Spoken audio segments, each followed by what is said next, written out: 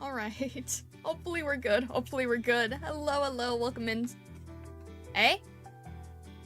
Oh no, that's not good. Wait. Why can't I hear myself? I hope that you guys can't hear me too. Oh no. Hello, Echo. Welcome in, welcome in. I'm not echoing myself, am I? Oh no. Hang on. This is bad. You don't hear an echo, do you? Let me turn this down. I think all my settings are messed up. Hang on. I don't have... Why can't I hear myself? You don't? That's good, that's good. Welcome in, welcome in. Okay, I'm glad the volume's alright. Why is this... I don't want to mute the output. I don't want to monitor and output. Something messed up on my end too. Alright, that's fine, that's fine. I will learn to get over it. I will just learn to get used to it. That is a-okay. Oh boy. I don't know what happened. I just had so much stuff happening. Oh goodness, oh goodness. But hello, Echo. Hello, Arcu. Hello, sounds like dust. Hello, Martianator. I hope you guys are all having a nice day today. It is nice to see you all. Hello, Blank. Hello, Sea Hero. Welcome in, welcome in. I can hear myself. I have mic on output. I broke everything. I was a little bit late to stream, and I was trying to, oh my gosh, I need to, like, turn this off for myself entirely. I hate this. All I need is for you guys to be able to hear me and to hear any background music, and if that's good, then that is fine. That's just a common thing for you, just get used to it. That's fine, that's fine. Day's been well, hope it's been well to you too. It has been for the most part. I just messed all my audio up. Just now, I messed all my audio up. I messed my stream up. I was previously trying to set up the live stream, and things didn't go well. It didn't like the stream key, it didn't like this, it didn't like that. I spent like a half hour trying to get it correct, trying to get it to work, and I finally got it to work. I changed the stream key, and it's happy now, and it's working, apparently, to my shock, honestly. But now I can hear myself. So, that's interesting, I suppose. Alright, newbie, sounds good, sounds good. All best, all the best. Peace off, hello, hello? Let's see how long I can stick since it's beginning to become night for me. Ah, okay, understood, understood. We'll get going real soon. I know you're looking at the CG. Have you listened to the boss theme? I have not yet. I'm debating on, like, trying to avoid... I like to avoid spoilers, which is kind of funny because, like, that's how I sort of fell into all of this in the beginning. I really like the art, and I was like, yeah, I want to try out the game, but I want to go in blind, and, like, oh my gosh, it's so much darker than I realized. So I am going in, like, spoiler-free as much as I can, but if the themes aren't, like, spoiler heavy, then I'm willing to listen to that too. Alright, let me get to the main part here. Let me grab the actually, yeah, let's see how the chat works too. Oh wow, that's so much bigger than I remember it being. Okay, that's fine. Let me just... I changed the chat. I changed so many things that I probably just shouldn't have touched, honestly. Are we gonna behave, or are we gonna not be? We're not gonna behave. Okay, you know what? That's fine. That's fine. I'm okay with it not behaving. We're just gonna leave it, because I kind of don't want to touch anything anymore. Oh, goodness. But yeah, I was trying to make it so that you guys would actually be able to read the chat, and it would actually show who was on which platform. It's nice to see a lot of you guys again. Hello, hello. Most Useless says you're, the music is pretty separate, but I can understand. If the music is pretty separate, then yeah, I'm willing to check it out. I've heard that the, apparently the Arknights music is, like, you're allowed to, you're allowed to stream with it, apparently. I was debating on trying to get that working, but I feel like I should understand a little bit more of the background rights and everything first. But I've heard that, like, for streams and stuff, that they are usually okay with that, which is kind of cool, from what I understand. So, okay.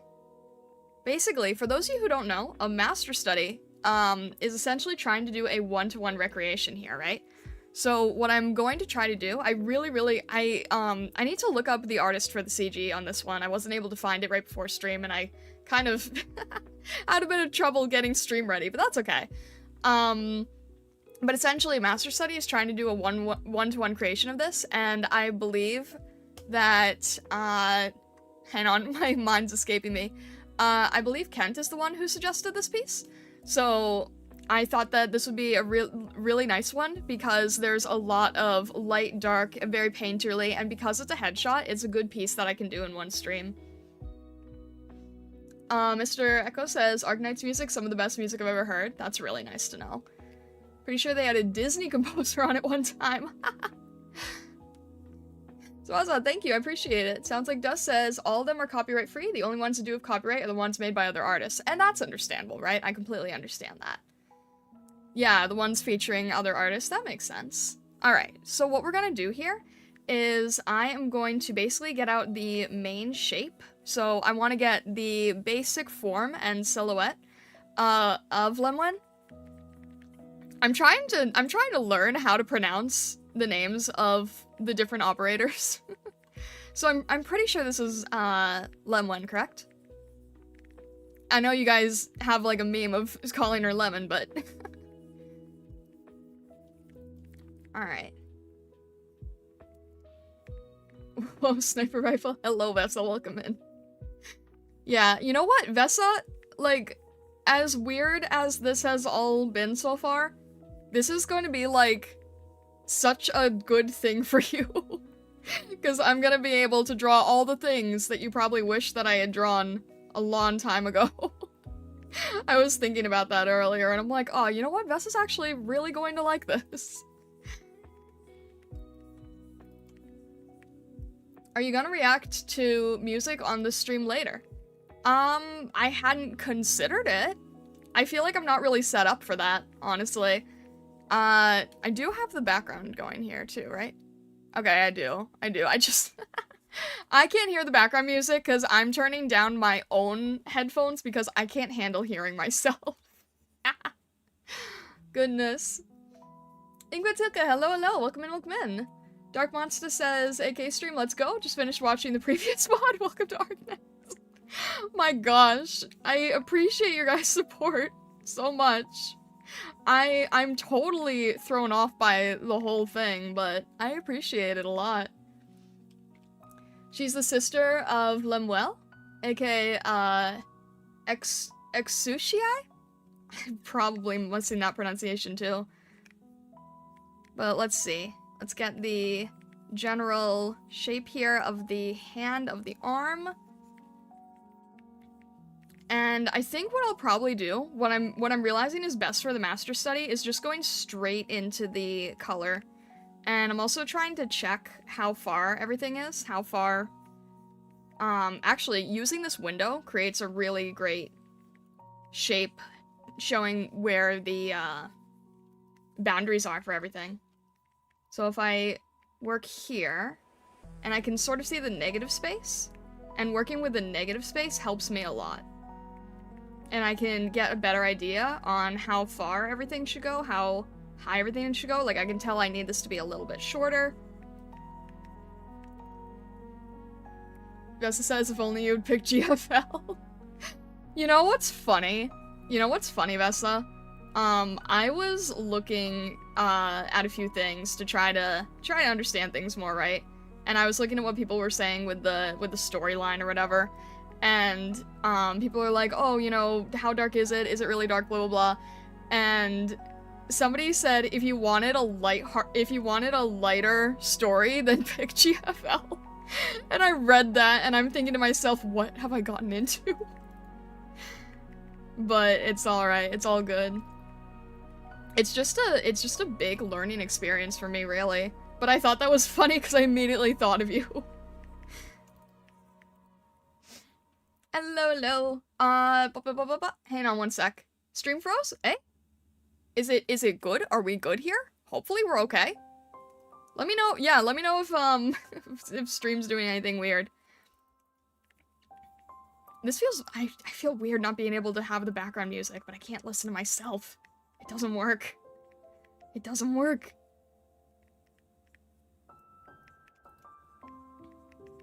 Still here? Alright, that's good, that's good. It's pronounced, Exia? The game is obtuse without some of the names are read. That's fair. Honestly, like... Yeah, I tried looking up some of them. But I couldn't get all of them. Stream's fine, it froze for C+, he's on mobile Wi-Fi at his office. Oh, fair enough, fair enough. Fair enough, honestly. It's gonna be tough for some names, like, Degenbrecher, whose names are in other languages. It's German, it means swordbreaker. Oh, I see, I see. We have Duolingo and Arknights collab.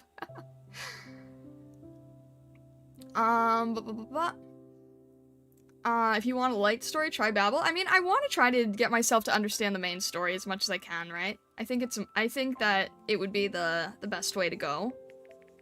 I'm not, I'm not used to darker stories, honestly, so it's just a big leap, I guess, is the best way to say.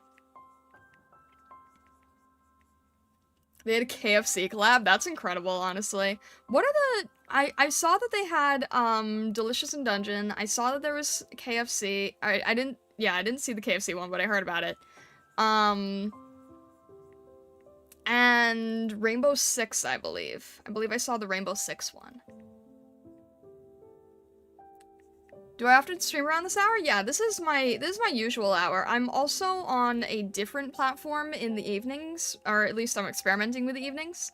But that's more of like a just chatting stream, so that's not really anything on screen. That is just sort of like a one-on-one type of interactive chat situation.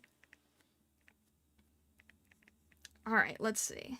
I can't quite tell what's happening. I probably should have pulled up the full CG because I can't quite tell what I'm drawing here. Let's see, we're gonna get this piece here. This piece here. I'm still comparing and contrasting my shapes. I'm still looking at the negative space. I'm still trying to figure out where everything is here.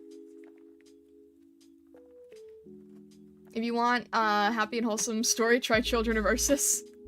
It's about kids in a school that could possibly go wrong. Nice try, Justin. I've seen the warnings. I've seen the warnings. Nice try, though.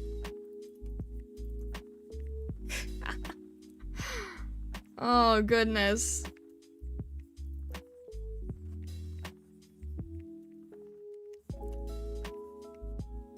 Yeah, I like to try to go in as spoiler-free into things as I can, but that happens to be a case where I was just trying to figure out, you know, what level am I getting into? And I don't know any of the storylines, but that kept coming up time and again. So, nice try.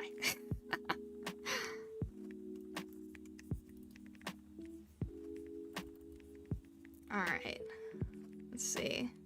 I think we're probably looking at the size of everything, the comparison of everything. Alright. Here we go. And I think in just a minute, I will probably be able to start on the actual painting part. I'm just getting like the base idea right, because everything is very, very mechanical, very structured. So it helps me form a foundation if I just get like this general idea.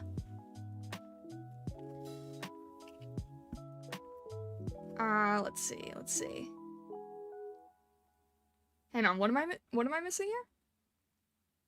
Bionic Factory, hello, welcome in. The Hello Kitty Golden Glow skin is so cute. I did see that. Nami did that one, right?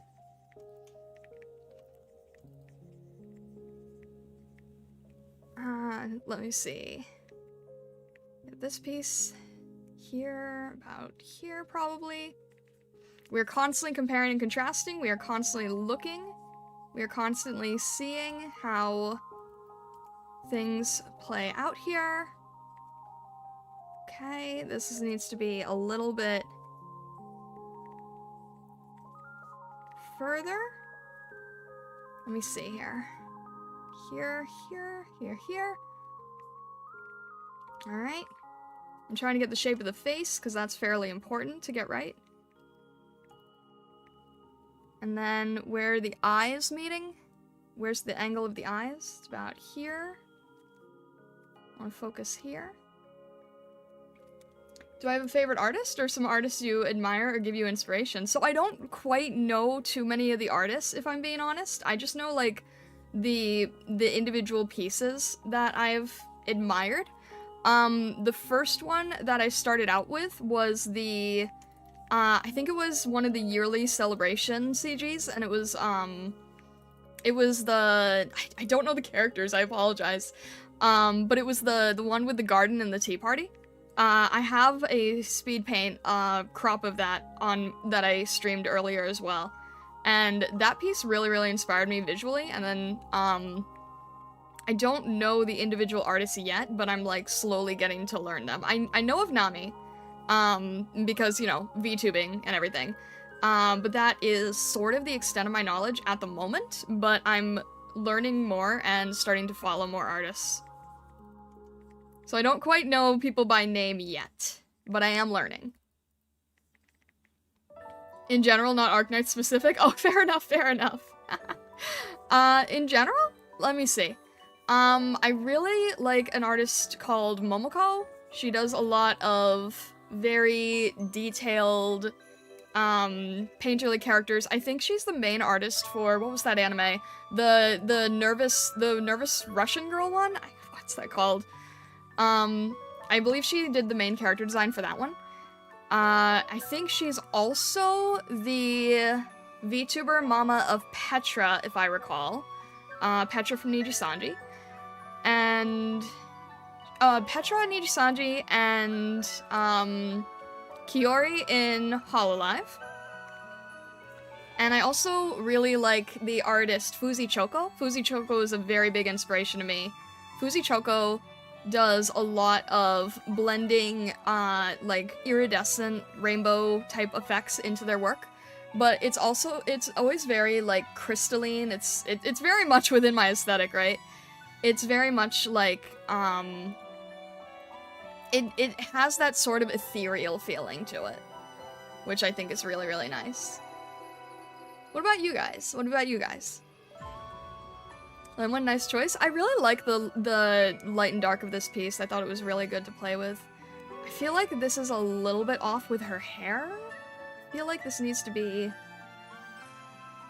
Well, it'll probably feel better once I have the actual pieces here, but something still doesn't feel right to me. And I think once I have the hair and everything on, it'll feel better. But I'm just looking at shape language now. Maybe it's a little bit smaller? Might be a little bit smaller. I'm trying to think. I'm trying to see. This might go out a little bit more.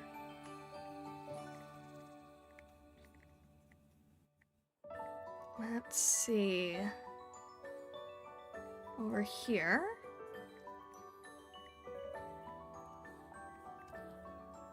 Okay.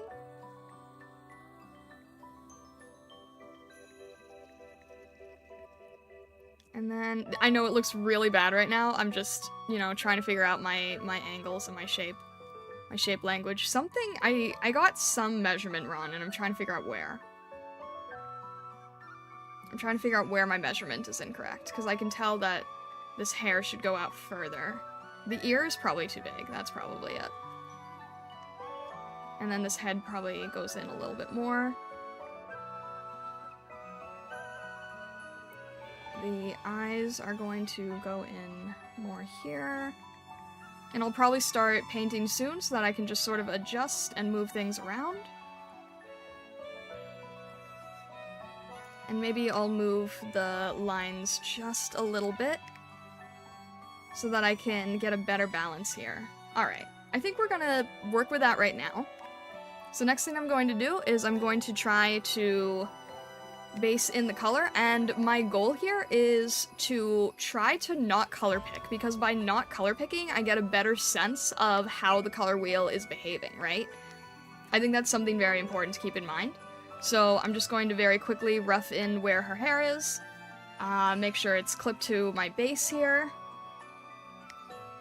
And then get a darker area where the gun and the jacket are. We're gonna go through this. This is probably a cooler gray, isn't it? And see, by not color picking, I'm trying to get a better sense of it for myself, so that I know what to pick out and I know what to look for. And it's a better way to study, because you're not like having it given to you. It gives you a better sense of color palette. Like from the past 2 other Arknights Master Studies I've done, I've realized that a lot of these pieces are actually very, very heavily in the first third of the color wheel, very gray. So it's a lot less saturated than I would think, but because of the combination of the saturation and the like little tiny bits of saturation mixed with all the gray, it makes it feel like the entire painting is more vibrant than it is, which is really cool. It's like a really advanced technique, you know? Have you heard of my Yonyama? That sounds really familiar. That sounds really, really familiar. I probably would know if I like knew something. That sounds so familiar. Oh goodness. You hang on. I'm catching up with chat here. So you're very sweet. Thank you. Hang on a sec. Oh my gosh. I see why you like this CG art piece then. I really love things that are like rough and painterly, and I think that's why I fell in love so much with the Arknights style. That rough and painterly look that is getting more popular by the day. I'm noticing so many gacha art, so much gacha fan art emulating that look now. But I think that Arknights still does it best. Even though I like don't know too much about everything. I still think it does it best. And I'm seeing so many people get into it, but it is the style that I am sort of trying to go for. It's the anti-AI movement. Yeah, right? If you have things that are more rough and painterly, the AI is going to have a lot of a harder time replicating it, because the AI can work better with, like, you know, smoother stuff, cleaner stuff, and then when you add all these brush strokes, it's definitely harder to replicate. It will try, but I've definitely noticed that it does tend to lean on the clean and polished a lot more. Disvier, thank you very much for subscribing. I appreciate it. Thank you, thank you. Also, if I'm missing things, I'm sorry. I don't have my audio cues. I've got to figure out a way to fix this audio. I'm just glad I was able to stream today, really.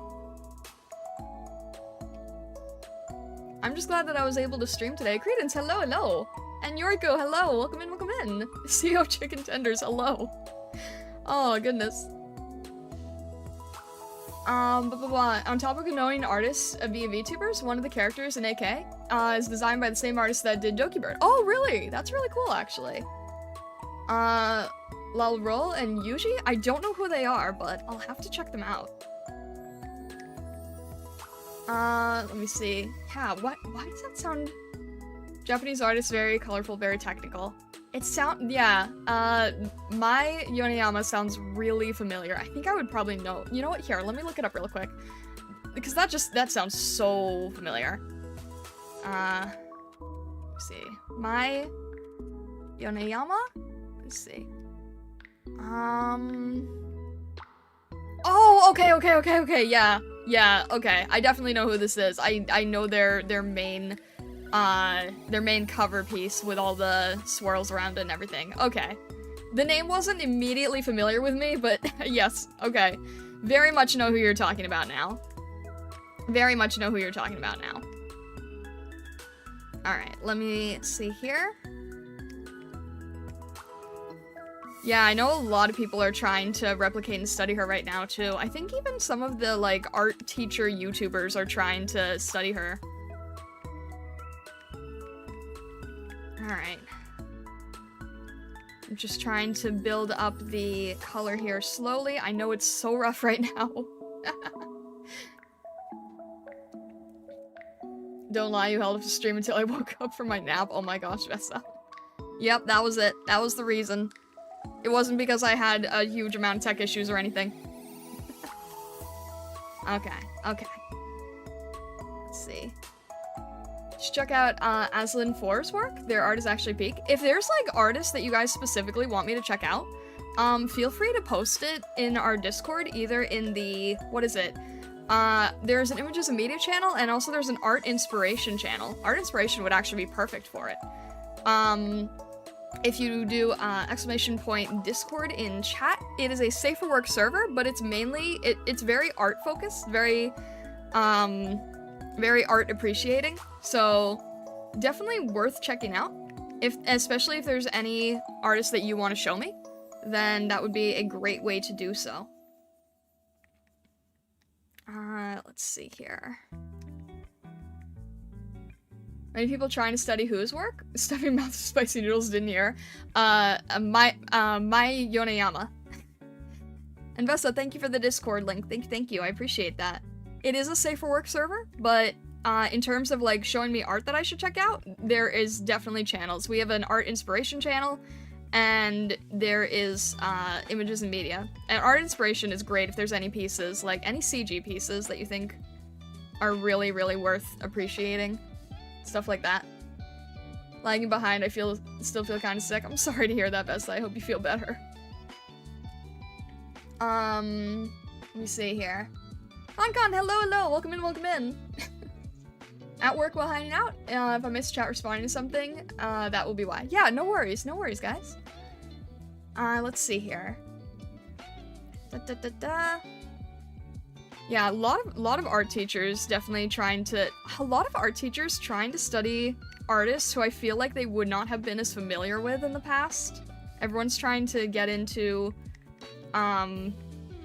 like more anime style, gacha style artists that they previously weren't aware of, because they're seeing that it's getting more mainstream, I think. That's my guess anyway. Which is, it's so weird to think about.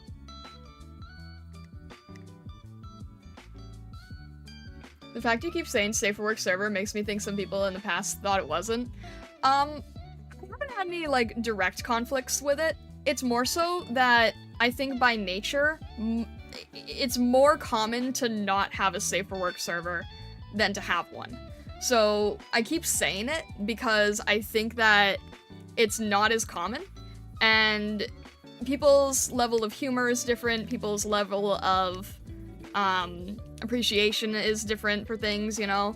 So I feel like I sometimes have to say that because I also, like, you know, I try to avoid vulgar language, I try to avoid anything beyond, like, Barbie level nudity for art.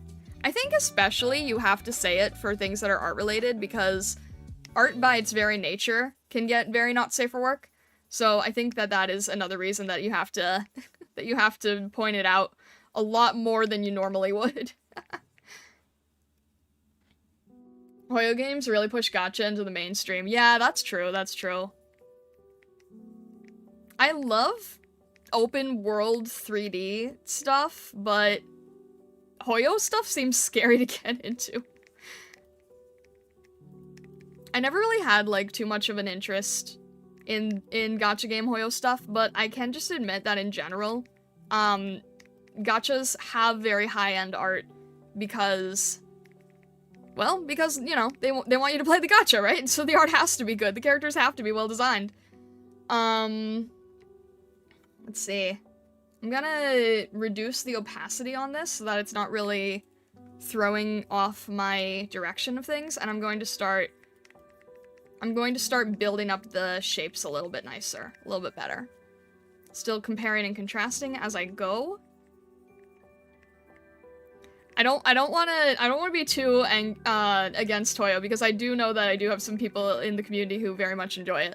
But I personally, it seems very overwhelming. It seems like they're always releasing new things. Too much to keep up with. I did buy an art book for Genshin way back. Never played Genshin, but, you know, just wanted to get more into the idea of gacha game art. I'd recommend Punishing Grey Raven and Wuthering Waves for a character art study. I have seen a lot of nice things from Wuthering Waves, for sure.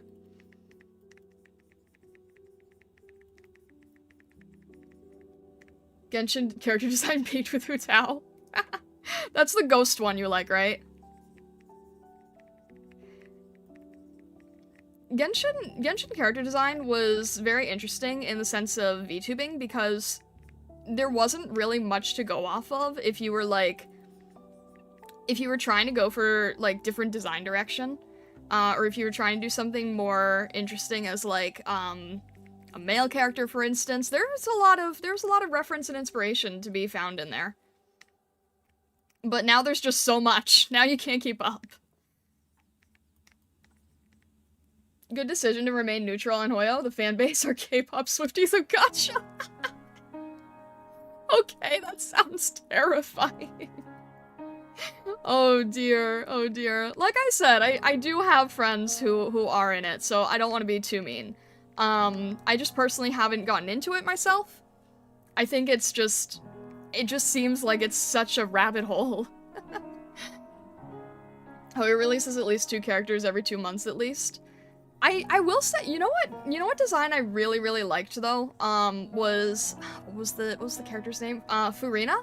Furina was really popular for a while, right? Isn't that like one of people's favorites in, is that Genshin? That's Genshin, right? I was confusing Genshin and Honkai. But Furina had a really nice design, and I'm very biased to the type of design, I think, because, you know, kind of like elegant, theatrical, and, you know, blue crystal-y type of thing. I'm very biased to any blue crystal-y design for obvious reasons, if you look at me. In a lot of ways, gacha games seem to be purpose-engineered in a lab to be as unappealing to me personally as possible, while also appealing to everyone else in my social circle. Oh no. I'm sorry, Blank. The new Madoka game counts as gacha? Do it star, do a master study on it? It's so different though, because the Madoka stuff is like really CG, right? It's really, it's very anime styled. There's not as much that I can do with, the direction of a master study. Although I have played a little bit of the Madoka gacha specifically because I was trying to get my, revenge. I played Magia Record at one point, what was that, like 5 years ago or something. Tried to get the ultimate Madoka one, so that's sort of like... The Madoka franchise is kind of weird because it's very clear, like, who is the main one that people would want to get. So I was able to get that with the new Madoka game, surprisingly. But in terms of, like, CG and art study, it's fairly straightforward because it's basically anime screenshots. Vesta says, I got Hoyo fatigue, played Genshin a ton, HSR for a while, ZZ even less than that. Diminishing returns each time for me personally. I can understand that. I feel like, yeah, like, okay, if you've played one, then aside from the difference in the story, it's basically just like the same, it's basically the same game with a different skin, right? From what I understand. I mean, I know like one is action, one's turn-based, I think, or something like that, but I don't know, it just seems like something where it's just really hard to keep up with. Hang on. Mention before I forget, schedule says 9 PM ERM tomorrow, you're still set on the app for 2 PM. Oh, I forgot about the app scheduling. Forgot about the app itself. I'll have to fix that. Thank you, Vesta, I appreciate it. They feel very samey, yeah. I have seen upcoming ones that are trying different stuff, but it does all kind of feel samey. I've seen a lot now, that are trying to do the Pokemon gimmick thing, like Genshin but with Pokemon, Honkai with Pokemon, other copycats but with Pokemon. And like, that is also giving me the feeling of fatigue already, and it's not even out yet. RQ says, got a bunch of Fate Stay Night art books, Honkai Impact 3rd art book, and Arknights art book. They have so much cool art, even though most of them aren't even English. True! Very true. I'm the same way. I have a lot of art books of games that I haven't even played, haven't even tried. Like I said, right, I have the Genshin one, I have... what do I have? I have, not FGO, what's the other one? Fire Emblem. Oh my gosh, if you ever need character design inspiration that will appeal to, like, any type of client you could ever have, the Fire Emblem, mobile game, I don't know what the name of it is even, but that has so many character designs. If you need anything remotely in the realm of fantasy, there's like 500 pages in that book to look at. It's insane. You can always find something if you need it. If you need anything for a client, I'm constantly flipping through it. But yeah, again, like, I still don't play it. I got one for, like, what was it called? 100 Princes or something? Because that just helps whenever I have, any male client who wants different design directions. And I recently got, like, a Pretty Boy Otome game one for the same reason. But it's really helpful and has very, very high-end art, too. I like turn-based combat. HSR combat is so simple to the point where it's just AFK farming game. That's annoying. And for some reason, I didn't get into ZZZ, even though it seems like the best Toyo game. I mean, that's what a lot of people have said, I think, from what I can understand. Alright, where am I going with this? I'm trying to not combine the background if I can help it. So let me just add a little bit more opening here. And I think I want to, okay. I need to get a little bit of focus. I need to figure out what I'm doing with the shape language. I need to figure out what I'm doing with the work design here. This should be good. We'll bring this up a little bit and then sort of get the shape of her hair in the various direction. There's so much beautiful, like, flow here. Flow to the hair, flow with the shape language. The way that it goes over the gun. This is so well done. Like, I feel like I'm just gonna keep repeating that like a broken record. This is genuinely so well done. The way that everything flows so naturally. I feel like I can't even do it justice. I'm trying. It's hard to build up. But there's such a gradual ebb and flow to it.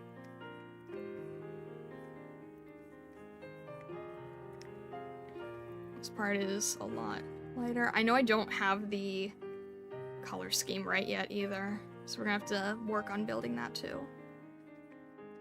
But this is really nice. This is so well done. I mean, these guys are the masters for a reason, right? RQ says HSR was fun at the start. Sadly, they made the combat quite simple. Looking between SMTV versus HSR. Hard to pick up HSR again for me personally. Yeah, I understand. What do you think about the concept of an angel looking people using guns? I like the contrast. I like the visual contrast. I like the conceptual contrast. I don't know about this species yet. But I think there's something very poignant about how much there is a contrast to people's typical expectations, right? I think that's what makes it interesting.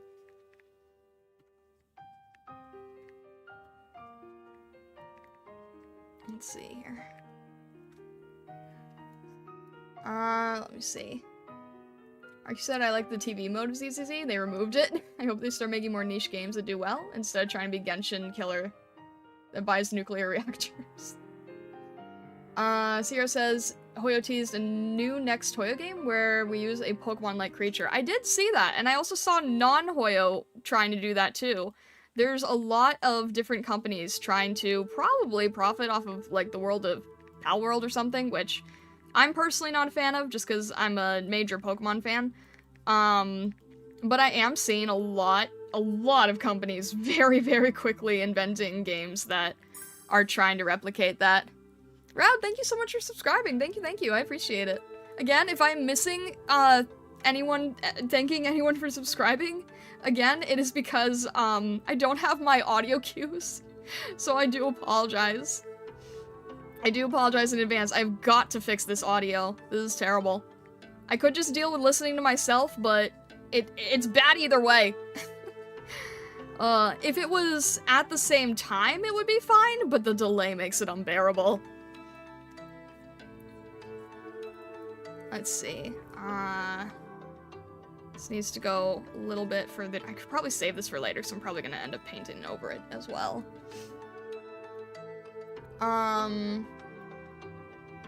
Let's see.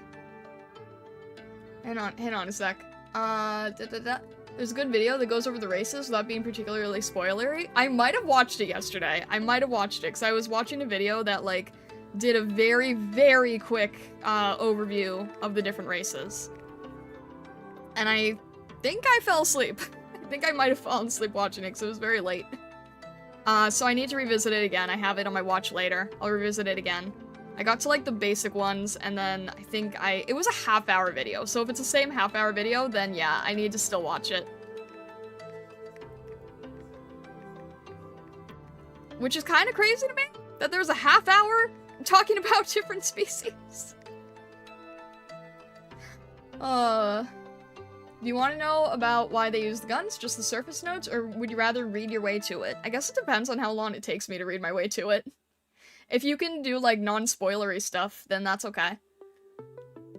I love the fact that angels in AK Universe, carry random real-life guns. Dang. I don't think Hoyo needs to make any more games, to be honest. That's honestly fair. You know, like, I think a lot more people would just be happy if they built on their stories that they had, right?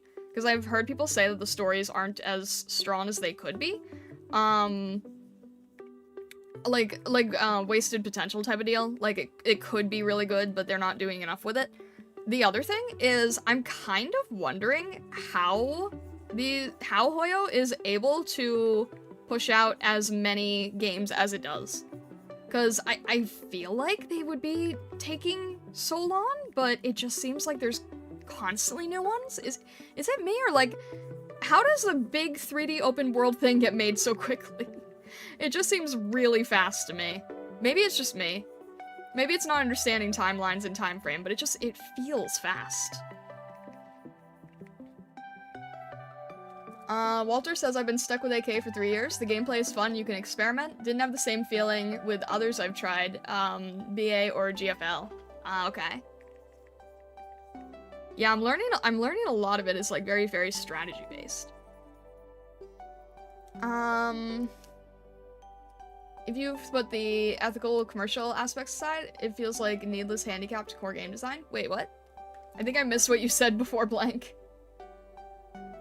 Blank says, for me, it's that I always find myself thinking, especially with the good gacha games, this game has so much potential, if only they didn't build it on top of slot machines. Fair. Vesta said, I tried to recover my Arknights account yesterday, but I think it's gone dead deado. Oh no! That's terrible. I don't know how that works, but I'm sorry to hear that. I hope it's not the email thing. Oh goodness. Sierra says I have so many videos and watch later, and I barely get back to it. Fair. Concon says it's probably better to experience it as players have, so through events and release order. Okay. A lot of information to take in, not always well explained in a digestible manner. No kidding. Knight says, guns in Arknights aren't as strong as real-life guns. They use arts instead of gunpowder. I did hear something about that. I'm still, like, learning how that works, or what that is, or what the direction of that is, but I did know that much. That's kind of the extent, I think. Alright, I did something really off to this face, to this position. I'm trying to figure out what I did, where I went wrong. Is it just that? Alright, that probably helps a little bit more. I'm moving things around a little bit, trying to make changes. Trying to make tweaks here. This needs to go way further back. I'm trying to see where I went wrong here. A lot of the Masterstudy is a matter of learning the light and dark, but also what you can learn from the shape language, making sure that your shape language is on point. Skybird, hello, hello! Hang on. Vesta says, I haven't played the game in 4 years. They might have just gotten deleted. I can't remember what I bound it to. That's fair. Justin says, it's not that difficult. The game design Hoyos are pretty, lo-fi. Most difficult part is writing and designing characters, not models. Hoyo is really big. The game design are pretty lo-fi. The most difficult part is writing and designing the characters. Okay, that's fair. Credence says it was the Yostar migration that made some accounts hard to recover. I do remember having to sign up for that in the beginning. I was a little bit confused. Is that like a new system they have now? Let's see. Bring this up here. I feel like I need to add this light before I get too far. Because I think I need this variation of light happening here. We'll grab this. Oh! Come on, come on, come on. Come on, behave! Oh, it's all in one layer, of course. That's my fault. That's my fault. Alright, we'll bring this out a little bit more. I can tell that this is still not quite right in terms of size and scope. So we're gonna bring this in a little bit more on the correct layer, hopefully. There we go. Single layer issue, very much, all the time, constantly. Most Useless says, I agree with doing it in release order first, and after enough of them, your account will be strong enough to just do whatever you want. For, like, story and such? Hang on a sec. Alright, there we go. That's a good start for older events. Okay.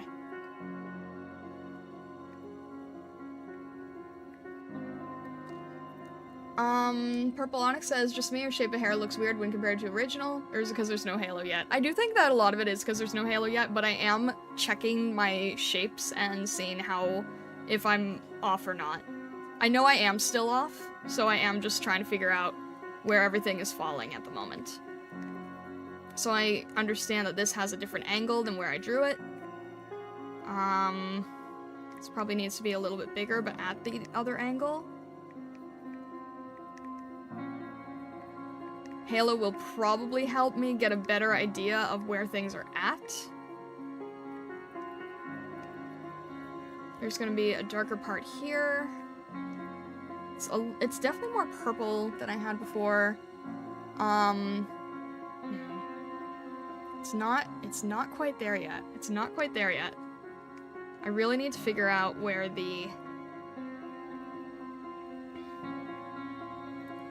shape language is. We're gonna go here.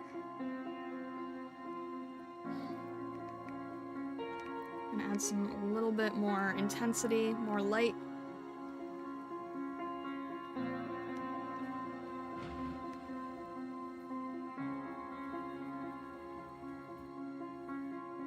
Okay. The swirl of the head needs to be much higher. Let's see where we're at. This needs much more intensity.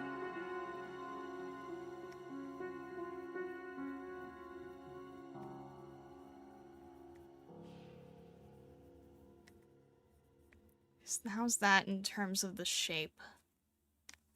Probably still needs the halo to make sense. I'm going to make a little bit of a darker back here. Not that dark, actually. It's not a pure black. It's just a little bit more charcoal.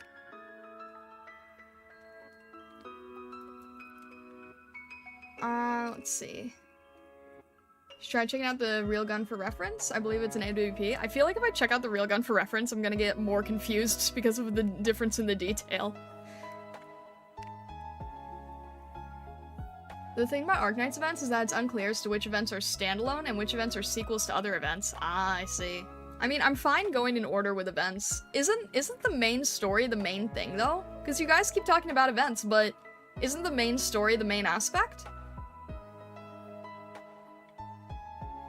You don't have to follow release order events. Keep in mind multiple events are in the same storyline. I did hear that. I did hear that. CN Arknights added an official timeline for events, so we should be getting that soon. I was given a timeline by somebody at one point. Let's see. Events are a big appeal of Arknights. Main story is just one story. There are events that are part of the main story? Okay. Even side events have stupid good stories and world building. All gacha games have side events and seasonal stuff, summer, Christmas, etc. Okay. Main story is the backbone. Most of the world building comes in the side story. Really? Really? So, okay, like, have you guys finished the main story?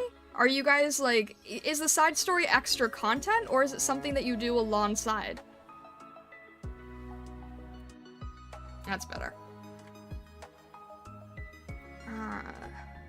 This needs to be much, much further out.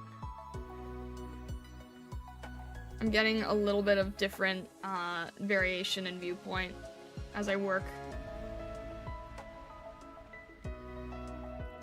The side stories are super important. You read, oh, okay. Alongside, some of the most beloved stories are event stories.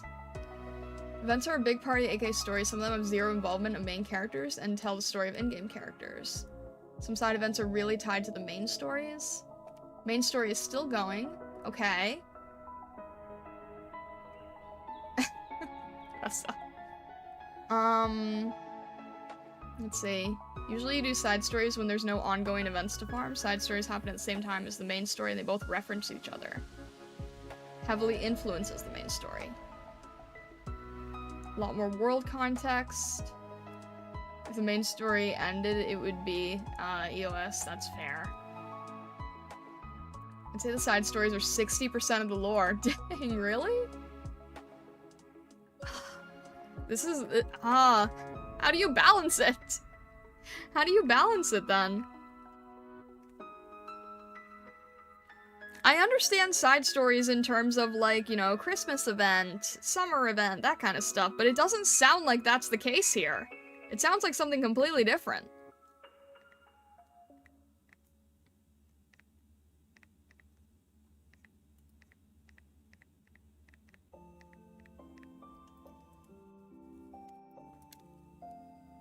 Arknights has 2 million words of lore, so good luck. You get one main story after every 6 months. Best reading order is reading events with favorite characters. Treat Arknights like a free light novel. Main story gets updated once a year. Side stories events happen for the other 11 months. Main story focuses on the core cast. Events typically focus on specific operators. Okay, so this is also from the side story. Okay. Even summer events are super important to world building. Some events involve main cast, so it's a bit confusing. It sounds like the whole thing's confusing. It sounds like the whole thing's very confusing. Alright, I don't know where to focus as a beginner then. I'd say keep to the main story until you've done all of the introduction act. Between chapters in Act 1 and later Act 2, do events as you feel like. Okay. Luckily you have the graph available I sent you. That's what I was referring to! That's what I was referring to! I do have the graph. I do have the graph, but those are... So the graph is all for side story stuff, right? So... yeah, I don't know where to go then. Main story? Okay. So, from what I'm understanding, you guys are basically saying, like, main story at least to... what did you say? At least to... where was that comment? At least a prologue?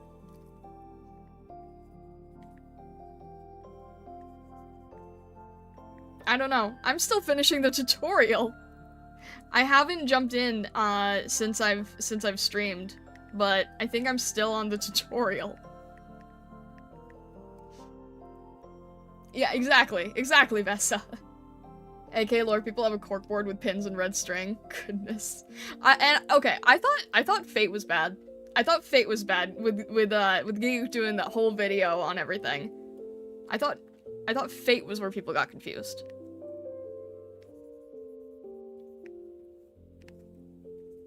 See, it's a little bit more of a cooler color because it's more in shadow. Still not in the right tone though. Fate is way worse. How do these things get invented? How do these things come to be? Honestly, like, like how many teams decide to make such convoluted stories? Guys, keep in mind, when I watch anime, I usually pick the ones that are like 12 episodes.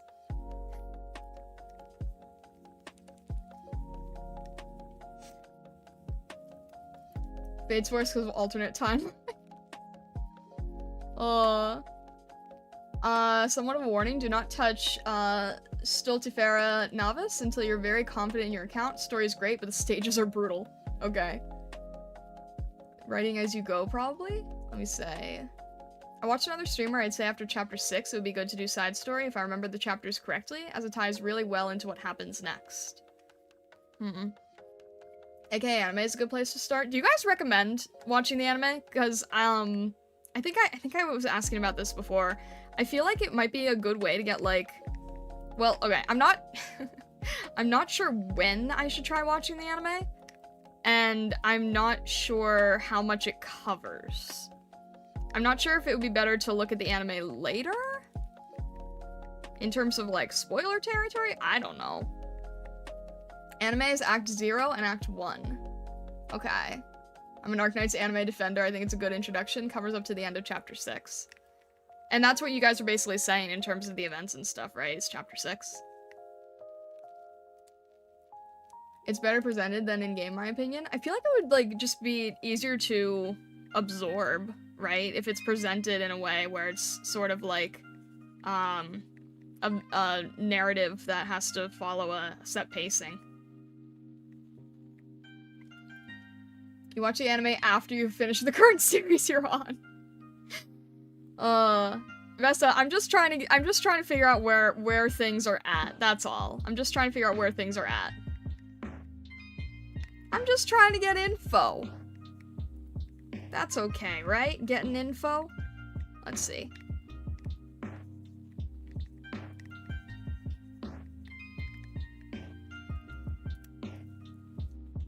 Let me see. I'd read story first. Anime is good, but it lacks details. I figured as much. Definitely for season 1, I'd recommend to save season 2 for after you beat chapter 6. Okay, that makes sense. The anime has streamlined the dialogue more than in the game, I would imagine so. Third season's coming, however, which would cover up to chapter 8, end of the first major arc. Okay. Visual novels have the weakness where they can depict where characters are. Having to explain everything through text, anime can show you without cluttering things. True. You already gave up on Rakugo, I won't let you give up on this too. I'm not giving up on it! I'm not- trust me, I'm not giving up on Freeren. Don't worry about that. Don't worry about that. I'm not giving up on Freeren. It's already in, like, my top 5 now. I will continue with Freeren. Do not worry about that.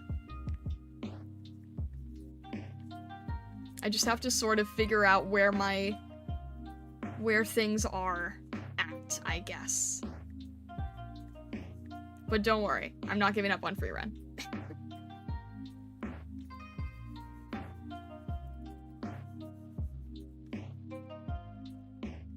Alright. Let me get more of the main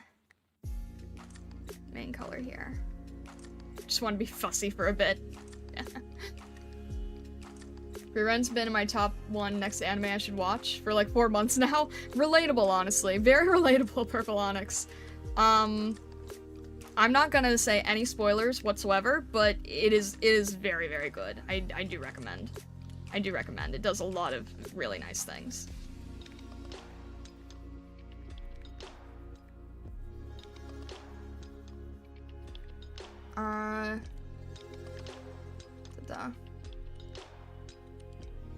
I somehow don't watch anime while wanting to watch it. Yeah, mood.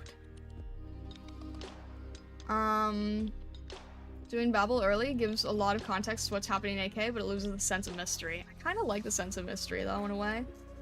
My reading recommendation would be read until chapter 6, read Arknights memoir side story, read till chapter 8, and then do whatever you wish. So, most of you guys, I think I keep hearing chapter 6. I think I'm mainly hearing chapter 6 in terms of, jumping to side stories and whatnot. So, main story chapter 6, and anime, you're also saying chapter 6.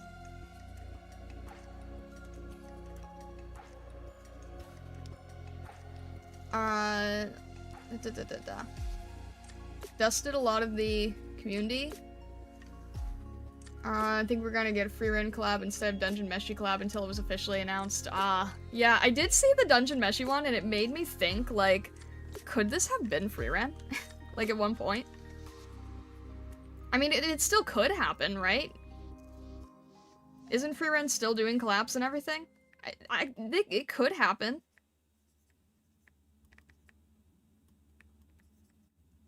I don't know how Arknights collabs work, but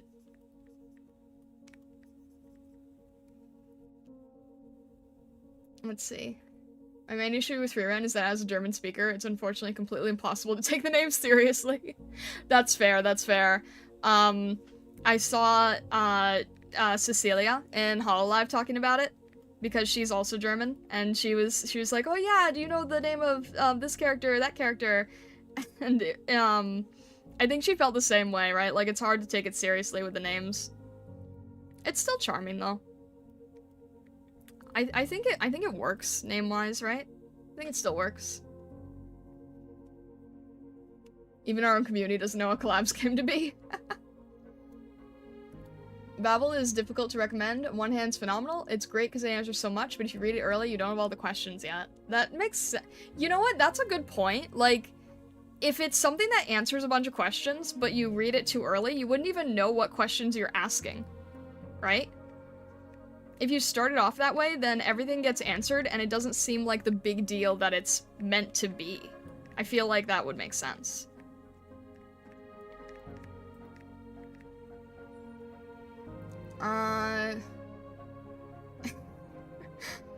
Beginning side story journey with Dark Knight memoir is a good plan. Okay.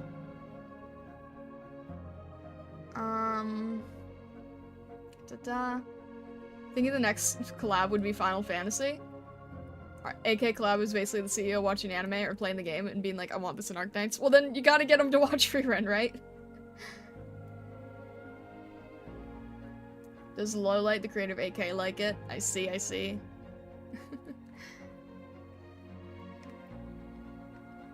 So, I do have a question for you guys. Because, you know, like I was saying before, I'm not really, I don't really consume darker stories. Like, was there a shock value element of it to you when you were first getting into it? When you were first, like, getting into the world and the story and seeing how dark it is? And, like, what made you keep going with it? Because I heard from a lot of people that it's mainly characters. That it's mainly character interaction. And I'm kind of interested, you know, where that comes from for you guys.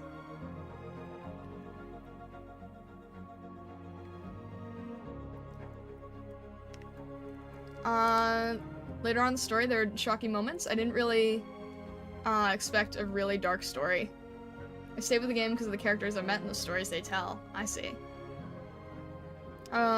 Screaming Idiot says, I'm a 40k lover, some grimdark is written on my sleeves. Arknights tackles a lot of difficult topics you don't see in media, so it's shocking in that sense. It's not too bad. Okay.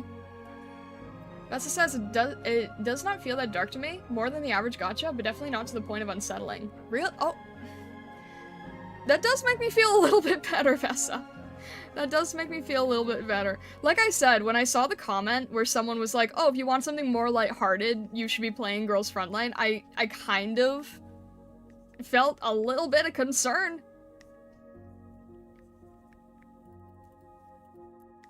I don't know. It's just, it's a whole new wheelhouse for me, for sure. For sure. This needs to, alright, I need to start breaking up the difference on the trigger and everything. If I'm able to get it to visually show here.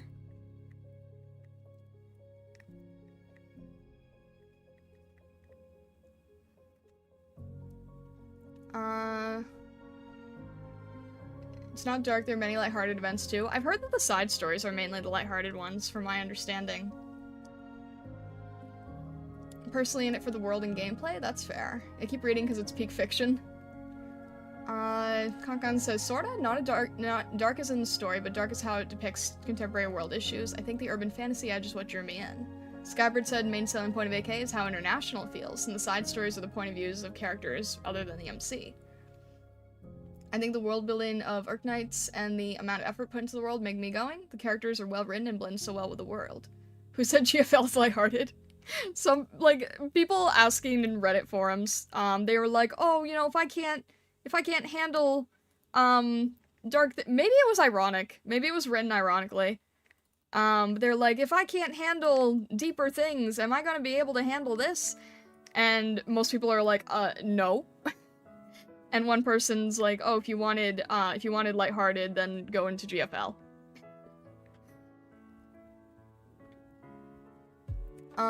It has sad moments, but kind of eases you into them. Okay. That's a lie. Girls' Frontline's just as bad, if not worse.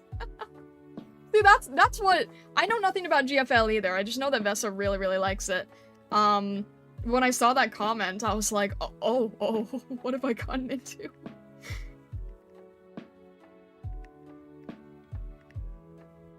The world feels more real, less like a superhero happy journey. Shock value is usually the mark of dark done poorly. I didn't get that vibe from it thus far. One of the only good examples of shock I can think of is FMA. I mean, I can handle FMA. That's fine. Hortus de Escapissimo and Children of Ursus comes to mind if we talk about edgy. I keep hearing Children of Ursus. It comes up so often. I think that is probably one that's, my guess, very important. Harmony Lady, thank you for subscribing. Thank you.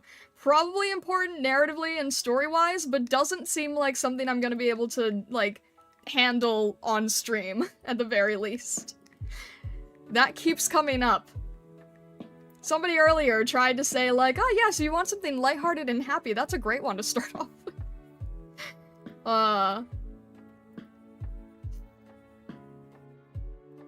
Main story does get increasingly dark. Meanwhile, side stories, except intermezzi, are usually not dark, especially in obvious summer events. Yeah, true. That's what I would imagine, is like summer events. General theme of Arknights is hope. No matter how dark and how desperate things get, no matter how grim and terrible, there's still hope. I have heard that from a lot of people, which I really do like, because, you know, my favorite anime is Madoka Magica. And if anybody knows Madoka Magica, that is also kind of the general message as well, right? Like, suffering of people and then the hope at the end. So I guess there is kind of a similarity with that, isn't there?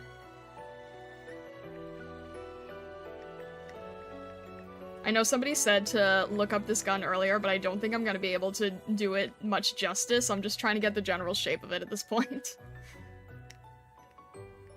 I don't normally draw firearms, so I'm kind of just going for the general shape language of it, to be perfectly honest, for the to it. But for a master study, I'm just trying to get the general vibe of everything. And the color. The color scheme, the direction, everything like that. Children of Ursus gave most AK players PTSD. Goodness. The more you read AK, the better you are at geopolitics. Is, like, in general? In a general sense? Because of, like, you see how people interact with each other? You understand how motivations occur, I would assume.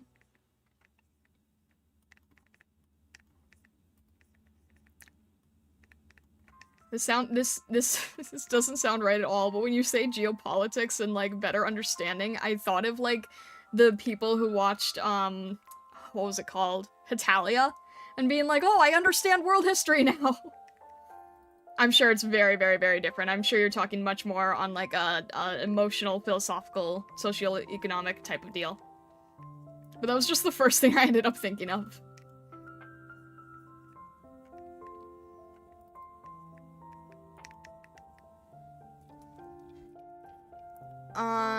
Let's see. Children vs. is probably the worst of darkness when it comes to Arknights, and it's an entirely human story, no superpower. I see. Darkest story of Arknights is usually very linked and in touch with the world, since Arknights is, in essence, science fiction. The dark stories are usually, you know, science fiction. Yeah, that makes sense. That makes sense. Again, the theme is hope. It's not really story relevant, but adds context to the beginning, and it's dark because it deals with trauma of specific characters. I feel like it's probably something that I would like to not entirely avoid, but just maybe not on a live stream. Just maybe that one particular, maybe just not on a live stream for that one particular part. But it does seem like it is important in terms of, like, story, world building, all that kind of thing.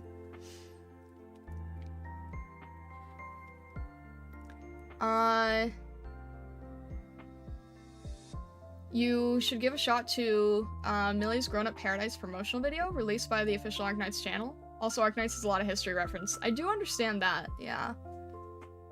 Most of the core of AK is the interaction and relationship between individuals, which translate to actual effect on others. I see, I see. AK is very politically heavy, a lot of difficult decisions where characters have to choose between lesser and greater evil, how power corrupts, how idealism can fail you. How nothing ever goes as planned. I see. If you're interested in history, you'll see an incredible amount of inspiration taken from real-life events of our world. It's like a fan fiction of our world, but feels so realistic. I see, I see. Yeah, I might just... that might be something definitely like an off-stream type of thing. Let's see.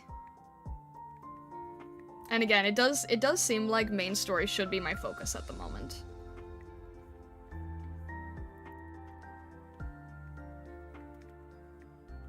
Alright, this is like a bright, vibrant pink light happening here. This is even more... How does it get to this level of visual purity? It's like this pure white, and then there's kind of a soft outer glow effect here. But it's definitely... It definitely has a color scheme to it. Alright. Like that, probably? And then a very, very bright highlight here. And I'm still dealing with the annoying pencil in the background. So I'll have to get rid of the pencil at some point too. Armor Talks, hello, welcome in, welcome in. Children vs. got my friend completely hooked into the game. The dark topics it touched on, the character building, the presentation got him.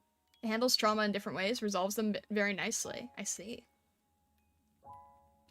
The presence of actual firearm in this channel is so unusual. Why my inner gun fanatic is acting up this much? Where else would I get this opportunity? Yeah. Is this the first firearm that I've drawn on stream? It might be. I'm trying to think if I've ever done a commission that involved someone with a firearm. I don't think so.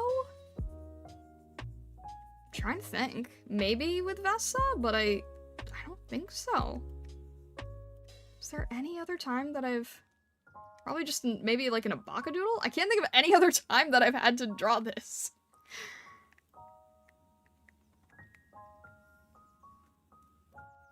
Let's see. The main story will be a primary focus. I hope you enjoy my favorite game of all time. I'm gonna see where it goes. I'm gonna see where the exploration takes me. This is, like, I can't stress enough, like, Blank is right when they're like, oh my gosh, there's a firearm being drawn in this channel. I can't stress enough how much of this is an absolute thematic roller coaster for me. Because if you look at me, if you look at my coloring, my branding, I'm very much like lighthearted fantasy. Lighthearted, like, magic and sparkles. I can't begin to emphasize how different this is for me. You know, if I wanted an accidental step outside of my comfort zone, I got it. But you know what? It's also good. You know, stepping outside of your comfort zone can be a good thing. So I'm embracing I'm embracing what you guys have to throw at me.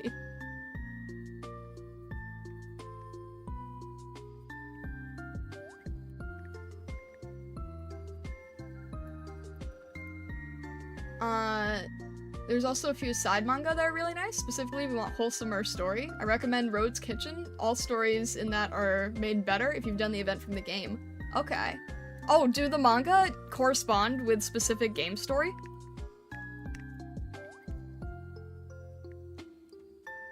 Main story anchors the side story. Without the world building in the main story, the side stories wouldn't make sense. That makes sense.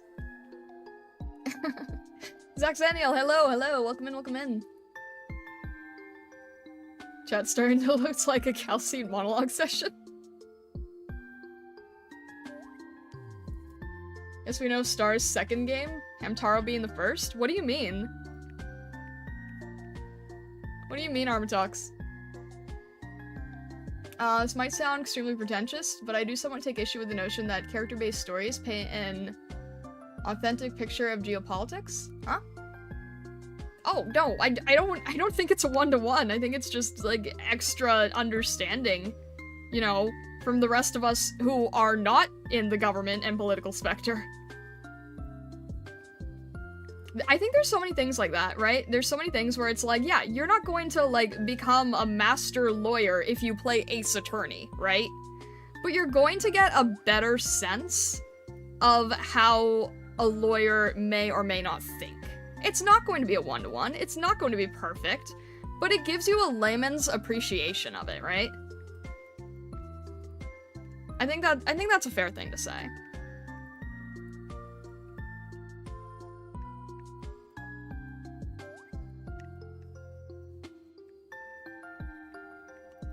Let's see here.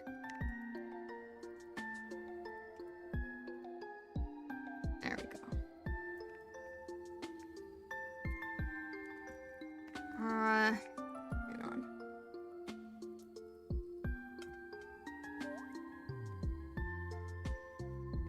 Hang on a sec here, I'm just, catching up with some things.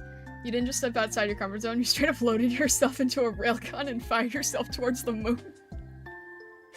Well, that's one way to say it. Sanctus are all big-hearted sparkles that love sweet things. You'd fit right in, except the fact they all carry guns. Zero says the only violent things you ever draw are my two art pieces. The second Spider-Man art and the second Summer art where Thorn dropped Vesta over Gura. That's not even violent. It's not even like... That's like not even Looney Tunes level violence. Yasune, hello, hello. Or Yasin, sorry. New here, see you trying AK recently, but you were already familiar with the game, making art for it? I'm not familiar with the game. I'm mainly an artist. I'm mainly a Masterstudy person.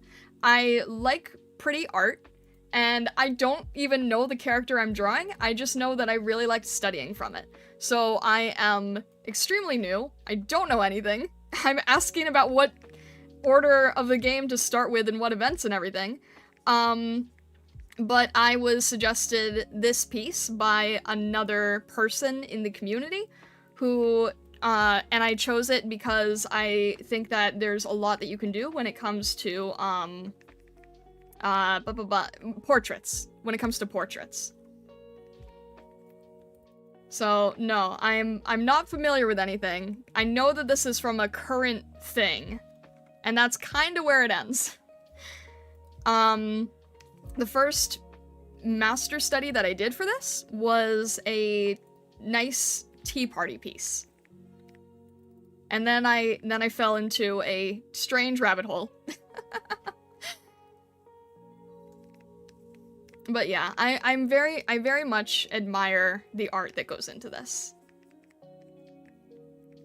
I'm very much an admirer of the talent that this team puts in, whether freelance or on staff. I think that the work is very, very good.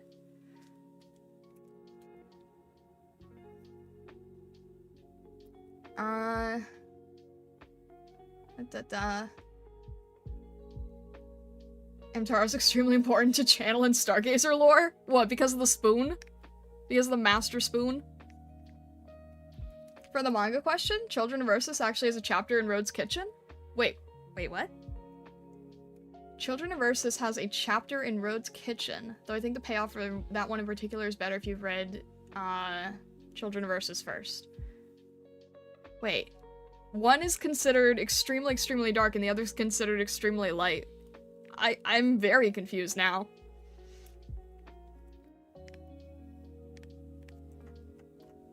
Alright, this needs a lot more... This needs a lot more blue in it. This needs a lot more blue variation.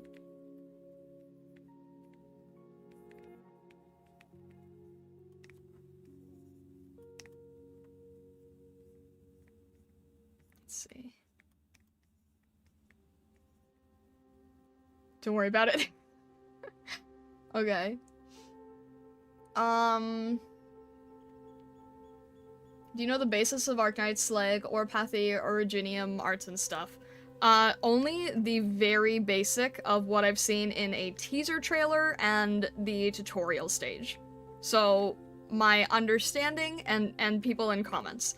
My understanding is that there's bad rocks that cause bad things, but it allows people to do, unique special things, and the focus is that the rocks are the main bad thing, and that it causes a lot of political turmoil. That is literally the extent of what I know.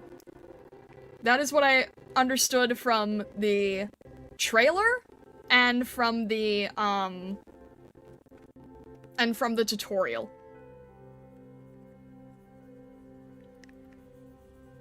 That is all I have. I am so sorry. Like I said, I'm very much still trying to understand the bare bones basics.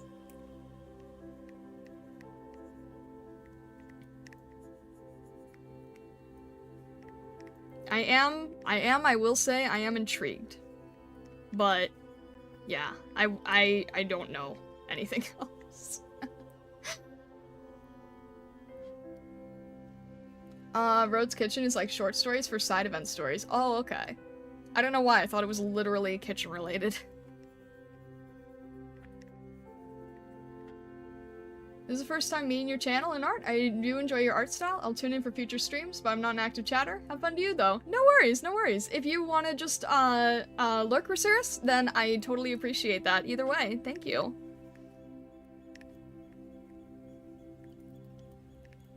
This needs to be a lot cleaner, I think. Perfectly understood the lore already. Yeah, enough to pass, like, the preschool version of it, right? From my understanding.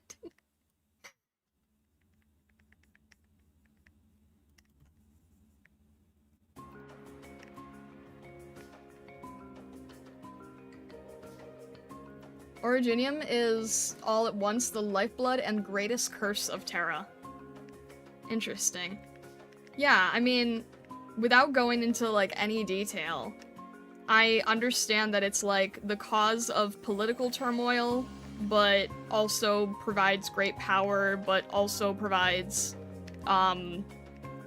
like, deadliness. It's like, it's connected to illnesses too, right? Or something like that. I can kind of understand how you could make a really good narrative after this thing that is, like, both deadly and all-powerful and, like, politically heavy and all that kind of stuff. I can see how it lends itself to being a really good plot device. I feel like half of you are cringing, and that's okay too.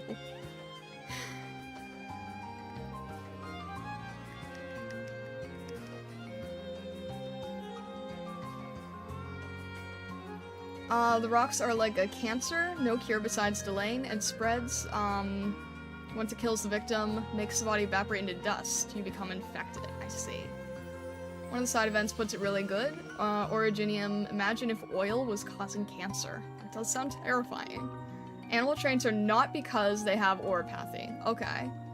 It's very easy to get overwhelmed with AK. The lore is dense. It sounds very dense. Road's kitchen does have things to do with the kitchen. There's a recipe at the end of each of the stories. It frames some more character building into the shell of a cooking manga. Interesting. Originium is basically nuclear energy. Okay. Deadliness. Shush, Vessa. It's both the essence of life and death. It is both a scourge and a blessing. Think of it as like fossil fuel on steroids. Dang. I'm assuming there's a crop version with full piece. Is she staying or laying prone here? It's kind of unclear. Oh, standing or laying prone. My very limited understanding is that she can't stand? I think she's sitting? But I also don't see a chair behind her, so it is a little bit unclear.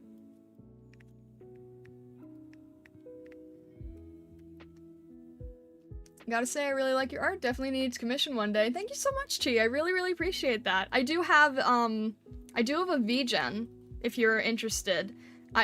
Oh my gosh. Do I have the... It should be in my description, and if it's not, I'll smack myself. It should be in my description. Hopefully. But yeah, I do have a VGen. I do take commissions. Granted, these are master studies, so I can't take credit for a lot of what I'm painting here. A lot of it is sort of given to me. But I'm doing the master studies because I want my future work to gain more of a maturity to it. And that is one of the reasons that I started doing these studies with Arknights characters in particular, right? Other gacha too, but I want more of an intensity, of a painterly seriousness, of a sort of what's the word? A fine art aspect of it. And I think that Arknights does the fine art aspect so beautifully. So beautifully. I was thinking about that, right? Because I think a lot of us are familiar with having, I mean, anyone who does art, who tried to, like, pursue it, in art school and stuff, has probably gotten people being like, oh, you know, anime is not real art, this isn't real art, blah, blah, blah. This is the most Renaissance, fine art-based type of work you can get in the modern day. And if people can't see that, I don't know what to tell you. This is... Every single piece of fine art ability is in this. Like, yeah, you're not gonna get the same thing in Hello Kitty. But it just drives me up a wall when people say things that, like, anime art isn't real art. You can't get any closer to a Renaissance painting these days. You really can't. So that's kind of where I want to start pushing my work. Is that very big painterly intensity. And I noticed that there's other gacha players, gacha fan artists who are also leaning in that direction lately too. But yeah, I think that, you know, being able to use these pieces to learn like some of the highest art skill sets you can is a really, really good thing. Alright, she has like, I can't tell if this is, I think this is a zipper. I think there's a zipper on the jacket? It's an open jacket, maybe? The story of the character is that a certain incident or accident happened that put her in a coma. The damage was avoided, but her coma lasted for years and she's currently in rehab. I see. You finally succeeded in guessing what you have in your own description. I make changes and then I forget if I made all the changes and then I get nervous because there's so many times where I didn't get the changes right. And then either Vessa or Seahiro or someone else will get mad at me. So I try changing things, I try updating things, and I never know if things are going through. But yes, if I actually have that in the description, that is a win for once.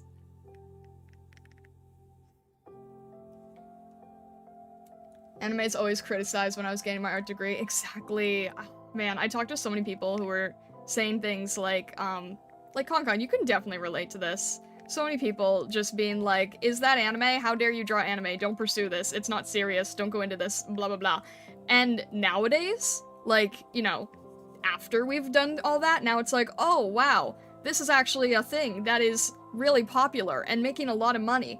We should encourage people to do this. It's like, where were you? Where were you when you told me that I couldn't do this? Honestly, I would not be doing this now if I hadn't gone into VTubing. Like, VTubing pretty much saved my art direction, I think. Otherwise, I'd probably be painting pretty flowers for napkins and fabric. Which is fine. You know, nothing against the people who do that. Nothing against that at all. But it's not my personal direction.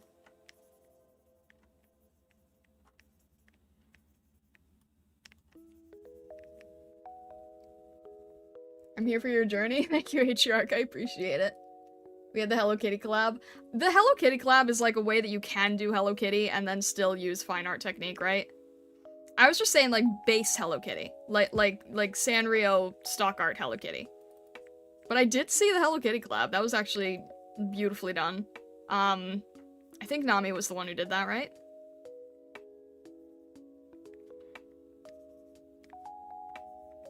Needs to get more detail in the hair here, too. Institutions are always slow with adoption. Digital art was just getting traction in Art University relatively recently. True, true.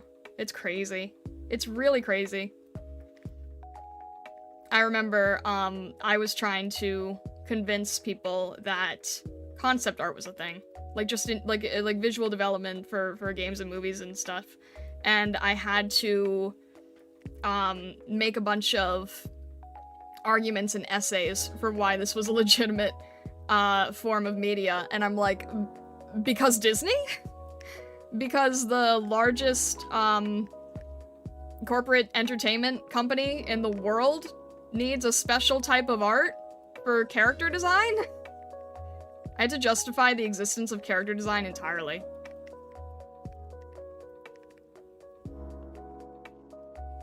I feel like the swap happened when Netflix started streaming anime. I 100% agree, Purple Onyx. I definitely feel like that's where it was.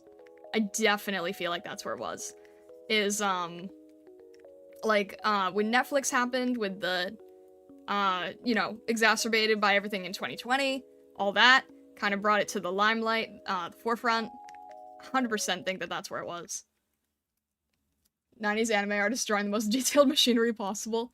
The crazy thing is like, we can't, like, the art for that has been lost, and now it's all CG, which, like, I get it. I understand the time constraints and the budget constraints and everything, but, like, I wonder if there's still people who can do that, can do, like, the insane amount of, full machinery without just using 3D model. Because I've heard people say that the talent's been lost.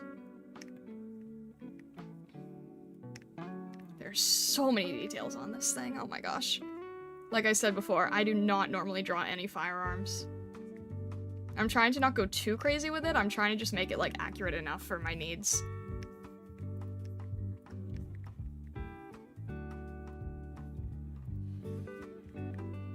If family thinks, anime art, or art in general, is unorthodox, they don't recommend me to pursue it. Sorry about that, Skybird. Wait, what did I miss, Vessa? Wait. What did I miss, Vessa? Weeboo Rembrandt!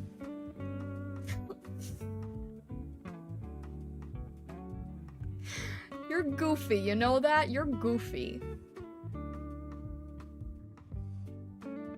Concon says I still get people criticizing me IRL about pursuing anime, even with all the evidence that exists. Then again, I hang out with fine art grads. Very understandable. Nami has drawn all of Golden Glow's skin. When an artist has drawn a character, they are the one to draw all the art going forward. Oh, wow. That's really cool, actually. Like, I guess it's kind of like, VTubing in the same sense, right? They kind of end up being the one in charge of that particular VTuber, particular operator. That's really nice. Because I remember seeing, people say that it's like she treats, Golden Glow as, like, her child. And it does seem very similar to VTubing in that sense. I unfortunately ran into, gosh, what am I doing here? White Zengetsu says, I unfortunately ran into an accident of stopping a ball shot by a guy twice my size in a soccer match. I was a goalkeeper. It broke my right hand my right wrist and sort of ended my drawing passion, sadly. I'm really sorry to hear that. Good luck on your career, though. I really appreciate the support, but I'm really sorry to hear that, Zengetsu. I know that, there are other types of art that people have pursued when things are rough like that, right? Like, I know pixel art is an option sometimes for that kind of thing, right? I'm just saying, like, I'm not trying to push you in any certain direction. I'm so sorry that happened. But if you wanted to just do, like, art-related things as a hobby, I feel like there are avenues you could take if you wanted to. I'm just saying, like, it's not all entirely, one way or the other is all I want to say.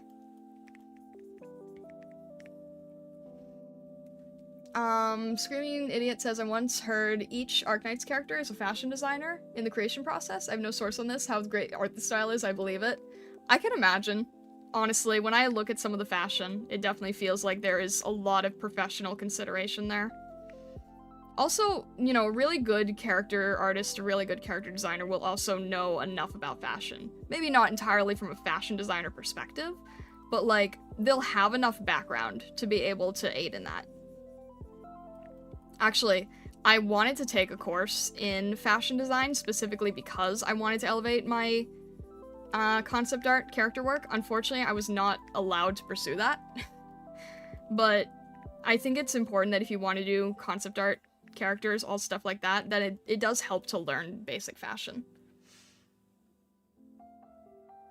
Justin says, I'm a big fan of Hello Kitty for a weird reason. Hello Kitty usually has a strong, Hello Kitty has an unusually strong assassination with child abuse, where children gravitate towards Hello Kitty as a way to protect and regain a sense of innocence. I see.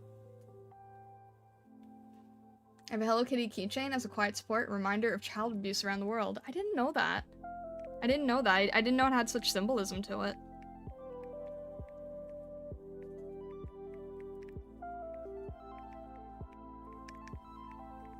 Let's see. Concon says, I'd love to get into a discussion why character concept art is a necessary component in any successful visual media project. Honestly, I feel like it's like the #1 thing in a visual media project, right? I know for me, for example, like going back into with the VTubing thing, there's a lot of people who cheapen out when it comes to getting their character design versus like the model, the rigging, all of that kind of stuff. They usually cheapen out on the character, and I think that is not the way that people should do it. I think it should be the exact opposite. I think, you know, get whatever kind of model, whatever kind of rigging you can, but the character is what should be, in my personal opinion, the most expensive and the most time-consuming. And generally, I always see people, like, go very slapdash with it, don't really consider it, and then usually they end up wanting to rebrand. You know, they don't really, they're like, oh, I don't really feel like this fits me. I don't really feel like this connects. And I'm like, well, did you think about why you wanted this direction? No, I just went with, like, someone who does pretty designs. Okay, but what do the designs mean to you? I don't know, just look nice. In my personal opinion, that should be the most important element, is figuring out, like, going beyond what looks nice, right? I haven't looked too deeply into the character design aspect of Arknights. I'm sort of mainly looking right now at, like, the CG, the Rembrandt, the Weeaboo Rembrandt, the painting work. But I imagine that the character design is extremely thought out. It just seems like with everything else being extremely thought out, I feel like character design here is no exception. I feel like it needs that the design aspect, aside from the technical aspect of doing the painting or the rigging or the whatever, is what needs the most focus. Let's see here. Ina has a few credits to characters in AK as well. HG brought on lots of high-profile artists. It sounds like it. What you said about Golden Glow is correct, though. Very few artists have changed their artist due to simply shifting the artist to a different game. Example being Lyduk. Wait, what do you mean? Very few artists have changed their artist? Leduc drew a lot of characters, if I recall. Some of the skins and later released NPCs as Ops was a different artist. Oh, I see, I see.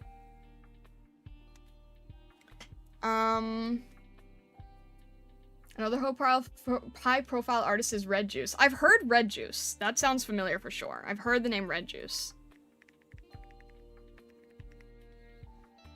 I do think it stinks that pursuing an anime style is still so discouraged. I must confess I'm pretty happy with never committing to a definitive pre-established style. That's totally fine, Blank, you know? Do what works for you, honestly. Do what works for you.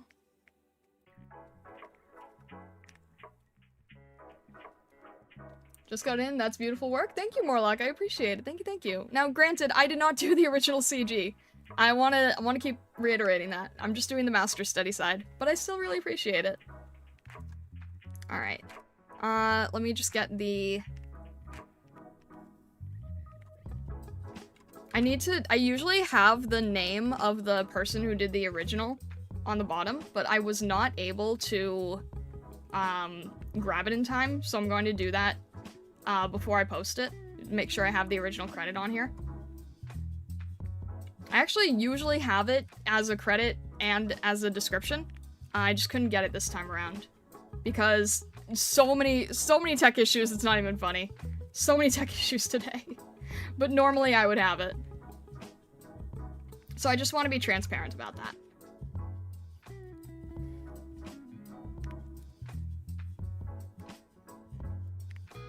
What am I doing now? I think I need to get the eyes on, and I think I'll do the eyes on a separate layer, just so that I'm able to sort of move it around if I have to, because, you know, eyes, windows to the soul, definitely the most important part, definitely don't want to be messing that up.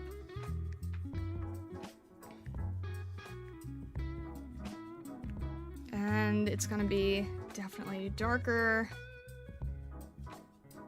It's more of a...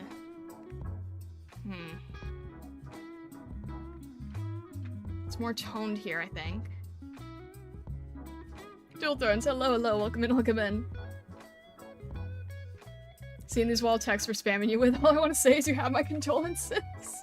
I can't read every single message, but I really, really appreciate you guys being here. I'm sorry if if I'm drawing, I can't really, like, address everything as much as I would like to, so I do appreciate it. Let's see, this needs to be a little bit... This is hard. Her eyes are, like, directly in the sun, so I'm trying to figure out where the... There's a little bit of blending here. Can I get rid of the lines? Yeah, I can get rid of the lines. Oh my gosh, it makes no difference now. I can get rid of the lines, thank goodness. Some characters in AK were drawn by different artists. The OG designer is busy with other works. Leduc is working for Enfield. Oh, I see. Well, at least that's the same team, right? Well, not same same franchise.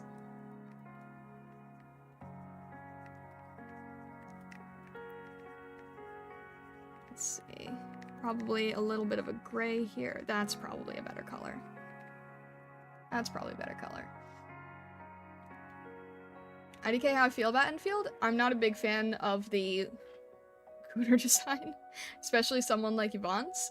I haven't seen too much of the design work yet, but from what I understand, it's like, it's definitely pretty tame compared to other gachas in general, right? They didn't seem like crazy out there, from my understanding. From the little I saw.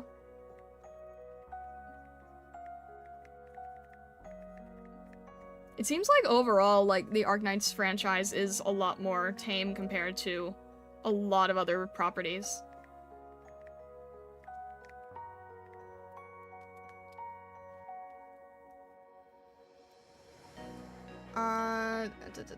There's gotta be a few to gain traction. Fair enough.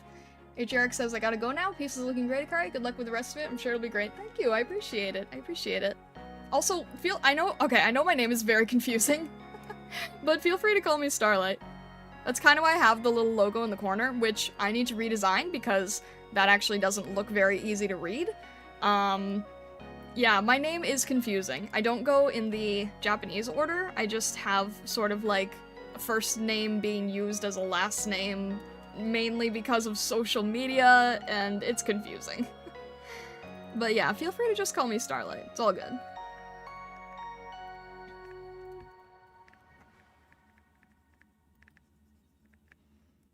Enfield has a couple designs that are a little iffy, but not terribly.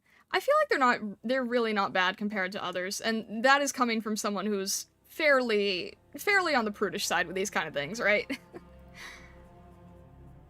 I wouldn't say it's that bad in comparison to a lot of others I've seen. Lyduk is where AK's house style comes from, at least his specific shading style and material preference. Alright, I'm gonna have to write this name down just so I can look into it later. Alright. Just throw it on a separate tab at the very least, so that I know where I'm going. I think the hair is a lot longer, so I'm gonna have to make sure that I paint over the eyes at some point here. There we go. Purple Onyx says it's a bit more sexy when compared to base AK, definitely more tame when compared to many other games. Yeah, that makes sense. And like someone said earlier, I think it's one of those things where, like, they might have to, because if they're trying to appeal to that, like, 3D, Hoyoverse type audience, I can see where they sort of have to step into it a tiny bit, but it really seems that they're, like, not pushing it very much.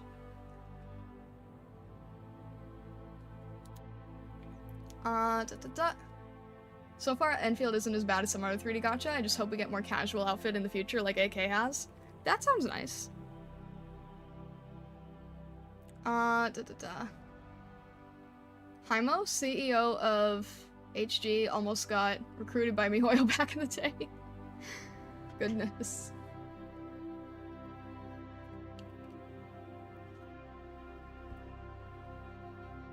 Akari Starlight is the Western name order?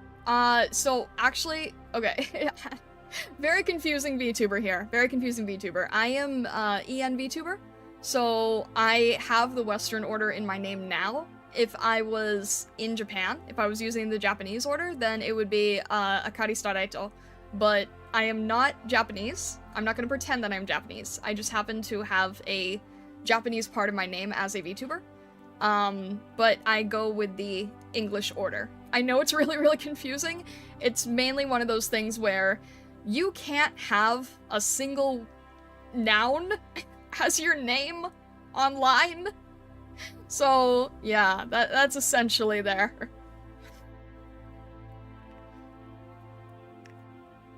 You have to have some way to separate it. Unfortunately, I know that I have a way of very much confusing people, so I'm okay if people are confused in the beginning, but I do sometimes try to clarify it from time to time.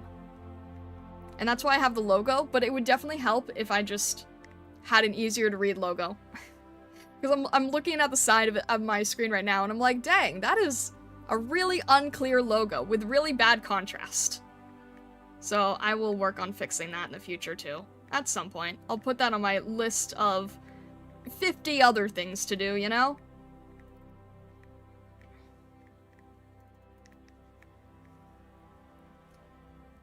Understood, I'll call you Hoshiakari Akari. You would technically not be wrong.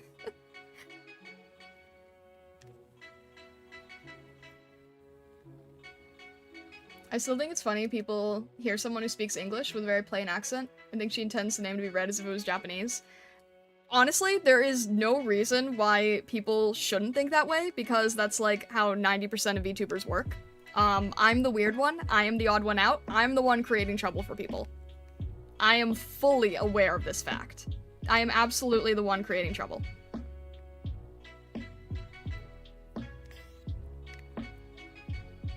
Alright, that's better in terms of light and direction and everything. This is why I kept the eyes separate, because I knew I'd have to do a lot of adjustment with them.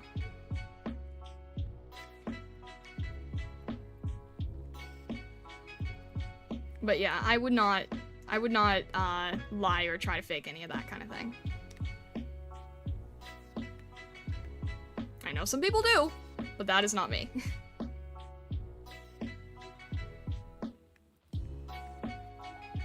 So, it's about right, I think.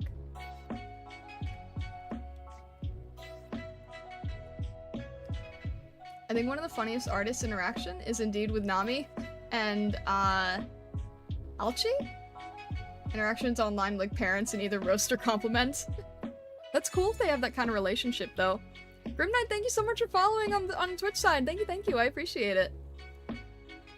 Lots of main gacha CEOs these days come from the same game dev club in their university, so they talk in the same social group. Ah, I see. Okay, I kind of see where all of the flip-flopping under that.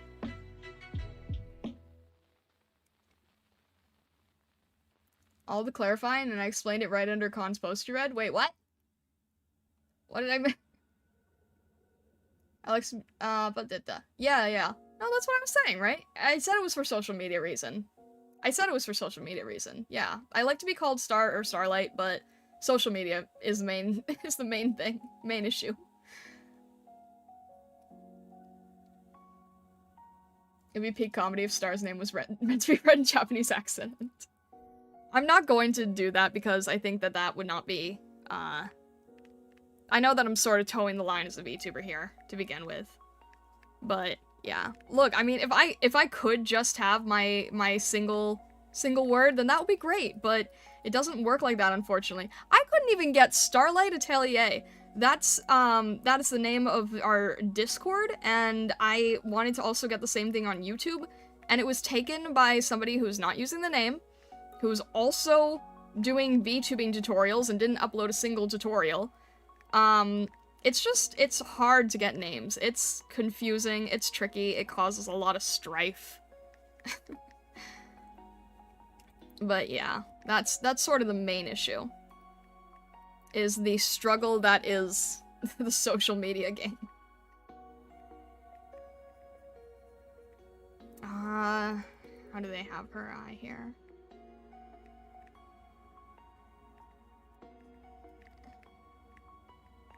It is really hard to see because it's light on light, really. And I know that if I don't get this right, then it can throw off the entire feeling of the piece. And I know right now it's not doing its job at the moment. It would probably also help if I got the hair right. I should probably work on getting the hair tone right. Let's see here. Ah! I know, right? Sorry, my handle is ConCon Art instead of just ConCon. See? Exactly. Should've just made your second name Starlight so you could be Starlight Star. You know what, Vessa?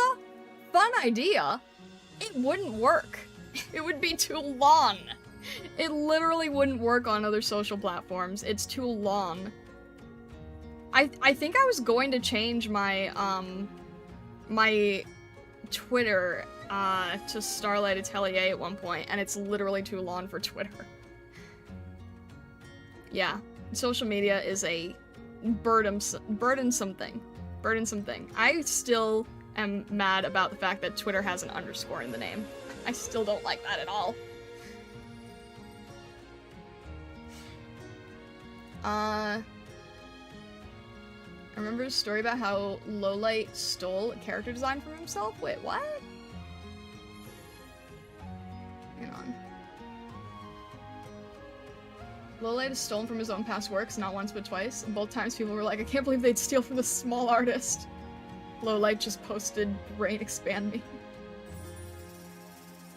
Alke was short for Alchemaniac, Scotty and other characters artists. Ah, I see. I don't know about that, Starlight. I look at Irium and see a long list of names that is natural to read the way yours is. I think you're more common than you think, but are so deep into VTubing. Wait, what do you mean? I see a long list of names that are natural to read the way yours is? I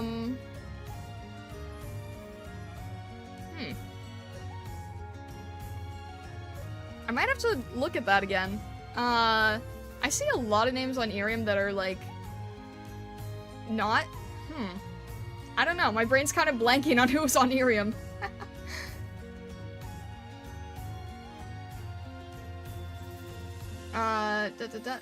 Your VTubing mentor is called VTuber Senpai, a distinctly Japanese term for a senior teacher. Yeah, true. That person knew what they were doing. Should I wear a symbiote suit and make arrangements? No, it's fine. Hello, Grendel. Hello, welcome in, welcome in. The name fits you well? I appreciate that. No, I'm not Italian. Where do you get Italian from? Become Star Star, the Fox version of Moon Moon! That is... I can't believe you suggest such a thing. I can't believe you suggest such a thing. Fox version of Moon Moon. Goodness. Sometimes I mentally feel like the Fox version of Moon Moon. That doesn't mean I want to pursue it, though. As someone who literally has SEO in my upcoming exam, I should probably have known better.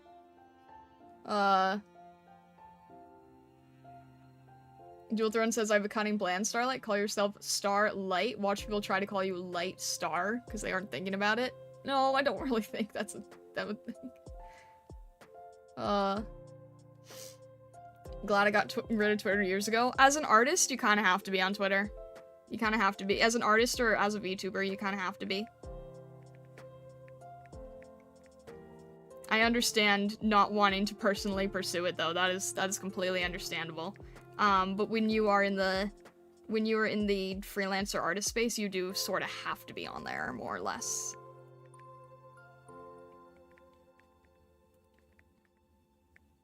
I'm not able to get this eye correct. Let me try that again.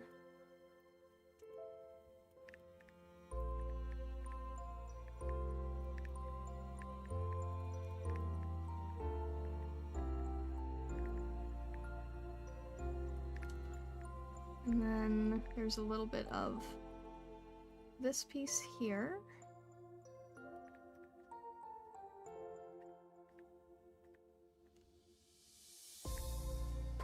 Okay. That's a little bit better. It's not perfect, but you know, it's a master study. It doesn't have to be 100% one-to-one, but I'd like it to be a little nicer than this. See if I can try to at least lighten it up a little bit, maybe. Maybe try to get some of these pieces here.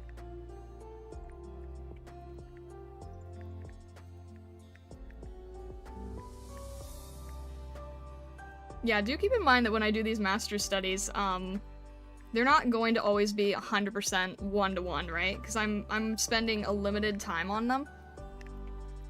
Mainly just trying to get, like, the overarching idea. And I'm also not zooming in, because I want to constantly be able to do that compare and contrast. So I'm trying to do everything at the level that I have right now.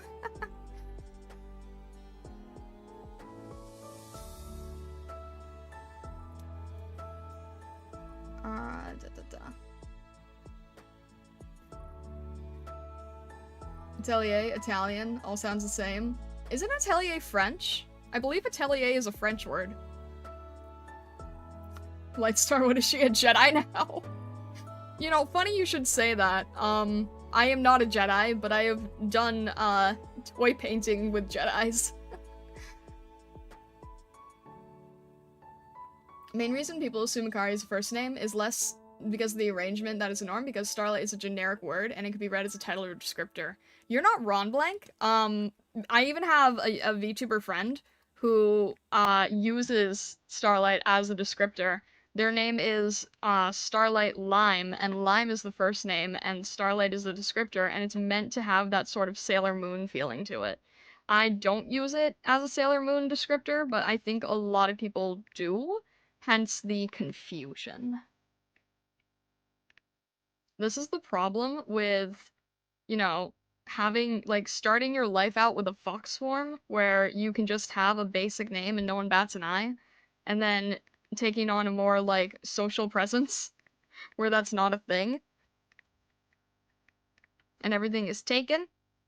But yeah, you're probably right. It is probably seen more as a descriptor than anything.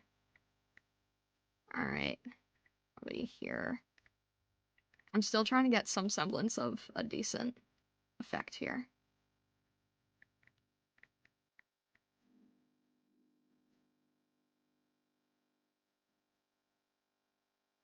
Hang on a sec. I was right. Brenda says, I was quite surprised to see you draw something with a military gun, not the typical Starlight aesthetic. I know, Grundle! I know! I know, it's very outside of my comfort zone for sure. It's very outside of my comfort zone, but I don't mind it too much in this scenario. The whole piece is really pretty. But no, you are right. Not my standard. Not my standard for sure.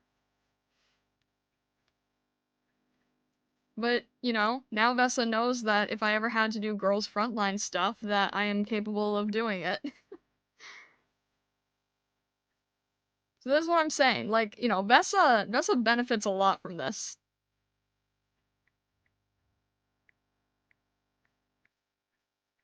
'Cause now girls' frontline work is a potential. Or at least any character with firearms.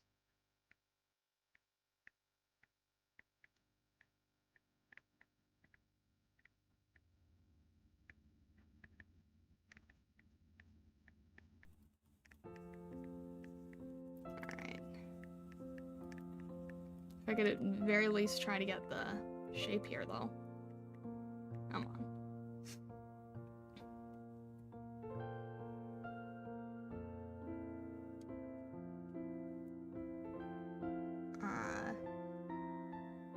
If your channel name was Akari Starlight, I think even more people would assume Akari was the given name. They would, and that's why I haven't done it.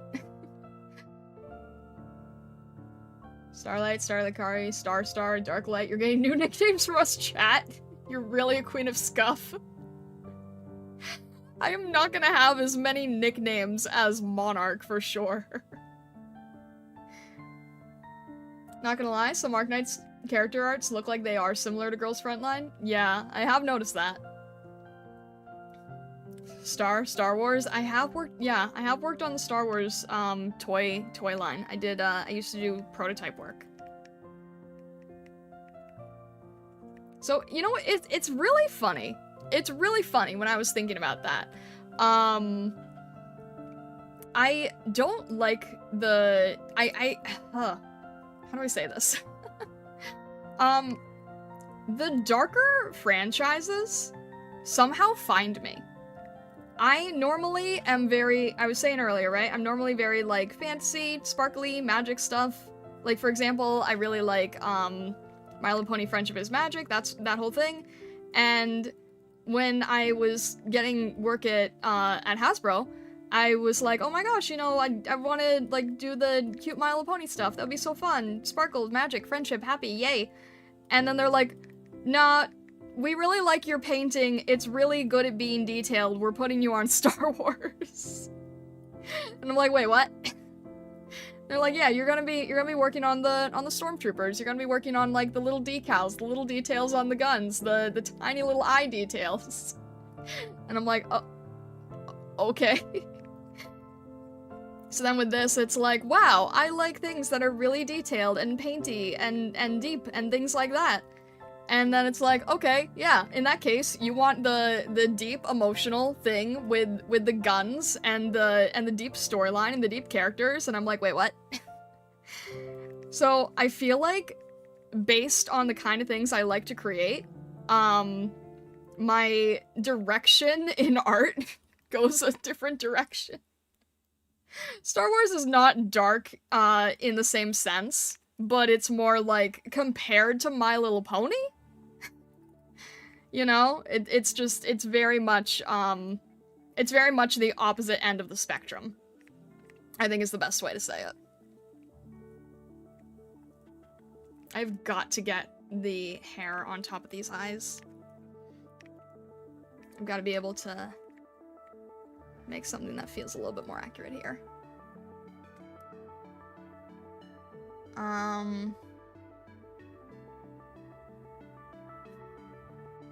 Technically not a gun by standard and logic. What you're actually looking at is their perspective as a magic wand that shoots magic bullets. You need to have an aptitude for it. I mean, for all intents and purposes, though, like, describing it in an art sense, I think it's easiest for me to say firearms at the moment. But I do understand what you're saying. I have understood that these are not traditional bullets.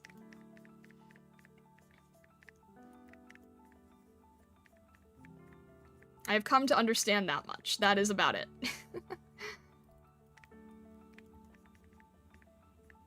And outside of just that very basic knowledge, I don't know much further. Let's see.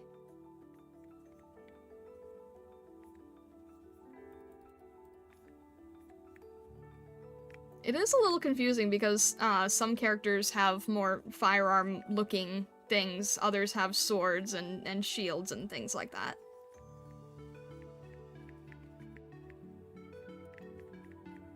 Are there any that use wands in the traditional sense? I've seen the healers have a lot of, like, staves and things.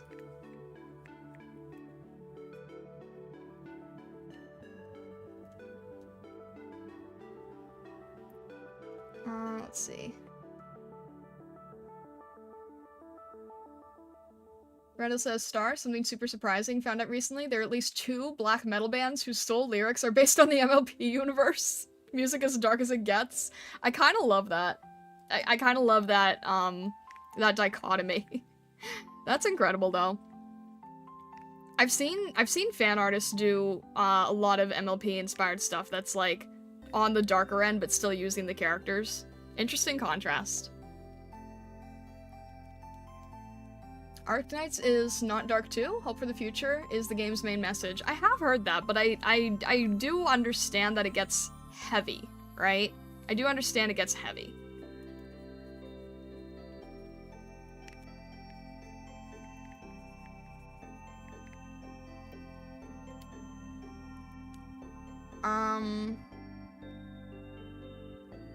Firing a gun in AK is difficult as all heck unless you're Sancta. Sancta are given a patron firearm and they can fire it pretty much without any effort needed. Interesting. Born to be quiet, forced to be grimdark. I just think it's weird, like, how the direction of things end up going, you know? I like things that are cute, but I think that it's not, like, interesting enough for me. I don't know. I know so many people who like the path of being, like, the cute merch person, the cute chibi person, the cute, like, you know, little decorations and stickers and things, and I've tried that, and I haven't been able to, like, get into that. I haven't been able to pursue that. I really like the more, I don't know, the chiaroscuro of the paintings, the light and the dark, the interest, values. You don't get that as much when you're doing, like, merch-based stuff. I still do chibi, don't get me wrong. But I know a lot of people like to form their entire brand around the lighter stuff.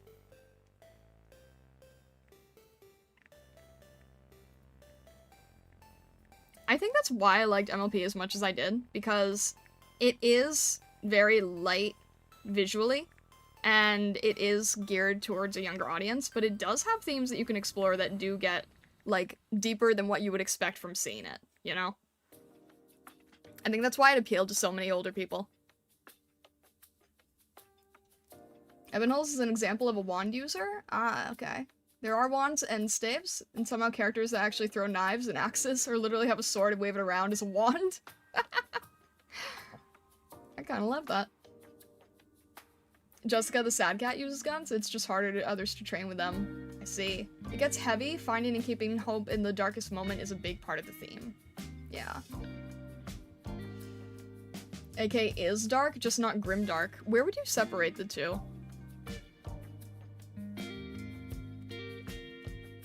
It's almost 4 AM and I have school tomorrow. CEO chicken tenders, please make sure you get some sleep. Please, please. I appreciate you being here, but please definitely make sure that you get some rest. I feel like her eyes are not as intense as they need to be for this piece. I'm not able to hit this tone as well as the original artist. And of course, there's no way I'm going to in its entirety, but, like, man, it's hard to even get close. It's really, really... There's a lot of nuance in this character expression.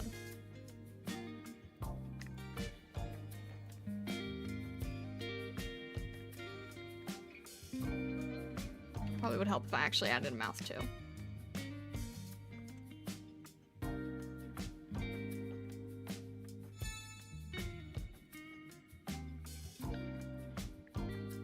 like...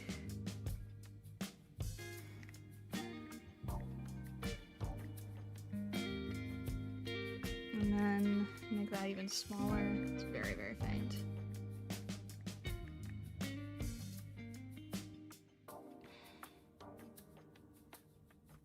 It doesn't have the same intensity. It really is best to form your brand around lighter stuff. The current motif is extremely cynical. What do you mean? Zero says, as an artist, why does a certain cloth become so trendy and social? Trendy enough that other VTubers draw themselves or make fan art wearing the clothes. I know which one you're talking about. I know that you're talking about the clothing that is like the just lace black dress tight on the body. I know which one you're referring to. It's just a meme. It's just a trend. It's a trendy meme. And because it's a trendy meme, people think that if they participate in it, that they can get their art seen more easily than normal. So a lot of artists participate in trendy meme styles for that reason. And in this case, the clothing one is one where people are more likely to share it around. So I hope that kind of answers your question. It's mainly like people either having fun with it or they are joining a trend to try to get their work seen. Grimdark is nihilistic, aka Dark still has hope in it. I see. Grimdark implies an atmosphere that's oppressive. Things are systematically dark. There's an element of hopelessness to it. Grimdark is mostly used to describe whole lore or world. So okay, there is a hope aspect. I think I just have to get deeper into the story. Because I guess I'm not as familiar with things that toe that line. So I think that's a matter of just sort of needing to explore it and then kind of understand better from there.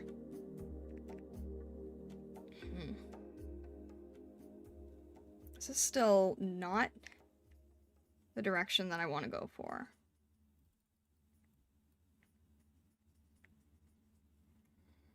It's not... I can see where my mistakes are, I just can't immediately see where the fixes are.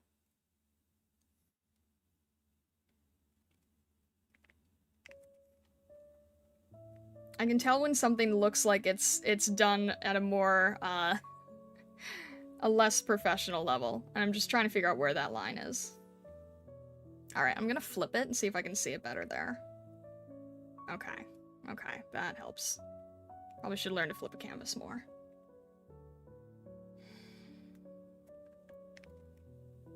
Okay, yeah, the whole head needs to move up. Everything needs to move up. Everything needs to move up. This whole aspect. The character was looking too young because the proportion of the head was not correct. So that makes a huge difference, for sure. The light is still needing a lot more detail.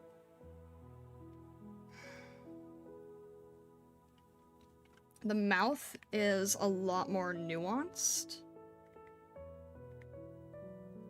I'm not sure if I'm going to be able to capture that yet. This needs to move in. This needs to move further up.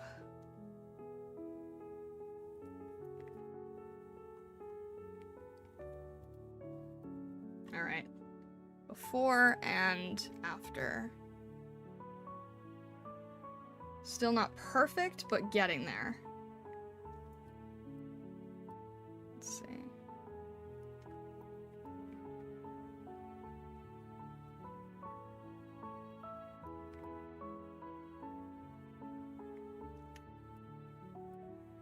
Okay.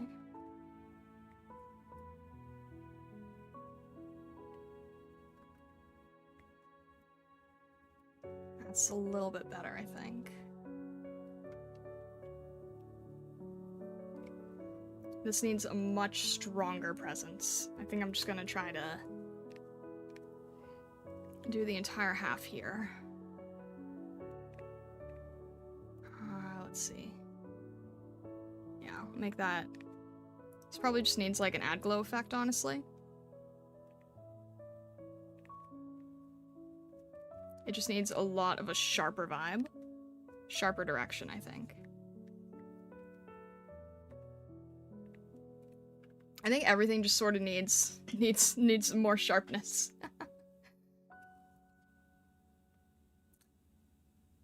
And on a sec.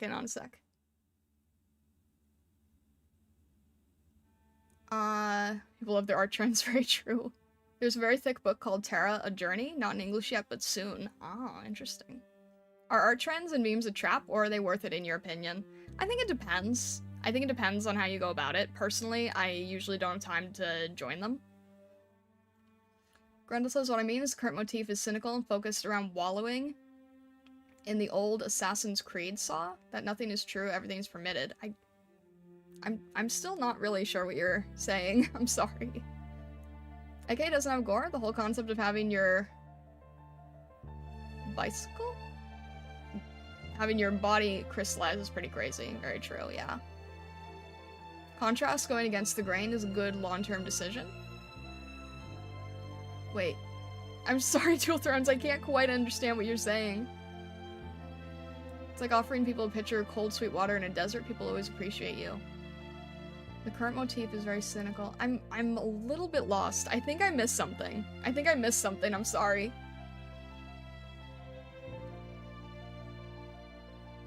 I don't think a true grimdark gacha would work. It's hard to sell true hopelessness and cynicism to general market. Even Limbus is built around hope for a better future. That's fair. Morendicott, thank you very much for following on Twitch and YouTube. Thank you. I appreciate it. Blank says the line between just dark and grimdark is extremely blurry. I'd say grimdark to some extent revels in how dark everything is. Which is not a criticism, it can be extremely fun. What would be an example of, like, true grimdark? Like, is there anything in popular media that, you would say resembles true grimdark?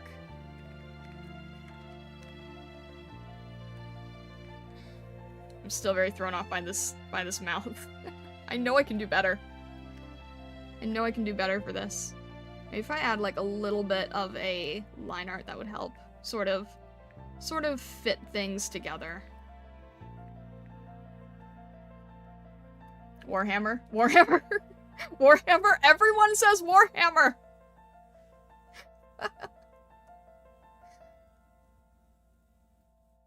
Selective detail, eyes are sharp and clear, everything else is sort of out of focus and softer. Yeah, that's true. That's true. I'm trying to make the eyes sharper, but I'm not quite getting the sharpness of the eyes, I think.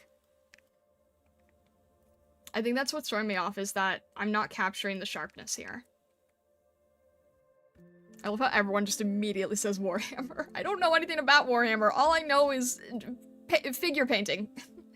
Figure painting. Dual Throne says, I'm writing a coherent thought. It is made to be a single paragraph, but has to be split into 6 different fragments. I'm sorry.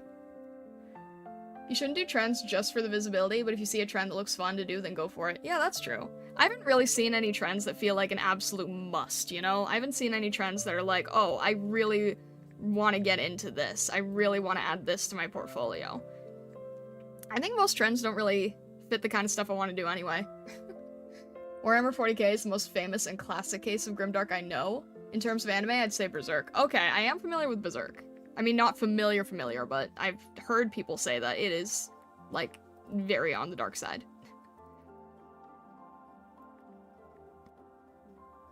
I don't know anything about Warhammer, but I do know that Berserk is mentioned a lot as kind of, like, as dark as anime can get.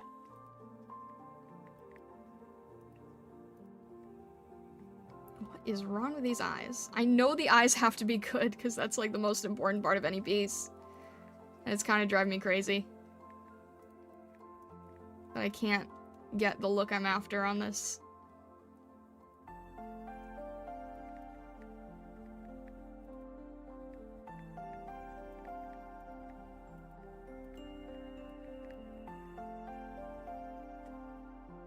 I don't know how to reword it anymore. If the notion of the world is a cynical place is incomprehensible to you, I'm genuinely wait. If the notion of the world as a cynical place is incomprehensible to you, Starlight, I'm genuinely, sincerely, earnestly happy for it. Huh? If the notion of the world as a cynical place is incomprehensible to me? I mean, I understand cynicism. Huh? 40K is a sci-fi universe where war is not only inescapable, but permanent. The status quo is horrible and violent, thus grimdark. Oh, I see, I see. So there is that feeling of no escape at all. So what fascinates people about that? Because, again, the only thing I know about that is, like, figures. I don't know how much world building it has. I'm sure it has a lot of world building, but I only know it from people painting figurines. And I mean, I guess that the figurines is a war game in itself, right? So maybe it's kind of has to be based on telling a darker story because that's sort of how the game functions.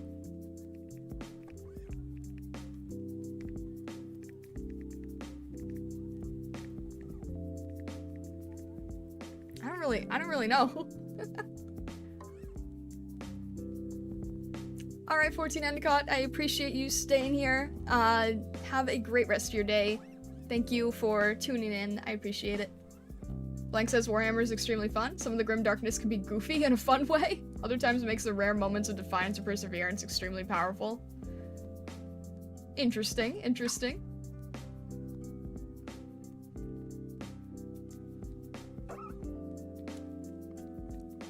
Did anyone mention Dark Souls? I have not heard anyone mention Dark Souls.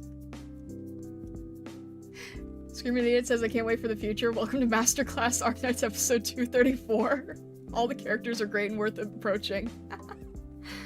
I don't know how many master studies I'm gonna end up doing. I'm hoping that as I do more, I'll be able to improve them. That would be the great next step, right?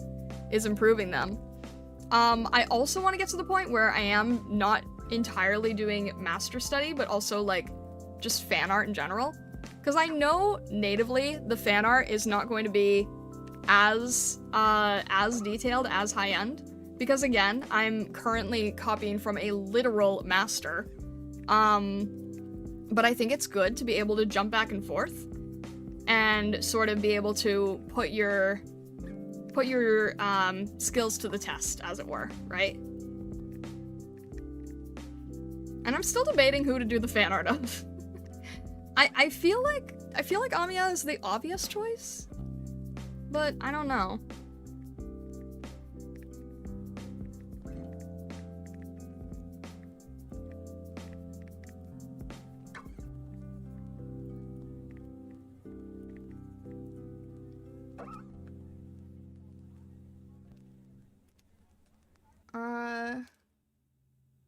Warhammer 40K's fascination is twofold, figurines and the art style and the super deep lore. That makes sense, Grundle.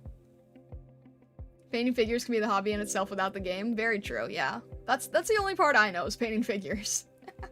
Grundle says there's There's also Warhammer Fantasy, which is a fantasy setting, and I personally prefer it. It's less dark than the other. I think you'd quite like the design of some factions, such as High Elves. Probably. I usually tend to like High Elf species. Dark Souls is extremely Berserk-inspired. I didn't fully appreciate just how much until I started reading it. Wait, reading it? I thought it was a game. Is it also a book? This person is a literal master instead of figurative or rhetorical? I mean, I say master in the sense that they are literally an official artist. They're an official artist of the franchise. So, master in the sense of modern master, right? When you do a master study, it's generally a master in the field. So, master in the sense of the field of this game, you can't really get much higher end than people doing the official artwork, as opposed to doing a master study of somebody else's fan art, which I try to avoid. Because I think that the best way to learn this kind of thing is to be doing the master study of, like, the official work that is the one getting hired. We need more Doctor fan art, but I don't see much detail on that design. It would at least be the most recognizable though, wouldn't it?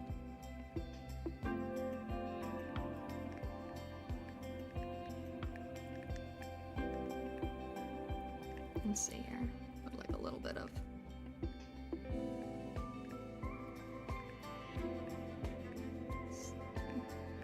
Trying to get little highlights here and there. Alright.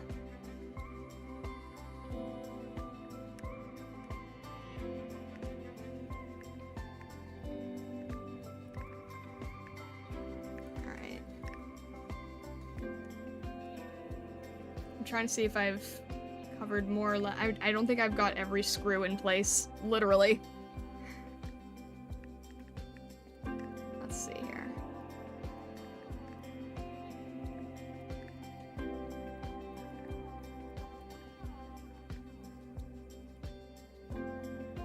Some people like it because it's edgy, some find its world contrasts the typical narrative pushed by status quo, rather than losing yourself in the comfort of positivity. I can understand that. I can understand that. There's sort of like an interest in the difference of your from your daily life, right? I can see that. I do like the theme of hope, though. I think that's more my style. Like Moo in AK? A modern contemporary elf? Probably. It's a game, but if you want to understand the story, you need to do hours of reading. Seems like there's a lot of things lately that require hours of reading, isn't there? Seems like that's kind of a... Seems like that's kind of a common theme with a lot of franchises these days. I'm not even thinking of AK, I'm also thinking of, like, I don't know, Genshin, probably. People feel the same way, I'm sure. Not to the same extent, but, you know, I know people in the YouTube comments were laughing at me for mentioning Homestuck as a comparison. Seems like there's a lot of things that just go a lot deeper than what's on the immediate surface. It's crazy that people can develop things so intensely, in general. In general with franchises. I'm always afraid to get, like, too lost into something to the point that it makes it hard to explore other stuff, too.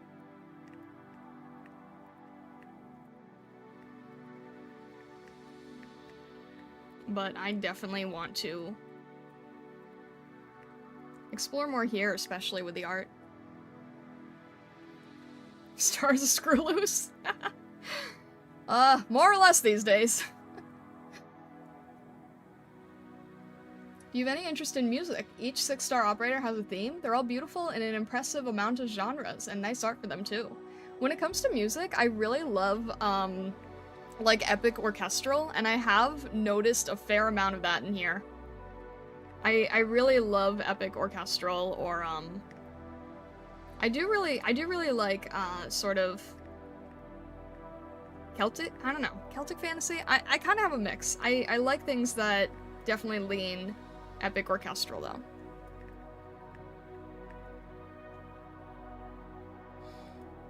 Alright, I need to add these little details here so that they don't get lost.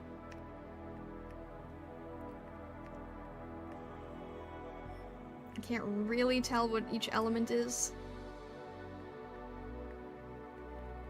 I've heard AK basically has, like, every genre of music, though, which is kind of crazy. Let's see here. There we go. Screaming Nate says, I'm gonna be real, Genshin's story loses me, because Paimon has to speak and ask questions as if it's Saturday morning kids cartoon. It's almost offensive how dense the game thinks I am.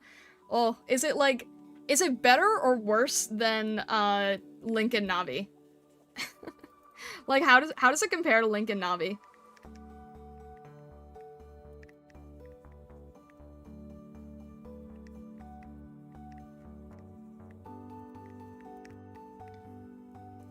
Rendell says, speaking of lore, I checked and one of the black metal bands that has MLP lyrics basically centers all the songs around Luna/Nightmare Moon. The MLP is kind of subtle and could fly over the head of most.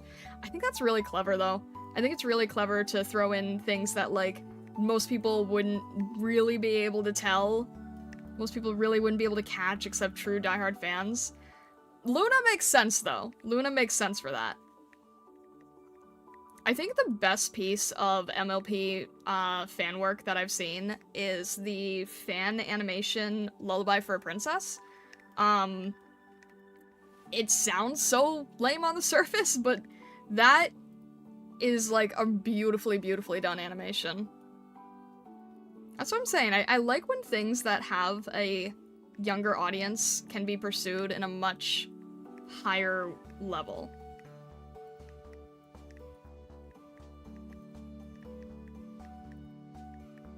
Alright. I can't really see what is the... I'm guessing it's her hair in the back there. I've seen heard that one. It's amazing. It really is. I love that so much. I also enjoy epic orchestral music, also epic fantasy. Heck yeah. How light burns brightest in the darkness. Yeah. The issue is when a situation feels hopeless, a person dependent on the idea of hope would break down. If a person isn't dependent on hope, they can be preserved through harshest conditions. They can persevere through harshest conditions. That's an interesting concept. There's only two kinds of elves in Arknights. One is a water elf and wood elf. Lives in forests in northern continent, always snows. But never seen what they are. Oh, interesting.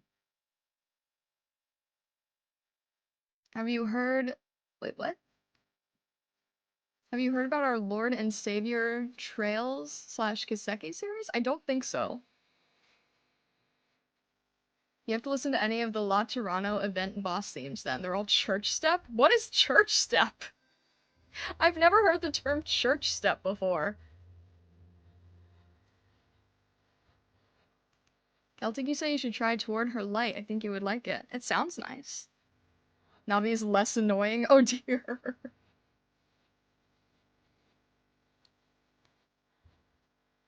Sometimes you act not because you have hope or you will win or survive, because you're not willing to go down without a fight. You might not be able to choose how you live, you might still choose how you die. Oof. That is dark.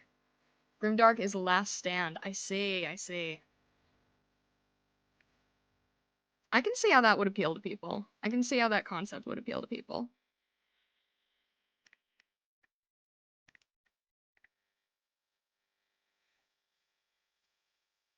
Dualthrone says, I'm out if I want to accomplish anything today. Farewell for now, Starlight. Good luck, good stream, never stop being you. Thank you, Dualthrones. I appreciate it. Hope you have a great day yourself. Thank you for stopping in. I appreciate you. Alright. Let's see here.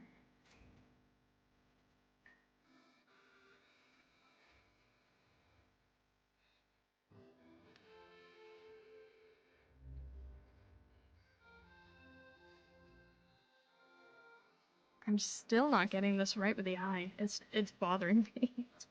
It's bothering me how off the eye is. Maybe I'm just being a little bit picky at this point. But like... I don't know. I know it could look better. Again, I have to keep in mind that this is a master study. It's not gonna be one-to-one. It's not gonna be perfect. It's just getting the general idea down.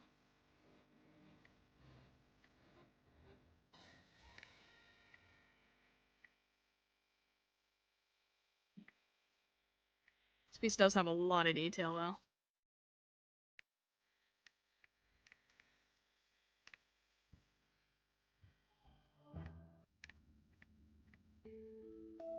Alright, there's this piece here. A little bit of her brow sticking there. There we go. Arknights has music of any genre. Honestly, you should just give an earful to whatever monster Siren Records ends up releasing. I think you'd enjoy plenty. Also, sorry for the delay. Delay? No, you're good, you're good. Mandatory cursed Grendel take. Someone animated the first issue of Sonichu. That is terrifying, Grendel. That is absolutely terrifying.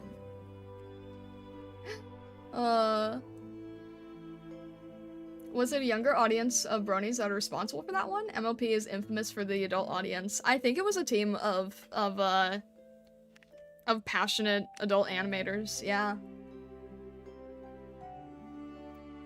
It's like dubstep but in a church.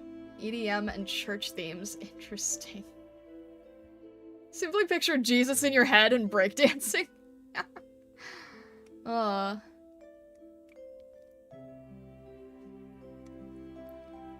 We could have at least 10 streams of simply listening to AK music with how much is out there.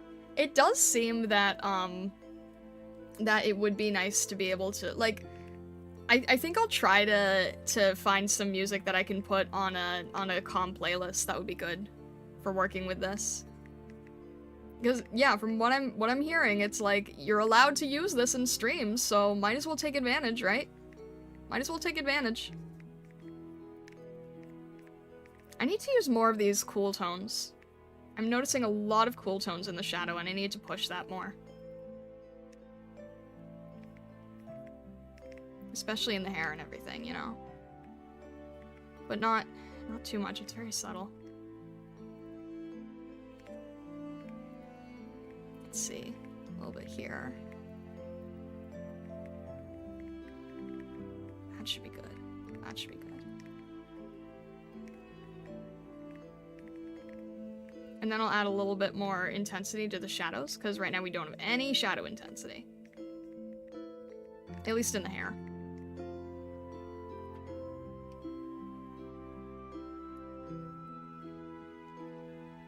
Passionate adult animators and expression with many meanings. Grendel, don't do that. You know what I mean. You know what I mean. Goodness. I still maintain, wanting to keep, like, don't point things out when you know that I'm saying things.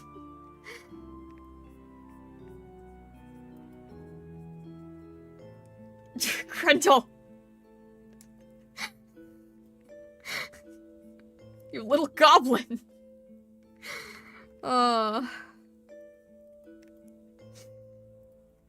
I have people catching me being stupid a lot of times, and I would prefer it doesn't get pointed out. Yeah.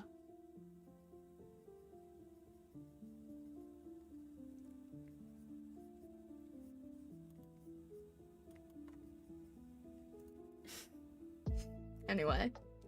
Concon Art says AK music is free to use on stream, except the individual artist listed, then you get copyright. Yeah, I've seen that if it's like, if it's collaboration, then don't bother. I mean, that's always clearly listed, right? When it says, like, you know, featuring so-and-so, I believe someone mentioned earlier. Just avoid the ones that say that.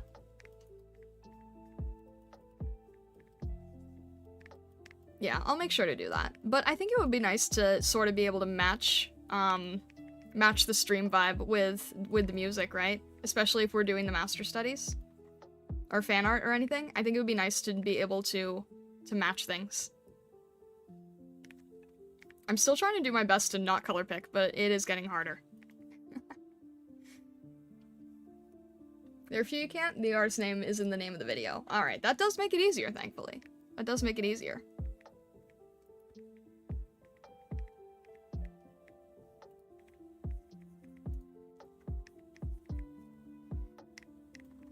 I think I should probably add the halo at this point, just so I can see what I'm doing.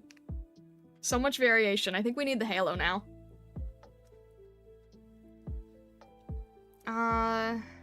Yeah. See if I can add that in. Because that is also a big part of shape language that I do not want to ignore. Although it would... I'm gonna have to crop that later, I guess. That's okay. I can do that.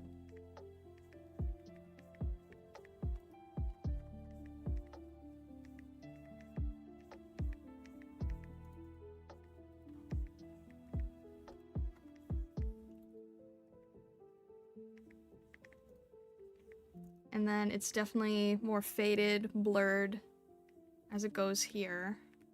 I still want to make sure that it still has that texture though. Alright. Move this a lot further down.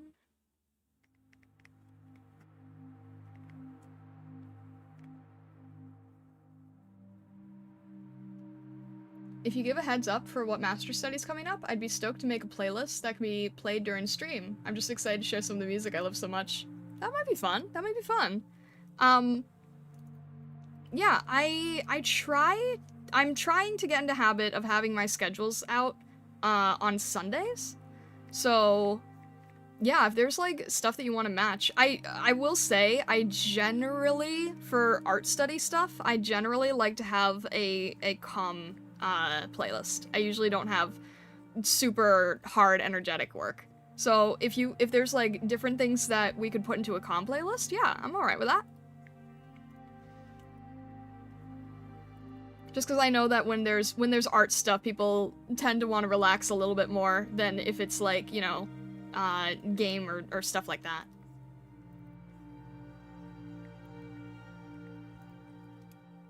I just started work, missed the schedule posts. I have them I post them on the YouTube, what's it called? YouTube community page and in the Discord. And if you if you have not joined the Discord yet, I do have a link to my Discord. It is a safe, I do repeat this a lot, don't I? It is a safe for work Discord, but it is how you can get notified of the schedule. It is also where you can post any other master study work that you might want me to see or work on in the future. And I did just create a game chat channel that I previously did not have. So that is also fun. And then, you know, if you just want to get to know me more as a VTuber, that is also a good opportunity to do so. Let's see here. If I do the... There we go. That should be a link to the Discord if you are interested. Yeah, it's mainly been an art-focused Discord on art-focused direction. But if there's anything that you want me to look at, then that is also a good place to post. Alright, let's see. Maybe like... here? Maybe I'll try to do it underneath. I have a channel in there that's called Starlight Chat, and it's basically like where people can post ideas for future content and whatnot, and then there's a thread in that channel, and then people can post master studies they want me to consider in the future. So for example, this master study that we're doing now, Kent is the person that suggested this one. And that's how I ended up picking it. I generally pick studies that are portraits because portraits are the easiest that I can do within a stream length. Stream time length.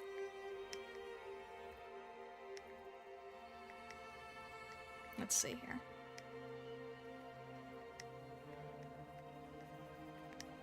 I wish I knew all the brushes that this artist was using. That would definitely help if I had a better idea of the brushes. I'm gonna add a little bit more darkness to the corner here, and I think the corner is also more of a blue tone. A little bit more.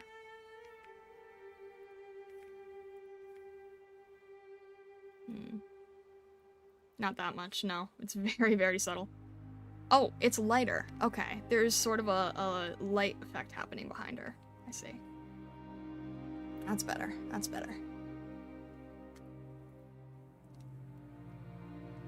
Can you look at the brush set in the Discord? Oh, no, I was saying that, I was saying that I wish I knew the brushes. I wish I knew the brushes that this person was using. If you want the brush that I'm using now, it is the, whatchamacallit? Where is it?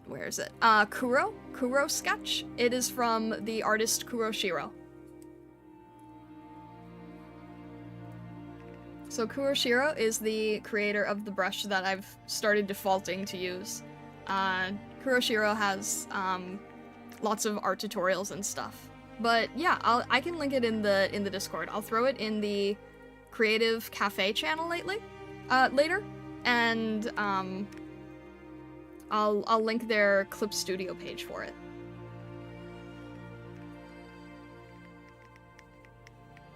About here. It still needs a little bit more blue, doesn't it? A little bit more of a blue tone. I also realized there's kind of a reflected... There's kind of like a rainbow effect going on here. Can I... Wait, can I... Can I try to do this in the back? There we go. I'll do something like that. Kind of a sun ray, light ray effect here. That's really nice. I'm totally not biased. I'm totally not biased for this brighter rainbow effect. There we go. We'll do an overlay. and soften that heavily.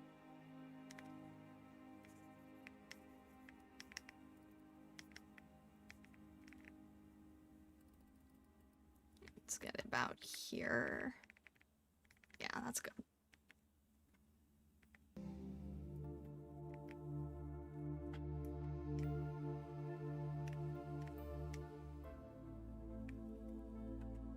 There we go.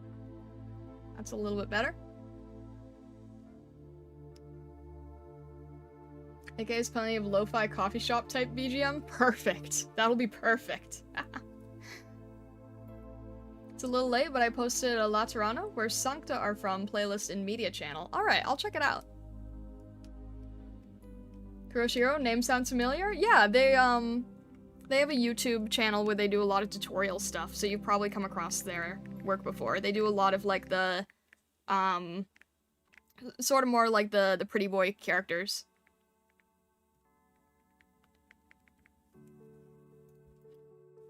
This also needs a lot. How do they? Oh, man. I would do anything to see more pieces that aren't done in speed paint form, that are just done in real time like this, but, like, from the actual professionals. And I get it, they can't really share a lot of it, but it would be nice.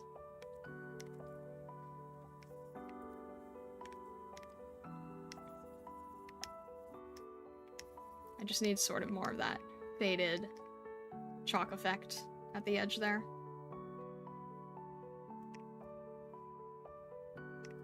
And this does sort of bleed into the background a little bit with that faded. I think someone was pointing out it's a lot more blurred, and then the eyes stand out as being extremely sharp. That's a really good technique. That's a really good technique. Not one that I know very well, but it's really nice to be able to balance that. It's really hard to balance it, but I admire people who can pull it off well. Oh hey, it Fox. Exceed, hello, hello, welcome in, welcome in. Hope you're doing well. Alright, need to try to make this a little softer on the edge.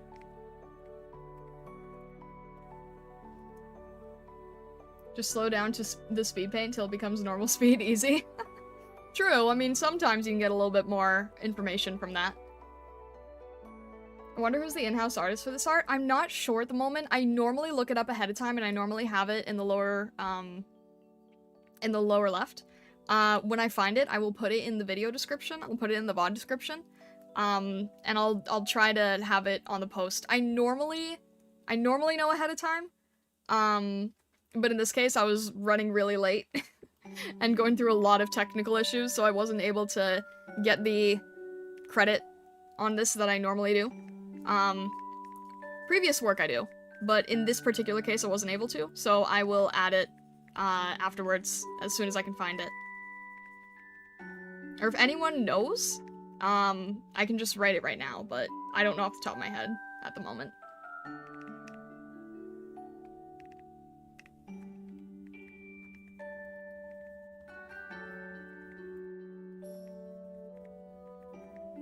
AK does seem really good about crediting artists, which makes me happy. I've seen a lot of other gacha games where they are not good at crediting artists. So that is one thing that makes me really appreciate this. Is that AK does seem much more open to art credits.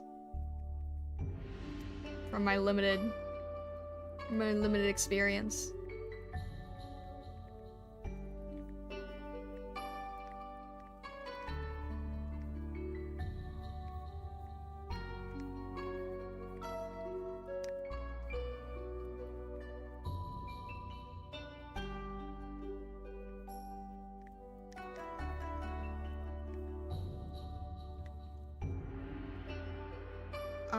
I like that the community has taken to calling Lemuen as Lemon. Partially because Excutia, a dear friend of hers, is often depicted as an apple? What? Past midnight, so I'll leave for sleep. Okay, RQ, I appreciate you stopping in. I hope you have a good rest of your night. Thank you very much.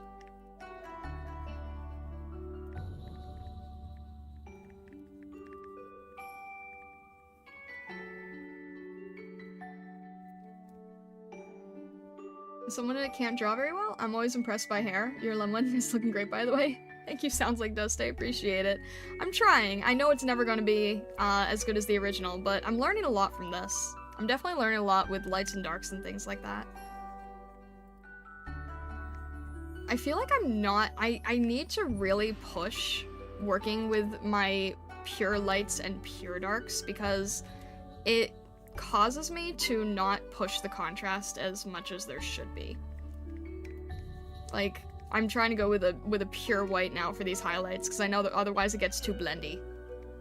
It gets too blendy and I overthink a little bit, so if I go with a pure white and then try to go down from there, sometimes that can help.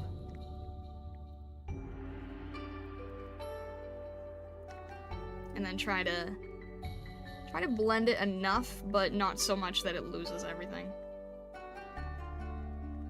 Honestly, I don't understand how people do clean hair for painting. I don't understand how people do, like, CG anime screenshot style hair.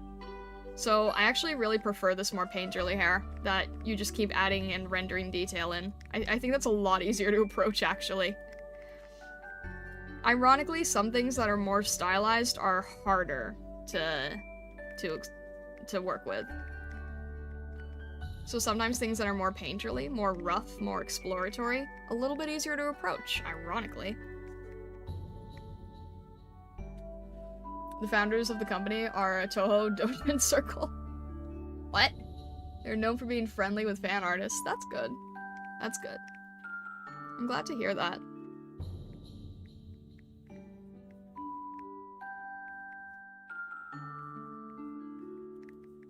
I think there's so much you can learn from these pieces. So it's good that they seem to have a really strong art side. A really strong art support side.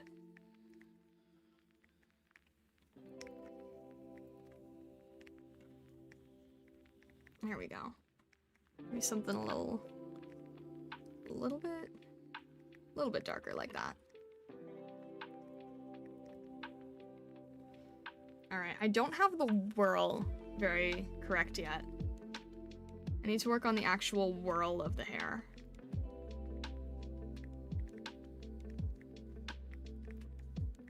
The whirl of the hair is like the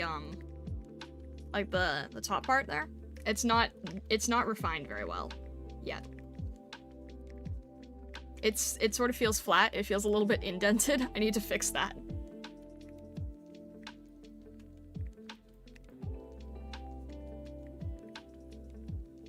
AK players really have appreciation for certain artists. Everyone's always happy when Nami, Golden Glow Mizuki, gets to do stuff. She spent all her pay to get Mizuki. She had terrible luck. I thought she spent all her pay for Golden Glow. That's what I heard anyway. Oh, actually, I have a question. You guys might know this. You know, I'm not gonna say details because, you know, I understand that that's like, you know, VTubing respect, Arknights respect, everything like that. Did she previously have a lot more content on her channel? Or was it just what's on there now? I'm just kind of curious, because I was looking at her channel, and, you know, I had a little bit of curiosity on there. I didn't know if she previously did a lot of streams, or if she was mainly in the social media side of things.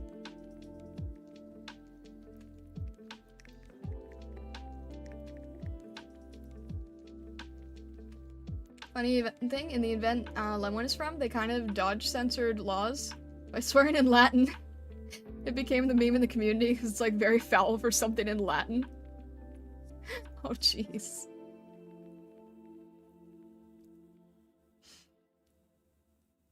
Might have been the pink cat, my memory's fuzzy. I think it was. Nami spent all her money getting Mizuki, then she spent it all again to get Golden Glow, then she spent it to get Pepe. Oh, that's sad.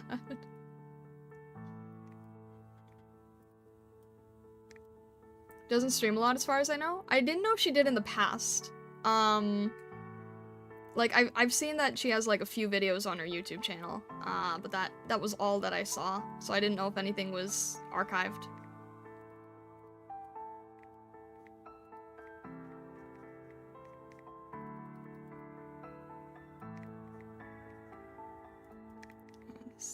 Alright, I have to get rid of the head dent. I have to fix this. I have to fix this head dent situation.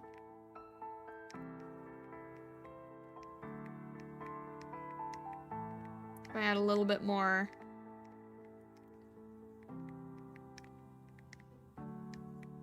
A little bit more, build-up of the shape language. There we go.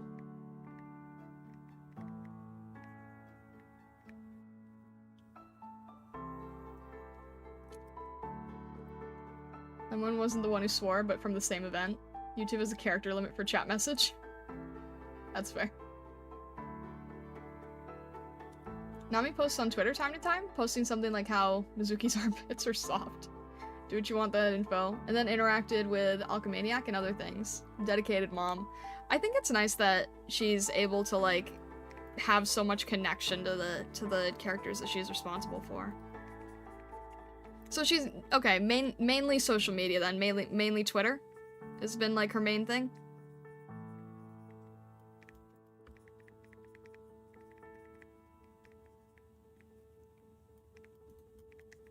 I was just curious, because I saw, like, the small-ish YouTube channel. And I saw, like, a few streams, but not many.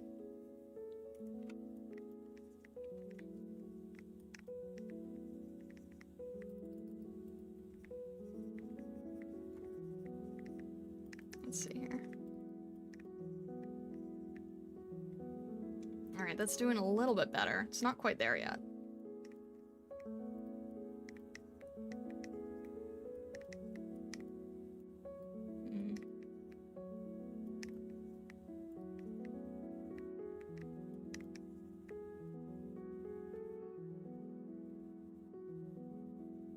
Doesn't post a lot, but oftentimes, yeah. She seemingly posts when she has stuff going on. That's fair, that's fair.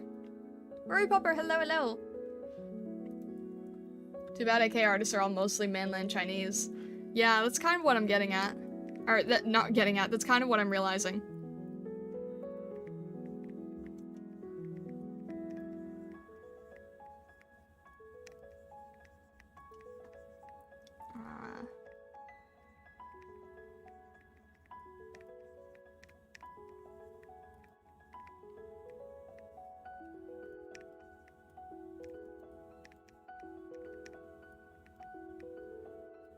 Let's see.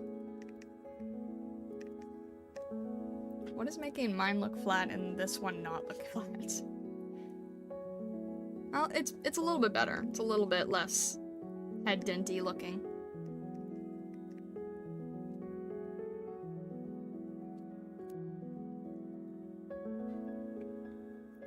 What the heck, I came back and it's the same image. It's not 100%, but thank you, Mr. Echo, I appreciate it. It's still got its shortcomings. It's never gonna be fully there, but you know, if we can get the general gist of it.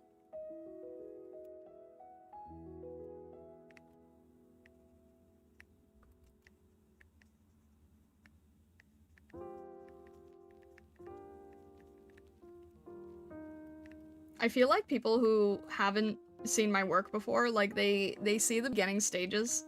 Like, this goes for any artist, right? They see the beginning stages, and it's like, oh, okay. And then it's like, oh, wait, no, that actually has some semblance. There's so many stages where it's like, you know, the ugly phase of the work. The part where nothing really looks good, nothing really makes sense, and then it can, like, slowly come together after a time.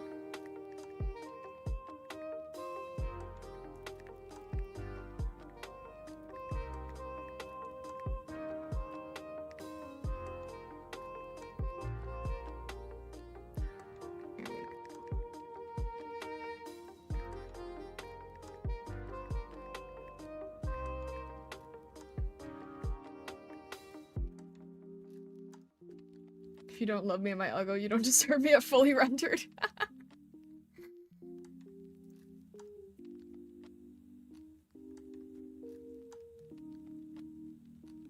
Roy Pepper in chat, legendary 3D animation?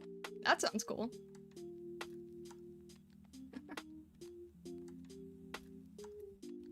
The early art, I was like, oh, this is quite different. It's starting to look good. All the process, yeah. Thank you. Thank you. I appreciate it. I'm definitely looking like I said, right? It's very doable when you are directly copying a master, when you're just sort of going through the motions and sort of figuring things out. The best thing that this teaches you is things like watching shape language, watching direction, watching color scheme for one, right?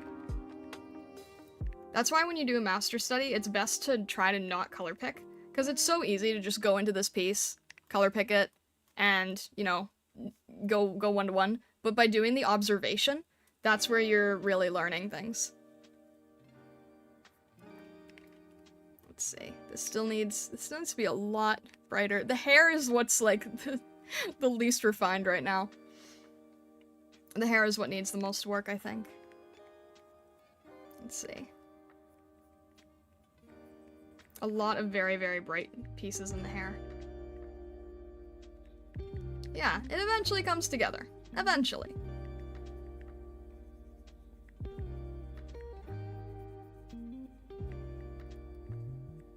Oh, somebody was asking, like, my favorite artists earlier. Another one that I really, really love is Dino Illustration. They also have a very similar painty style to this, and I've done master studies of Dino's work as well. Cause like, yeah, it's unofficial, and it's like, you know, not from games or anything, and kind of indie, but like Dino is so big. Dino's very well known, so at that point I think it's okay. But Dino also has a very, very painty style like this.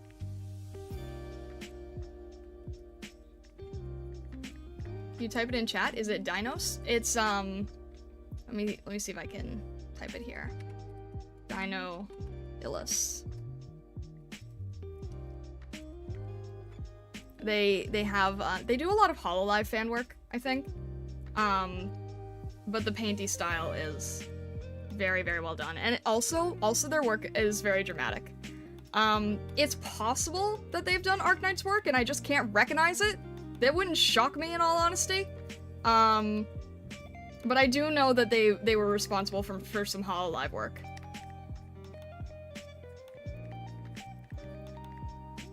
I don't know. I saw a dragon character at one point. It could be Arknights. I don't know, though. I'm not familiar enough to know if it's a character. They always go crazy with the hair. It's so good, though.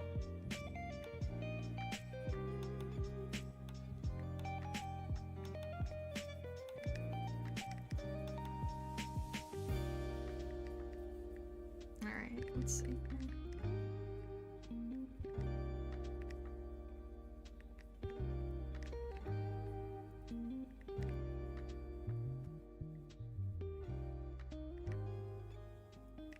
I think this is the rest of the gun, but I honestly can't quite tell, so I'm just going with the shape language for this part.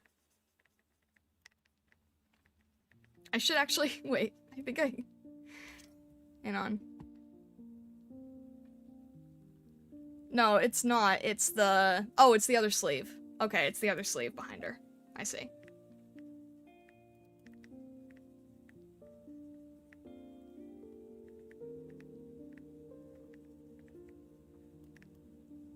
Yeah, I can see a little bit of the zipper from the other sleeve peeking through here, too.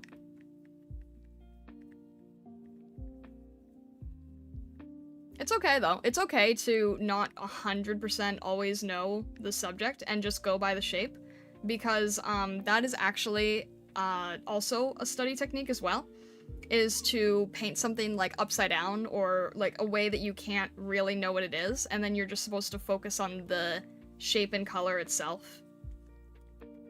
So there's a validity to that as well. Yeah, I can see the zipper here. This needs to be much larger. This needs to go down a lot further.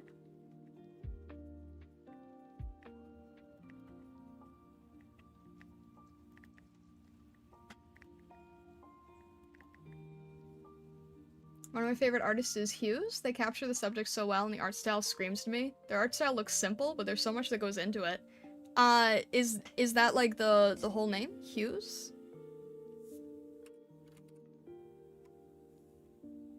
It's gonna be hard to find. Hughes artist with the underscores? Whoa, 1.2 million.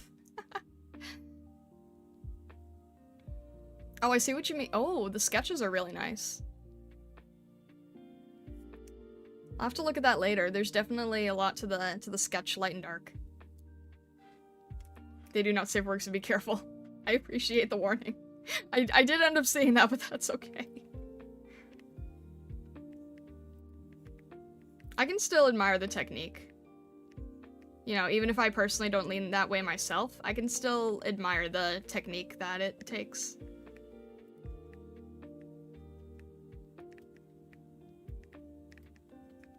Alright. And then here... Wait, was I... No. Where was it? What was I working with? There we go. Should have mentioned it first. It's okay. It's alright.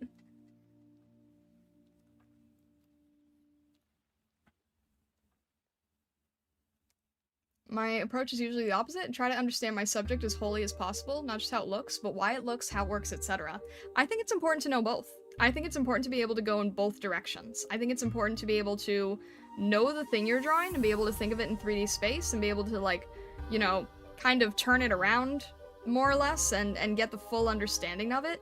And then I think there's other times where it's also completely fine to just have a good understanding of the subject and be able to, like, I think it's okay to be able to understand the subject itself and what it is. And then there's other times where if it's not as important, like sleeve in the background, right? Then getting the shape and the color is more important. Because at this point, the sleeve in the background is sort of just serving as a space filler. It doesn't have to be as detailed, but I want to be able to still focus on the shape and color and making sure that's accurate. So I don't really have to know what it is. I just have to get the form of it. And then other things, like, you know, some people were saying with the gun, maybe you should look up what the gun is. In this case, I wouldn't have bothered, but if I was doing a commission where I was not doing a master study from somebody else, yes, then I would absolutely use reference and try to learn it in and out, and try to understand how it works, how it functions, etc.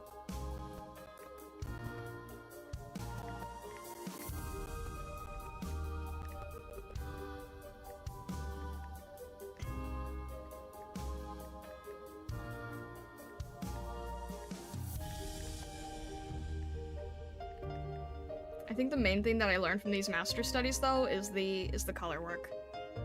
I think that is where I really, really, really want to build the skill set, is in the contrast and color work.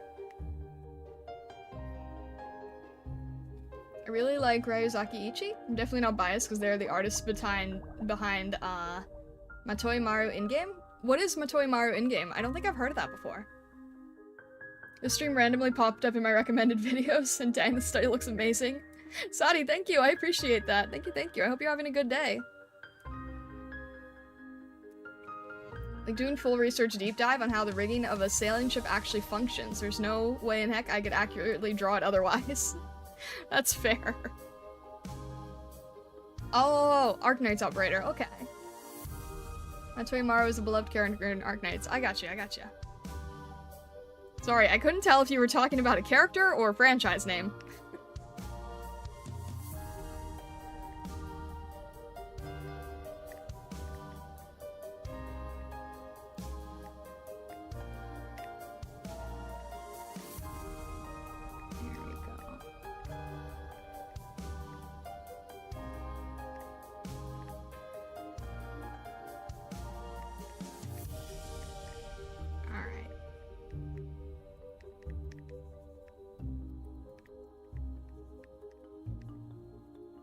And that's like pieces of her hair, I'm guessing, kind of falling in the background.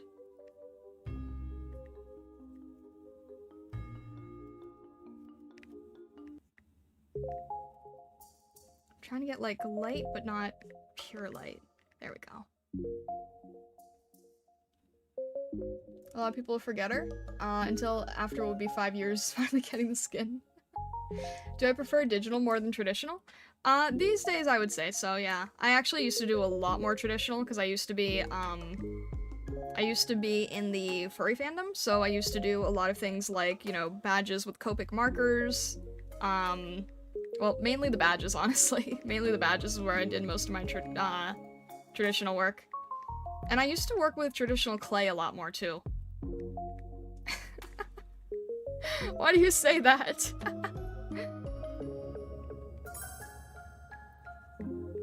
I haven't done badges in so long, I don't even know what the scene is like. At one point I was curious if that was a thing that would be, like, interesting to VTubers, but it kind of defeats the entire purpose. Because badges are used to identify people. It's kind of the... it kind of goes the opposite direction. I did like working on those, though. Those are fun. I haven't done much traditional work since. Traditional clay? Is there digital clay too? There is, actually. There is. It's basically 3D modeling. 3D modeling is basically digital clay. So, things like ZBrush or Blender, that would be digital clay. And I used to work a lot with traditional clay. I really like traditional clay, but it's impossible to do perfect symmetry. And I tried working with digital clay, but you don't get nearly the feeling that you do working hands-on with clay itself. And that's kind of a huge reason that people do it, is that hands-on feeling, right? It would be like if you were doing model painting, and instead of painting the Warhammer model in your hands, you had to just sort of, like, use a mouse. It wouldn't feel the same way. But I'm not as bothered with digital 2D. I can't do it in digital 3D. I don't know why. I'd love to get back to it at some point because, you know, the idea of, like, making figures is still very appealing, but it's so intense. I checked the start of the stream to see how you started the art. Holy process.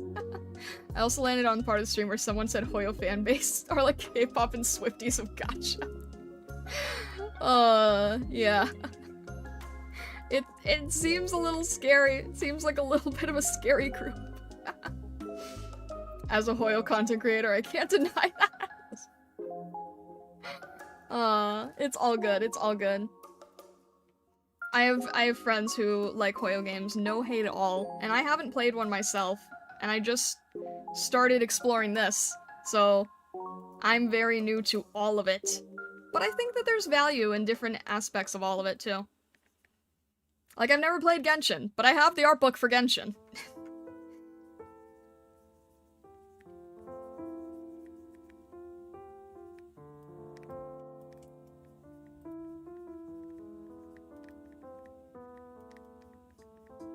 Let's see. Probably since digital 2D and very similar to normal drawing. Yeah, true, true.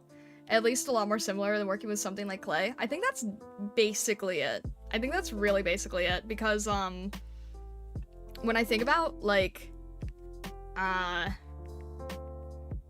when I think about, like, working with clay, the process that it takes me to do something in, like, 10 seconds takes me 20 minutes to do digitally. And I can't get used to it. Whereas you're right, doing 2D traditional versus 2D digital, it's pretty one-to-one, honestly. Which is why it's crazy to me that in the past people would say that digital art isn't real art, that you're basically cheating, trying to make the same arguments as AI, basically. And that's crazy to me, because it really is basically a one-to-one. The computer does not do the work for you.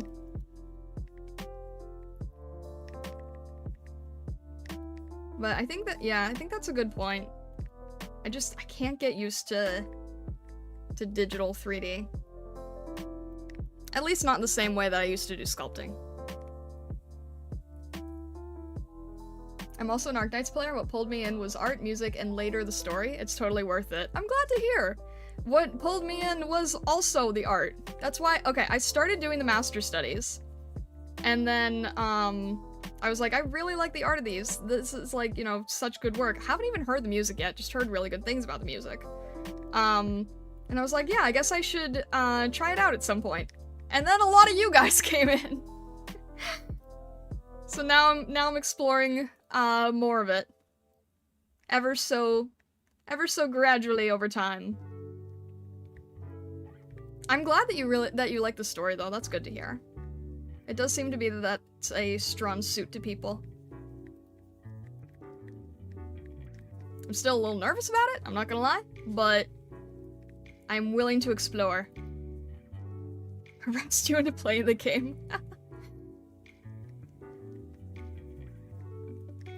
I'm willing to try new things. I think the main thing is this is gonna be like big step outside of comfort zone. Which, you know, it's probably good.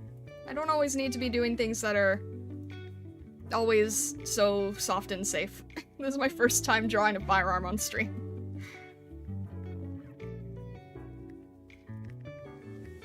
Expanding horizons, right? We're happy to have you regardless. Thank you, I appreciate it. Hope we weren't too much. I was definitely shocked. I was definitely surprised. But you guys are like really kind and supportive to newbies. So I really appreciate that.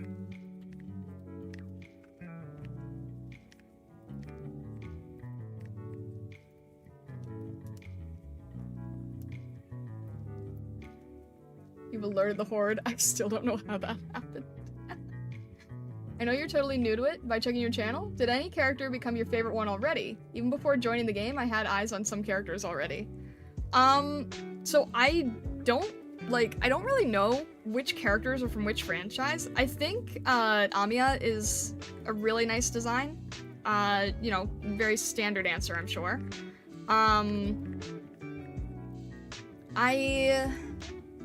There was a Anthro character that I liked, and I didn't know that it was from Arknights.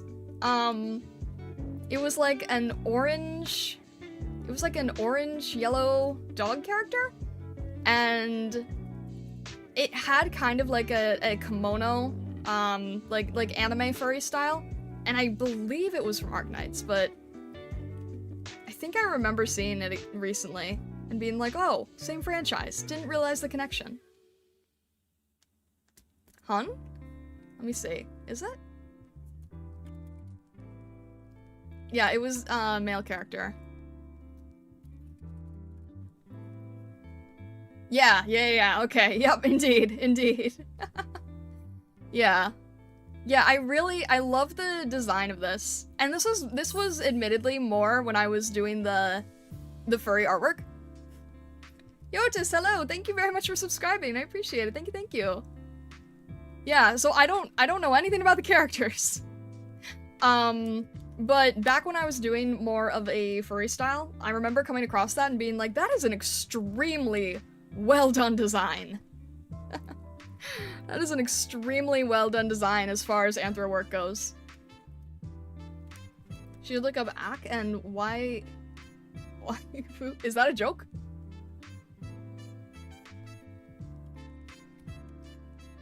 That is not a joke, okay. These are really good designs, yeah.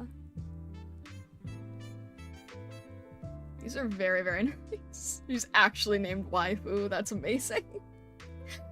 That's incredible. Hun's design is very nice. People don't talk about it a lot. I love the shirt, it looks soft. It does, yeah. Hun's an exception rather than a rule. I think Mountain is more in line with modern AK.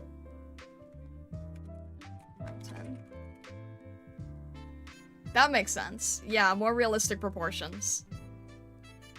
It definitely seemed like a little bit off style from the traditional look, but I still think it's really well designed. I think a lot of people can't pull off kimono furry very well, and I think that was an example where it was pulled off very well. Waifu, Hun, and Ak were released at the same time? That would make sense.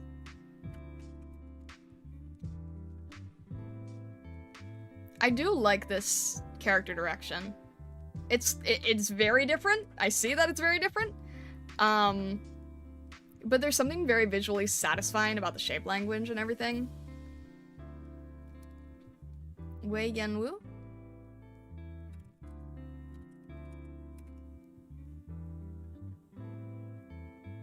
Oh, okay. These are nice. These are definitely very nice.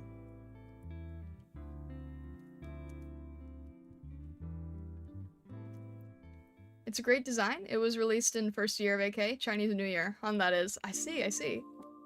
Try looking up Fumizuki.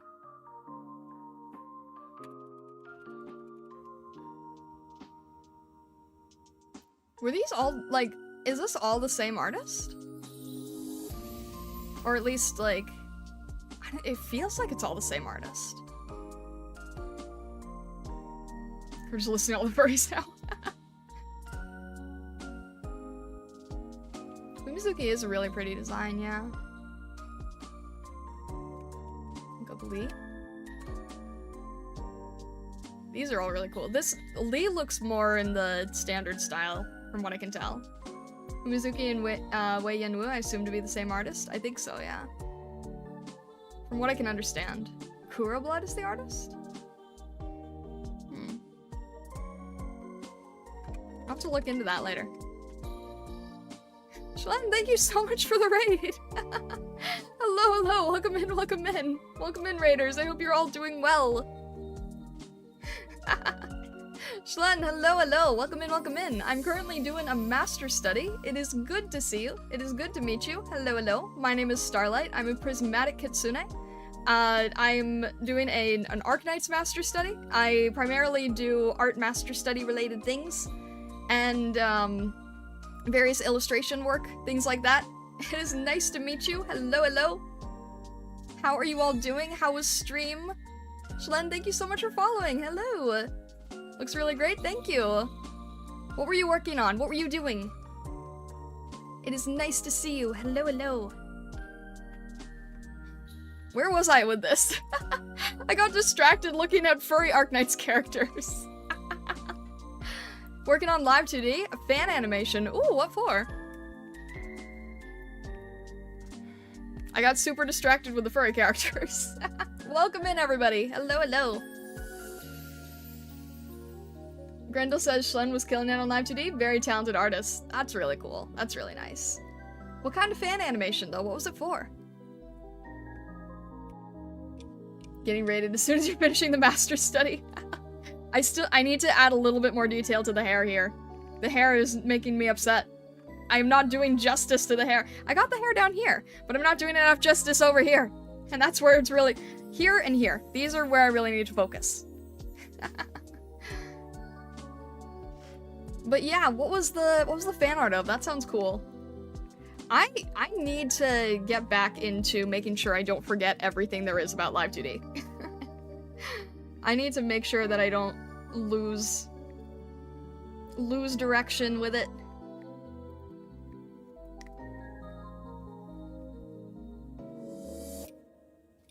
Now listen to some boss tracks. Not sure if you're into Hollow Stars, but they all don't have animated outros. I'm animating one for Ruse. I don't think... Wait, are they new? No, probably not. I probably just don't know the name. Ruse? What's the... hang on. Hollow Stars? Oh, is it JP? Wait. Crimson Ruse? Why am I not familiar? What? From Armis? Okay, I'm not as familiar with Armis. I know Gerard, though. I know Gerard. I know the name Gold Bullet, but I'm not as familiar with him. I pretty much know Gerard. Hollow Stars are super underrated. I can recommend them. I do like the Hollow Stars talents. That's really, really cool, though, Shalene. We're still not sure what decides how much furry character is. We have full furry Rat King. Gerard is our kidney stone princess. Oh dear. I like Gerard's vibe. I think Gerard is fun. But Ruse, that's really cool. I don't think I've seen their design before. That's really cool. I do wish that Hollow Stars did get more attention, so that's really nice of you to do.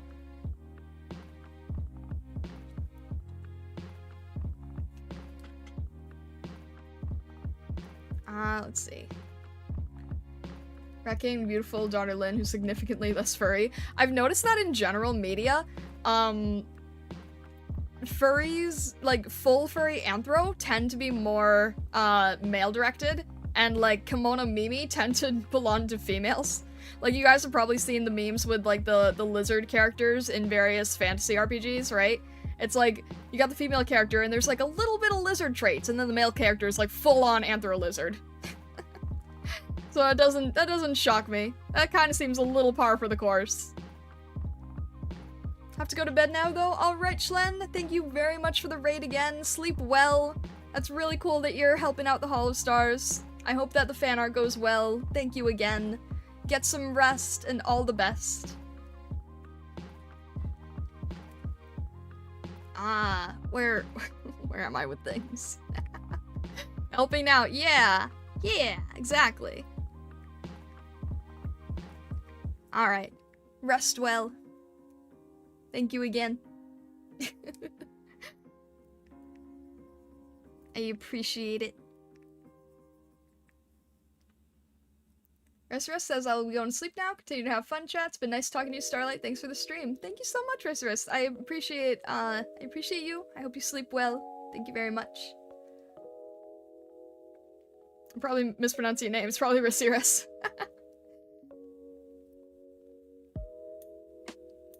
Crocodile Priestess is more crocodile than not.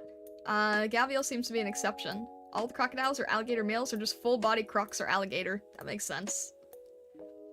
Archaeosauria and Arknights, crocodile people are pretty much entirely anthro on the male side, demi-human on the female side.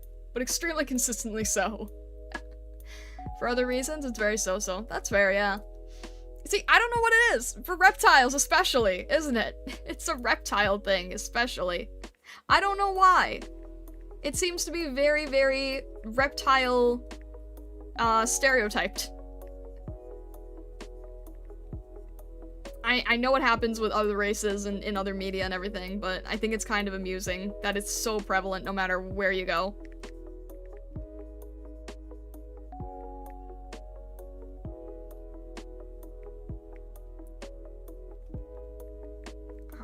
Where am I on here?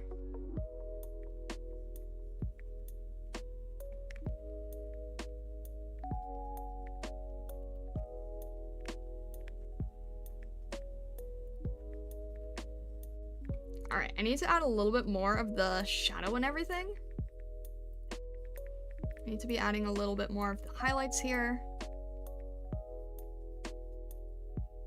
And I don't think I'm going to try to perfect this amazingly, but I just want to add a little bit more of the highlight and shadow. Just so it has somewhat more visual difference. Breakdown, consistency, things like that. Let's see here. I still think it's funny that 90% of this painting has still been on, like, the very edge of the canvas.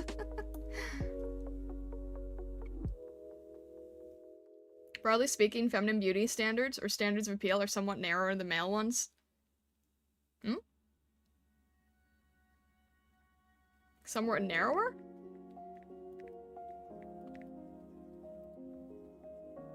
I don't know.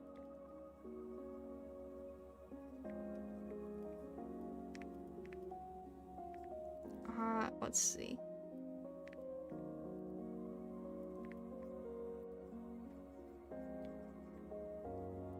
I mean, I'm honestly fine with the Kimono Mimi direction. That's what I did, right? That's literally what I ended up doing. Previously had full anthro. Became VTuber. Went more Kimono Mimi. Evil Viking, thank you very much for following on Twitch. Thank you. I appreciate it. Kinda went the same route, can't really complain. I, for one, welcome properly anthro female character in my games. That's fair, Grendel. That is very fair. You know what game I think really did it the best? And you know what I'm gonna say, I think? You know what I'm gonna say? I really think Soul to Robo is, like, the top of the game when it comes to that. When it comes to being even with characters and having good anthro design. Soul to Robo is where it's at. Yes! You typed that, like, before I could finish. Yeah, I think that's definitely the ultimate.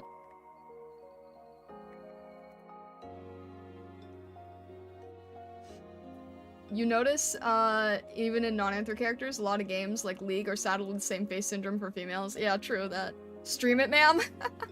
Someday I'll stream it. Someday. I'd literally have to figure out how that would work. But yeah, someday in the future. Oh, Grendel. I got Vessa to play it. I got Vessa to play it entirely. Okay. No, I can't say that on stream because that would be a spoiler. Just in case I ever do stream it. But, I got Vessa to play the entire thing. Quite a feat. Quite a feat to convince someone. Nice stream, but have to go? Alright, I'm creative, no worries. Thank you for stopping by. I appreciate it. League has grown afraid to make a design that isn't conventionally attractive male-female. It's so boring. Make a cool monster. I know they can do it, but they're just cowards. Monster would be cool, and it would fit pretty well, wouldn't it? More or less, anyway.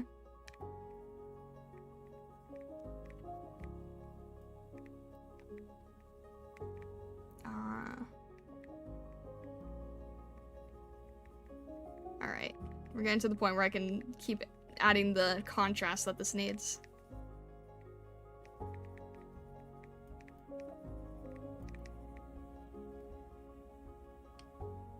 Now that you're refusing to spoil the game, I will take it as a promise that you will stream the game. I don't want to, like... Okay, so there's an element to it that if you talk too much about how it...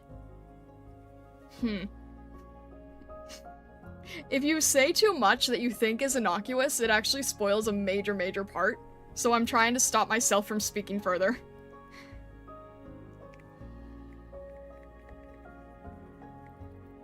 It's kind of sad, really. It's a DS game that really never got much love, never really got much attention. Despite the fact that it won the world record for most amount of commercials to advertise a game. They made 100 separate commercials to advertise this game. And it didn't really... It's pretty much only known in like fairly niche circles. The merchandise is extremely expensive because there wasn't a lot made of it. But it's the same people who did the game Fuga. If you guys know Fuga, the military anthro one on Switch and Steam, it's the same company that did Fuga.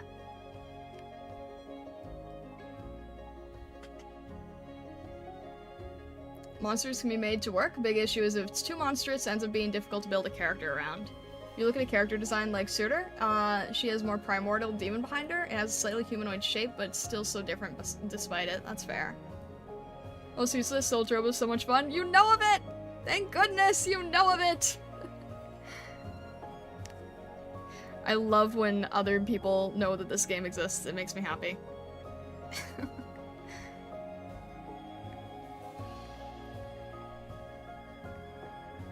Yeah, someday in the future, I would like to stream it.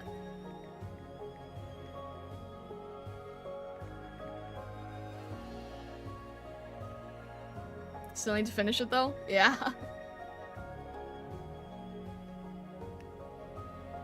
It's on the longer side, so... But, I don't know, it's worth it. And I love the character designs. The character designs have inspired me a lot. And I think that's why I liked Hone so much, is because Hone's design is very much in the realm of how a Soul Turbo looks.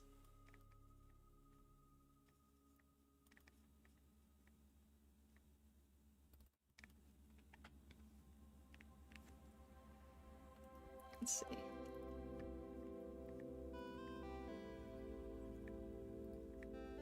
Alright, and then there's this piece that I'm missing that I don't want to forget. Soldier owes 2 games in 1. Grendel shush. Grendel shush!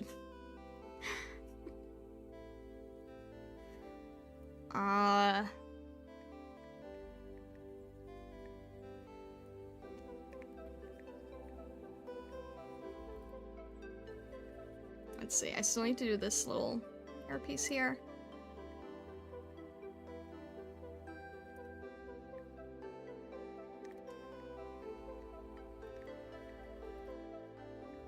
The art style of Soldier Robo looks familiar. Reminds me of Sky Gunner. I don't think I've seen... What is... I don't think I've heard of that before. Oh, that does look familiar. Yeah, wow, that actually... I wasn't expecting that to be such a close match visually. You're right, that actually matches extremely. Huh, I've never heard of this. That's really cool. It's the same color palette and everything, basically. It's pretty much an identical color palette. Art style is so cutesy, story is relatively dark. That's fair.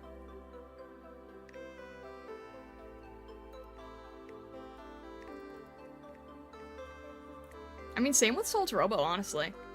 I think Soldier Robo's the same way.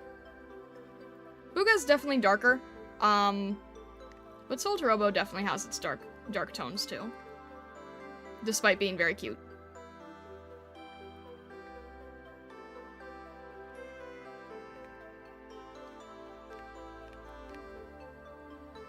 It's a light pastel sort of color palette, yeah. And it also has that, like, sky robot direction, which is literally what Soldier Robo is. Sora to Robo, sky and robot. That's interesting, though.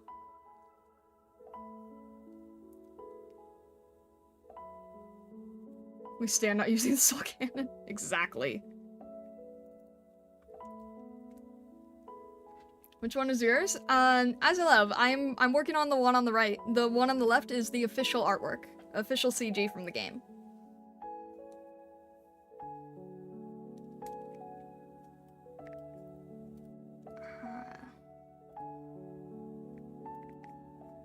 I think I need to add the... Yeah, I need to add the dark shadows here. I'll feel better once those are in. Looks really good. How long have you been working on it? When did we start streaming? Maybe 3-ish hours? It's definitely easier to do a master study than anything else because so much of it has already been figured out for you.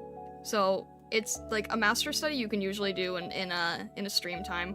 Whereas if I was doing this like individual, like if this was a commission, if I was doing this on my own for somebody, if I was coming up with everything myself, probably increases to like 10, 20 hours. But yeah, when everything's been decided for you, then you're basically using it as a study point.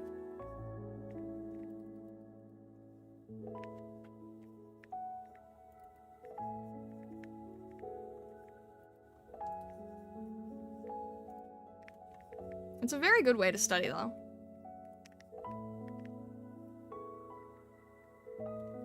Grendel says, Star, this question is unavoidable. What do you think of the game series Star Fox? I've actually never played it. I've actually never played Star Fox. I know. Very, very controversial for a Fox VTuber. I have not played Star Fox before. I used Fox in Smash, and that is about the extent. And in my Anthro form, I've been compared to Crystal a lot.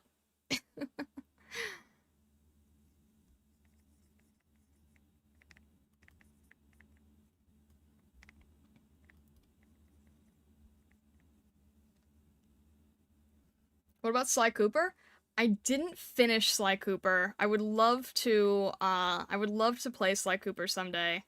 I enjoyed the amount that I did get to play, but I did not get very far. But that is a fun series. I would like to revisit it someday. Sometime.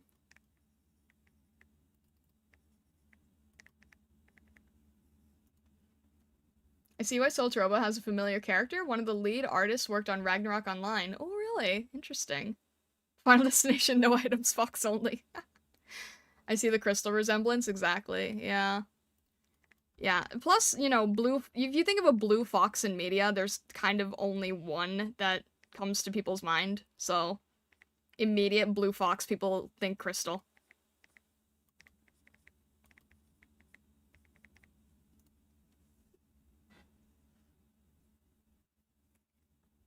They worked on Chrono Cross too? Dang. Where am I here? Lots of, like, talent crossover, it seems.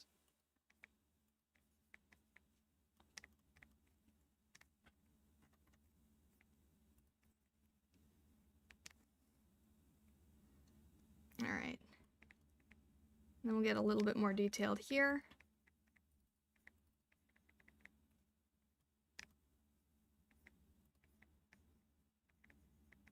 As this all... I love the flow of the hair. There's such a nice flow to it. Like, everything is very considered. Nothing feels like it's, no strand of hair feels like it's randomly placed. Everything flows very consistently, very cleanly together here.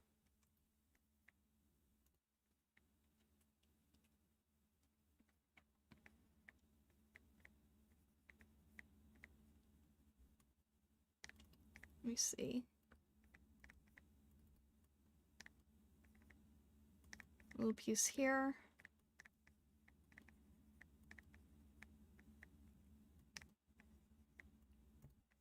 We got the piece around her ear here.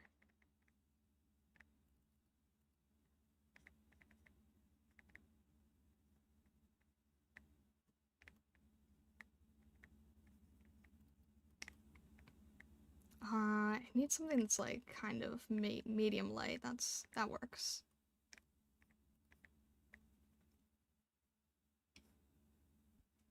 How long have you been drawing for? Like, in general? I've been drawing pretty much, like, entire existence. Professionally started doing, like, freelance illustration and everything in 2015.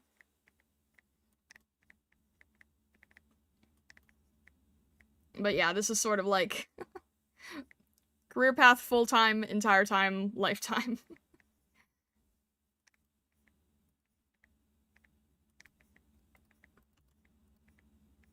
I didn't even used to play any games at all on this channel. I used to just be 100% art only. Art only Final Destination. But I'm seeing the relationship now, with, like, kind of understanding more of where things come from a personal experience point of view, right? Sort of getting more into the weeds of everything that you're drawing. Understanding it more.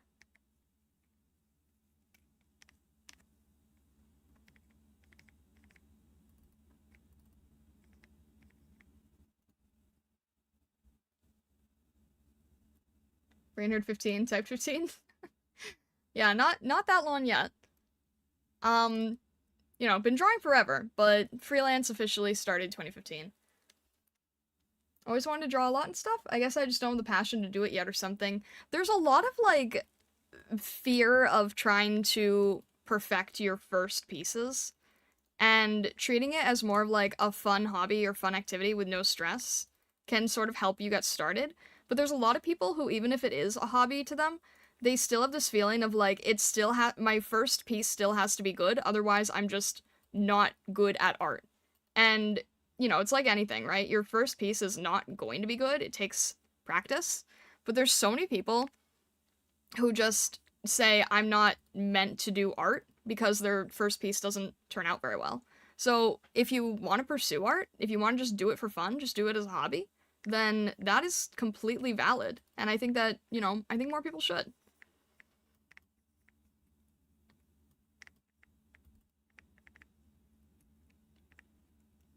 Perfectionism is a major block. I still suffer from it after all these years. I think we all do, honestly. I really think it's unavoidable. I really think that the perfectionism is completely unavoidable. But you know, it's one of those things where it's part of recognizing it, right? I feel sad though when the perfectionism is something that affects people who are brand new to the thing. Because it's like, you're not going to be good at the very beginning of the thing, so there's not a point to have perfectionism in the beginning, but at the same time I get it, right? It's this unavoidable feeling that we all get.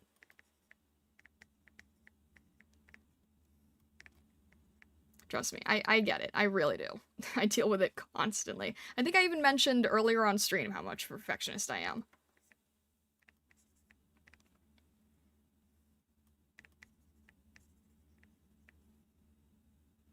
It stems from trauma due to educational facility. We've been conditioned to believe our performance reflects our worth, which is something we do have to be mindful in public, but it bleeds into private life.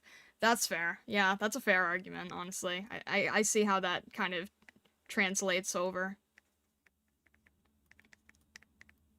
It's hard to not be good at something in the beginning and then want to continue pursuing it when you can't see the results. There's definitely a validity to those feelings. I think over the years I've gotten a bad mentality for art. Anytime I want to open up my iPad, do some drawing, I'm way too perfectionist. It plagues me the more I draw. Been trying to practice or figure out how to just generally enjoy drawing for at least 6 years, but I don't know at this point. Have you tried doing, like, a master study type of thing? I don't mean something like this, but, like, have you just tried copying things that you like?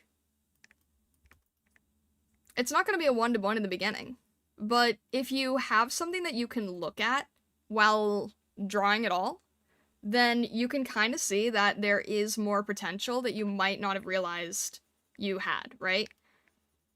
Like I was saying before, me doing this master study doesn't mean that this level is my normal level. I wish it was. I would like to get to this level, but if I do fan art that's not attached to a master study, it is not naturally at this level.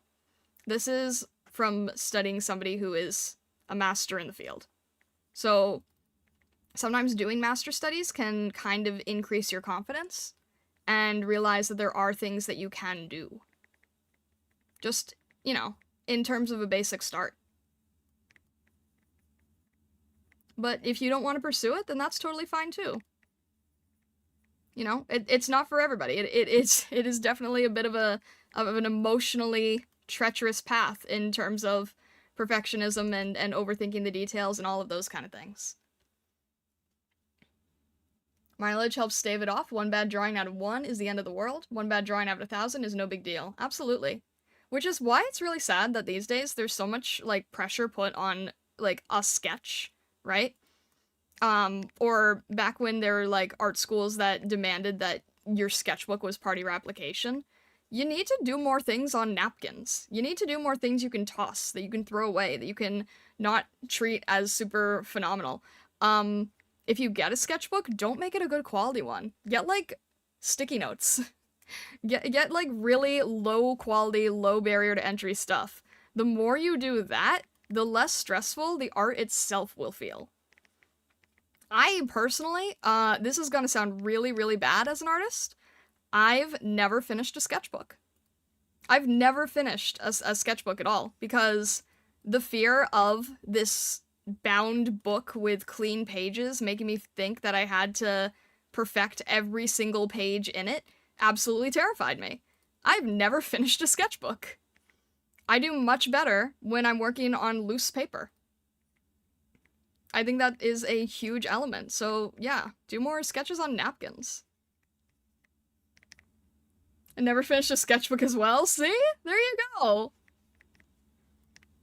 It's so daunting. And, you know, in the art world, you're meant to feel a certain way about not having a million sketchbook journey of your time, whatever, and it's like, yeah, I get it. We don't follow the right formula. We don't we don't hit the right notes. But it does help on the perfectionism side when you're not constantly trying to make every bound book that you have perfect.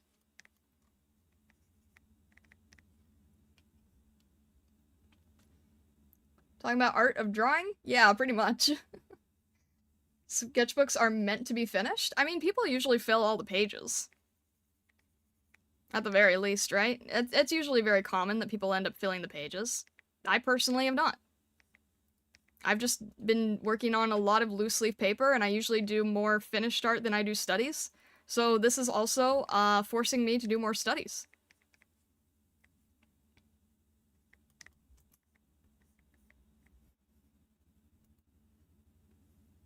I would buy one whenever I found one with paper that felt good. I have a dozen of unfinished sketchbooks laying around all over the place, because every time I say, ooh, shiny. Yeah, yep.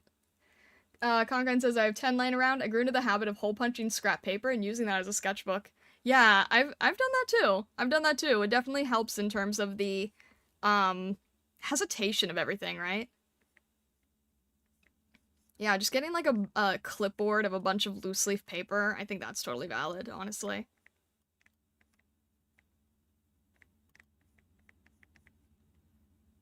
Alright, what did I do? I messed up this hair badly. What did I do? I drew things in the wrong direction. Alright, this needs to go down. I can fix this. I started drawing a little bit off kilter, but that's okay.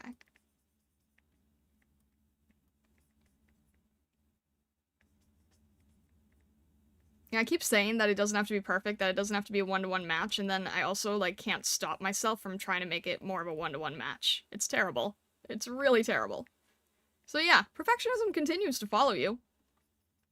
There is no escaping. What would be a sketchbook in digital form? I've yet to figure out a good method for that, to be honest. I think just a folder that you label as sketches and you don't spend a lot of time on each piece. I remember back on the early days of DeviantArt, people would try to do, like, digital sketchbook dumps, and they would just take a bunch of pieces that they had done over, like, let's say a week or a month, and then they would just make a big, long sheet of designs of random stuff that they did, and then post that as one art piece. That is the closest I have found. That is the closest equivalent I've seen.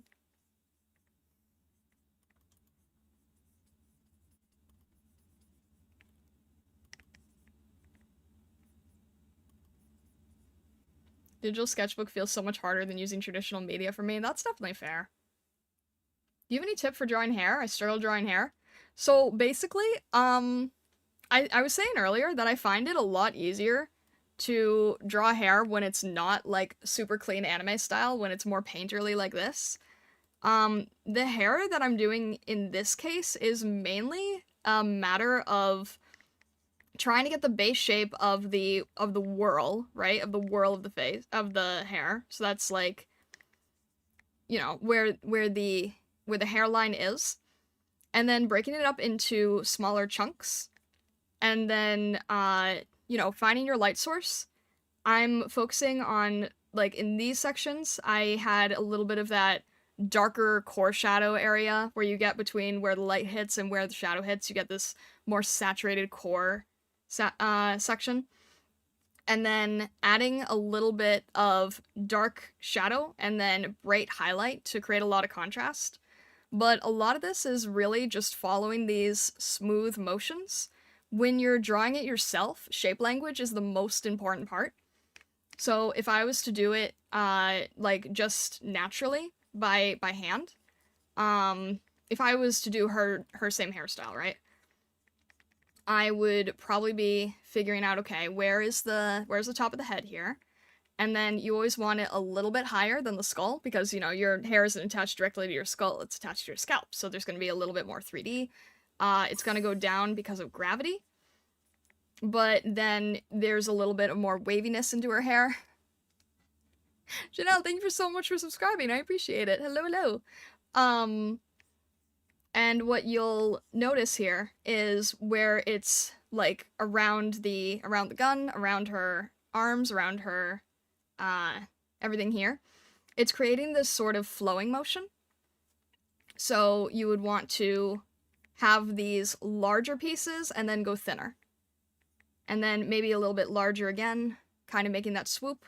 That's kind of where it is over the gun. these pieces are going to be a little bit more wavy. I hope you guys can see this.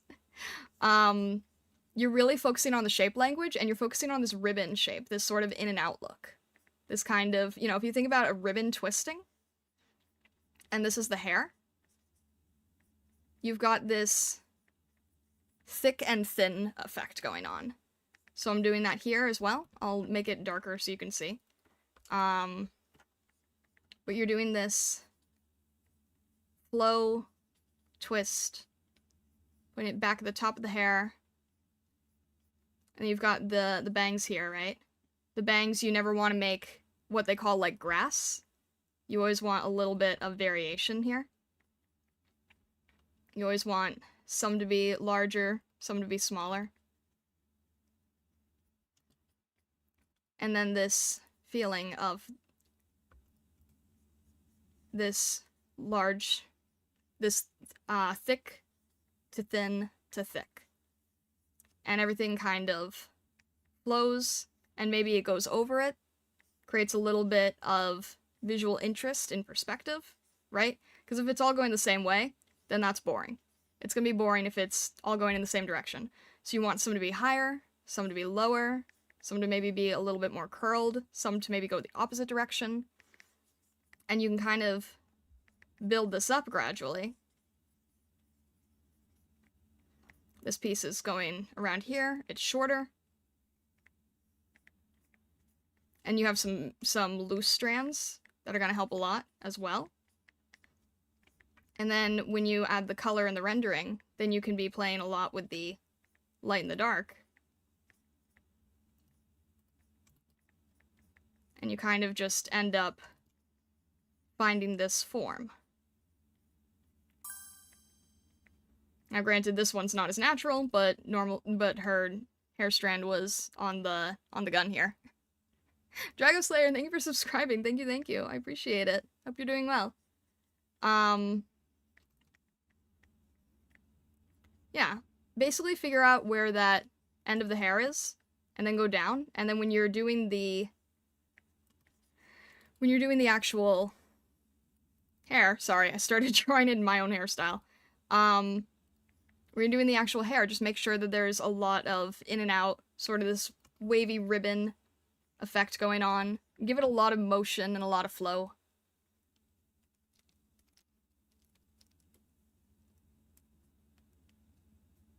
Alright, noted. Thank you for the tips. Yeah, I hope they help. If you ever have any questions on that, I'm happy to answer that kind of thing. But yeah, hopefully that makes sense. Alright, let me just finish off this piece here.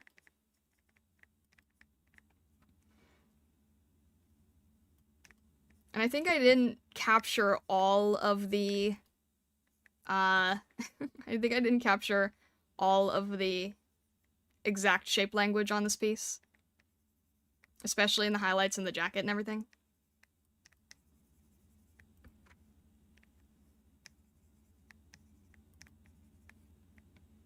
But I think we got pretty close.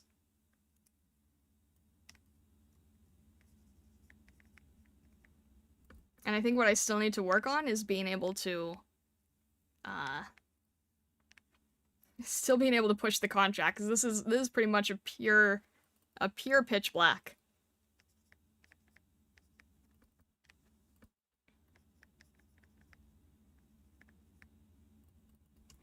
Alright, I need like there we go.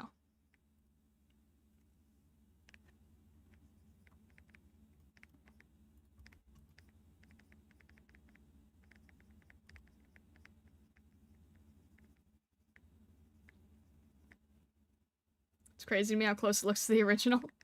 It helps when you're not making your own decisions, right? I mean, that is a huge element of this. You're not making your own decision. You don't have to come up with things as cleverly as the original artist did, right?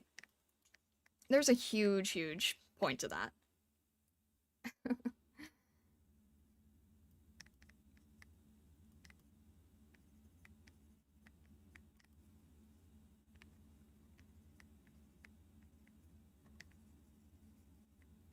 But yeah, let me just add a little bit of the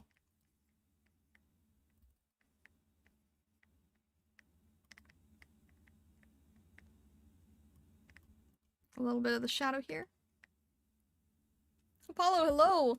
I am sorry to say that I am probably gonna, like, finish this up relatively soonish. But I am going to start experimenting with doing, more stream later at night on Irium at least. And then maybe Irium will shift over to other things in the future. I'm not sure yet. You're probably not in the US based on what you're saying time zone wise.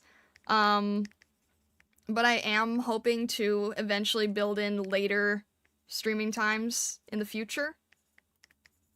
I'm sorry that it's not the best time for you in general, but I still appreciate you stopping in.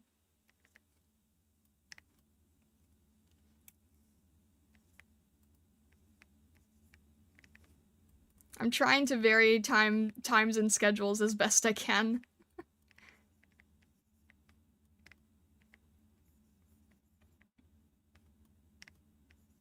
I want to make sure that I have this stronger highlight, stronger shadow. Hello, Charming Falcon. Yes, indeed. Indeed, indeed. This is, like, probably pretty much where I'm... Probably where I'm gonna call it, more or less. I think we got a lot of good detail today. A lot of good direction with things. Definitely learned a lot with the light and contrast, I think. Is there any... I can clean up the gun a little bit more. Really quickly, just add a little bit more loose detail on the lighting so it doesn't look like it's totally falling apart.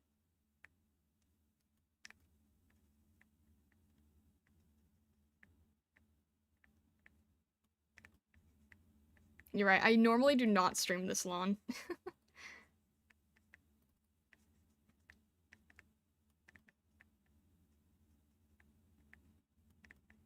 But I'm learning a lot from this piece, so. Don't forget the two hanging nacho cheese at the back of the hair? What? Oh! That's like the corner of her wings, right? Alright. I'll throw that in real quick. Two nacho cheese. Goodness. This is a perfect time to watch stream for you. I'm sorry. I'm sorry. I'm experimenting with stream times. I'm figuring out what works best for people. I'm gonna try to gradually get to a place that works for as many as I can.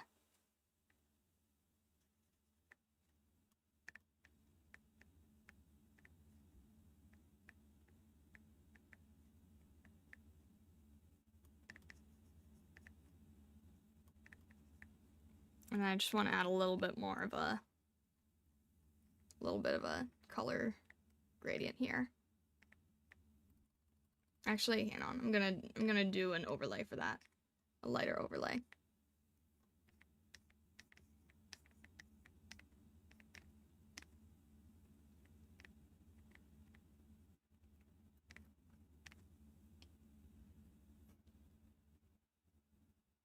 Streaming time should always be your priority for yourself, not just others. That's fair. That's fair. I'm still trying to figure things out. I'm experimenting. I'm learning. Figuring out where things go. Yeah, it's a good point. That is a good point.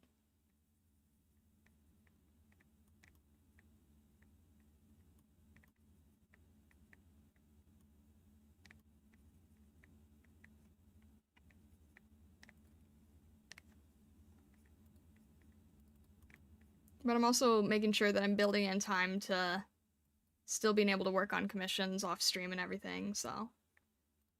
Figuring out what schedule works best.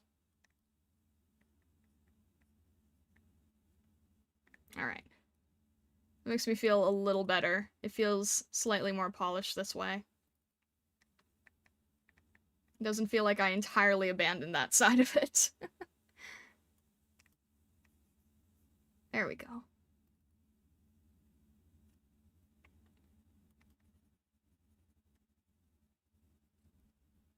Mystery in traditional art somehow did not own a PC or laptop for what could have been over 15 years to start digital. You could always like you could always jump around, right? It's not too late.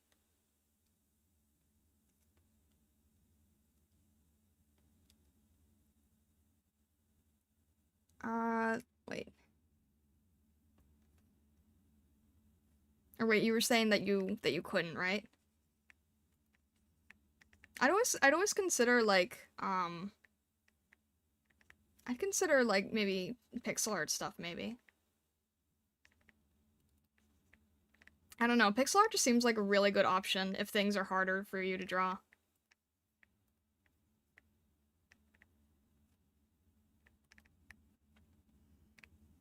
Alright, and then let's get the... What were these? Nachos? Doritos?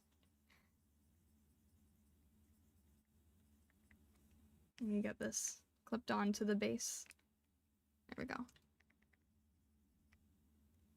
These are a little bit darker.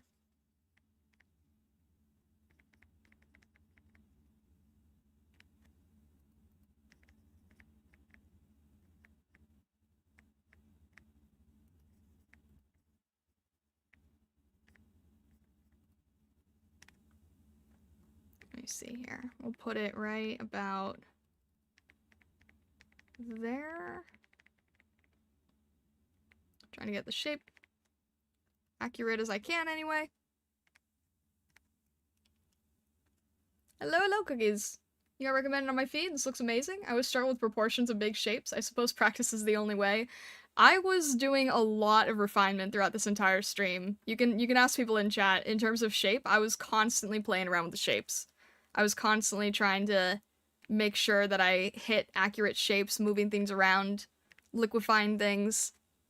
Yeah, it's definitely a matter of practice, and it's definitely a matter of, like, you don't have to get it right on the first try.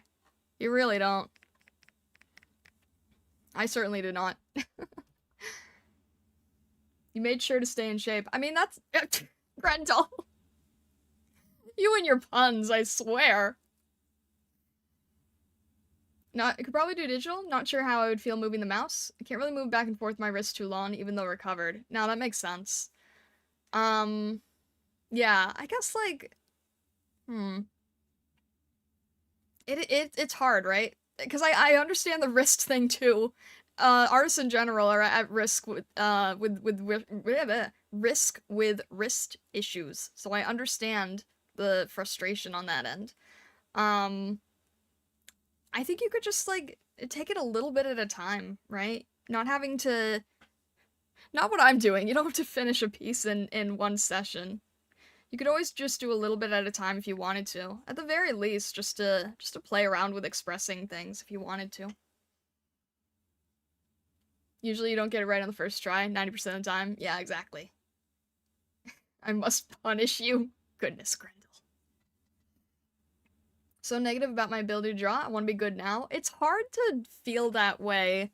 To sort of be in this, like, stuck position where you know you want to improve and your frustration of not being there is holding you back. That is honestly why I do recommend doing master studies, because when you do master study, you are not, you're not trying to think of things much for yourself. You're not trying to come up with things, so it's just a good way to practice and kind of have this almost, how do I describe it? You don't have to immediately be good, because a lot of the work is done for you. So it's a really great way to practice things and see how things go. Alright, I think I just need to move her arm a little bit. Here's an example of me not having the shape right. Right? Trying to make the wrist a little bit smaller. There we go. Checking and contrasting. If you look at the beginning of the stream, you'll see how much I go back and forth, checking and comparing and watching my,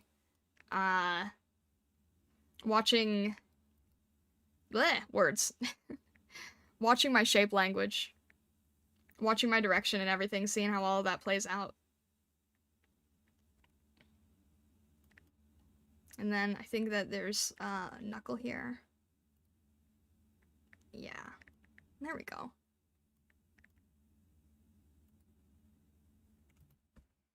Alright.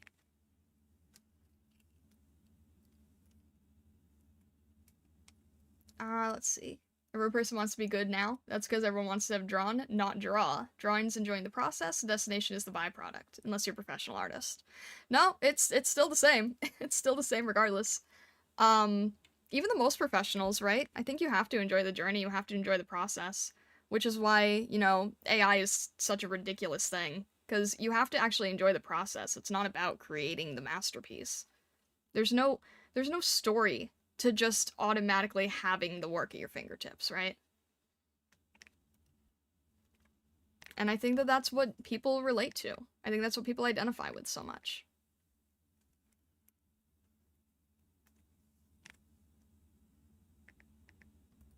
So yeah, you want to be good immediately. Trust me, I understand the feeling. I can get jealous of other artists all the time who are like wildly higher on the ladder than I am. That's why I like doing the master studies, though. It gives me the feeling of like, okay, I can't do this on my own yet, but I can get to that point. I can bring myself to get closer and closer. I think I've done better art for myself in these last, like, 2-3 years than I have my entire art career. Alright. I think I'm gonna stop there. If you're interested in art, if you're interested in learning about more art, if you want to post your work, regardless of your skill level, I have all kinds of people of all kinds of skill levels in my Discord. I have a Safe for Work Discord. It's very art focused. And if you would like to join, we would be happy to have you. It's mainly a great way to know next time that I'm streaming, next time that I'm going live. You can ask me questions, you can ask fellow artists questions, you can chit-chat about things, you can chit-chat about your favorite characters, favorite artists there. Show me some work that you would like me to consider doing a master study of in the future, please. I'd love to see what you guys are inspired by too. Next stream, I believe that I think I'm going to try to finish the tutorial. Try to finish the Arknights tutorial stage. And then, I think we will move on to trying out a fan art piece. So not a master study, but trying things on our own. And you'll see a little bit of the process, and it's a lot slower, but we'll figure out somebody that we can make fan art of, and we'll go through that process as well. We might look at some of these pieces to see what we can pull from. But yeah, if there's any pieces you want me to look at, we have an art inspiration channel. I have a Starlight chat channel with a thread where I literally take master study suggestions. That's where this one came from. I would be happy to see you there. And that will be, did I say tomorrow? I did not mean tomorrow. Thursday. Thursday. But yeah, I hope that you all have a fantastic rest of your day, evening, or night, wherever you may be in the world or the many worlds beyond. And thank you so much, and all the best. I hope to see you guys soon.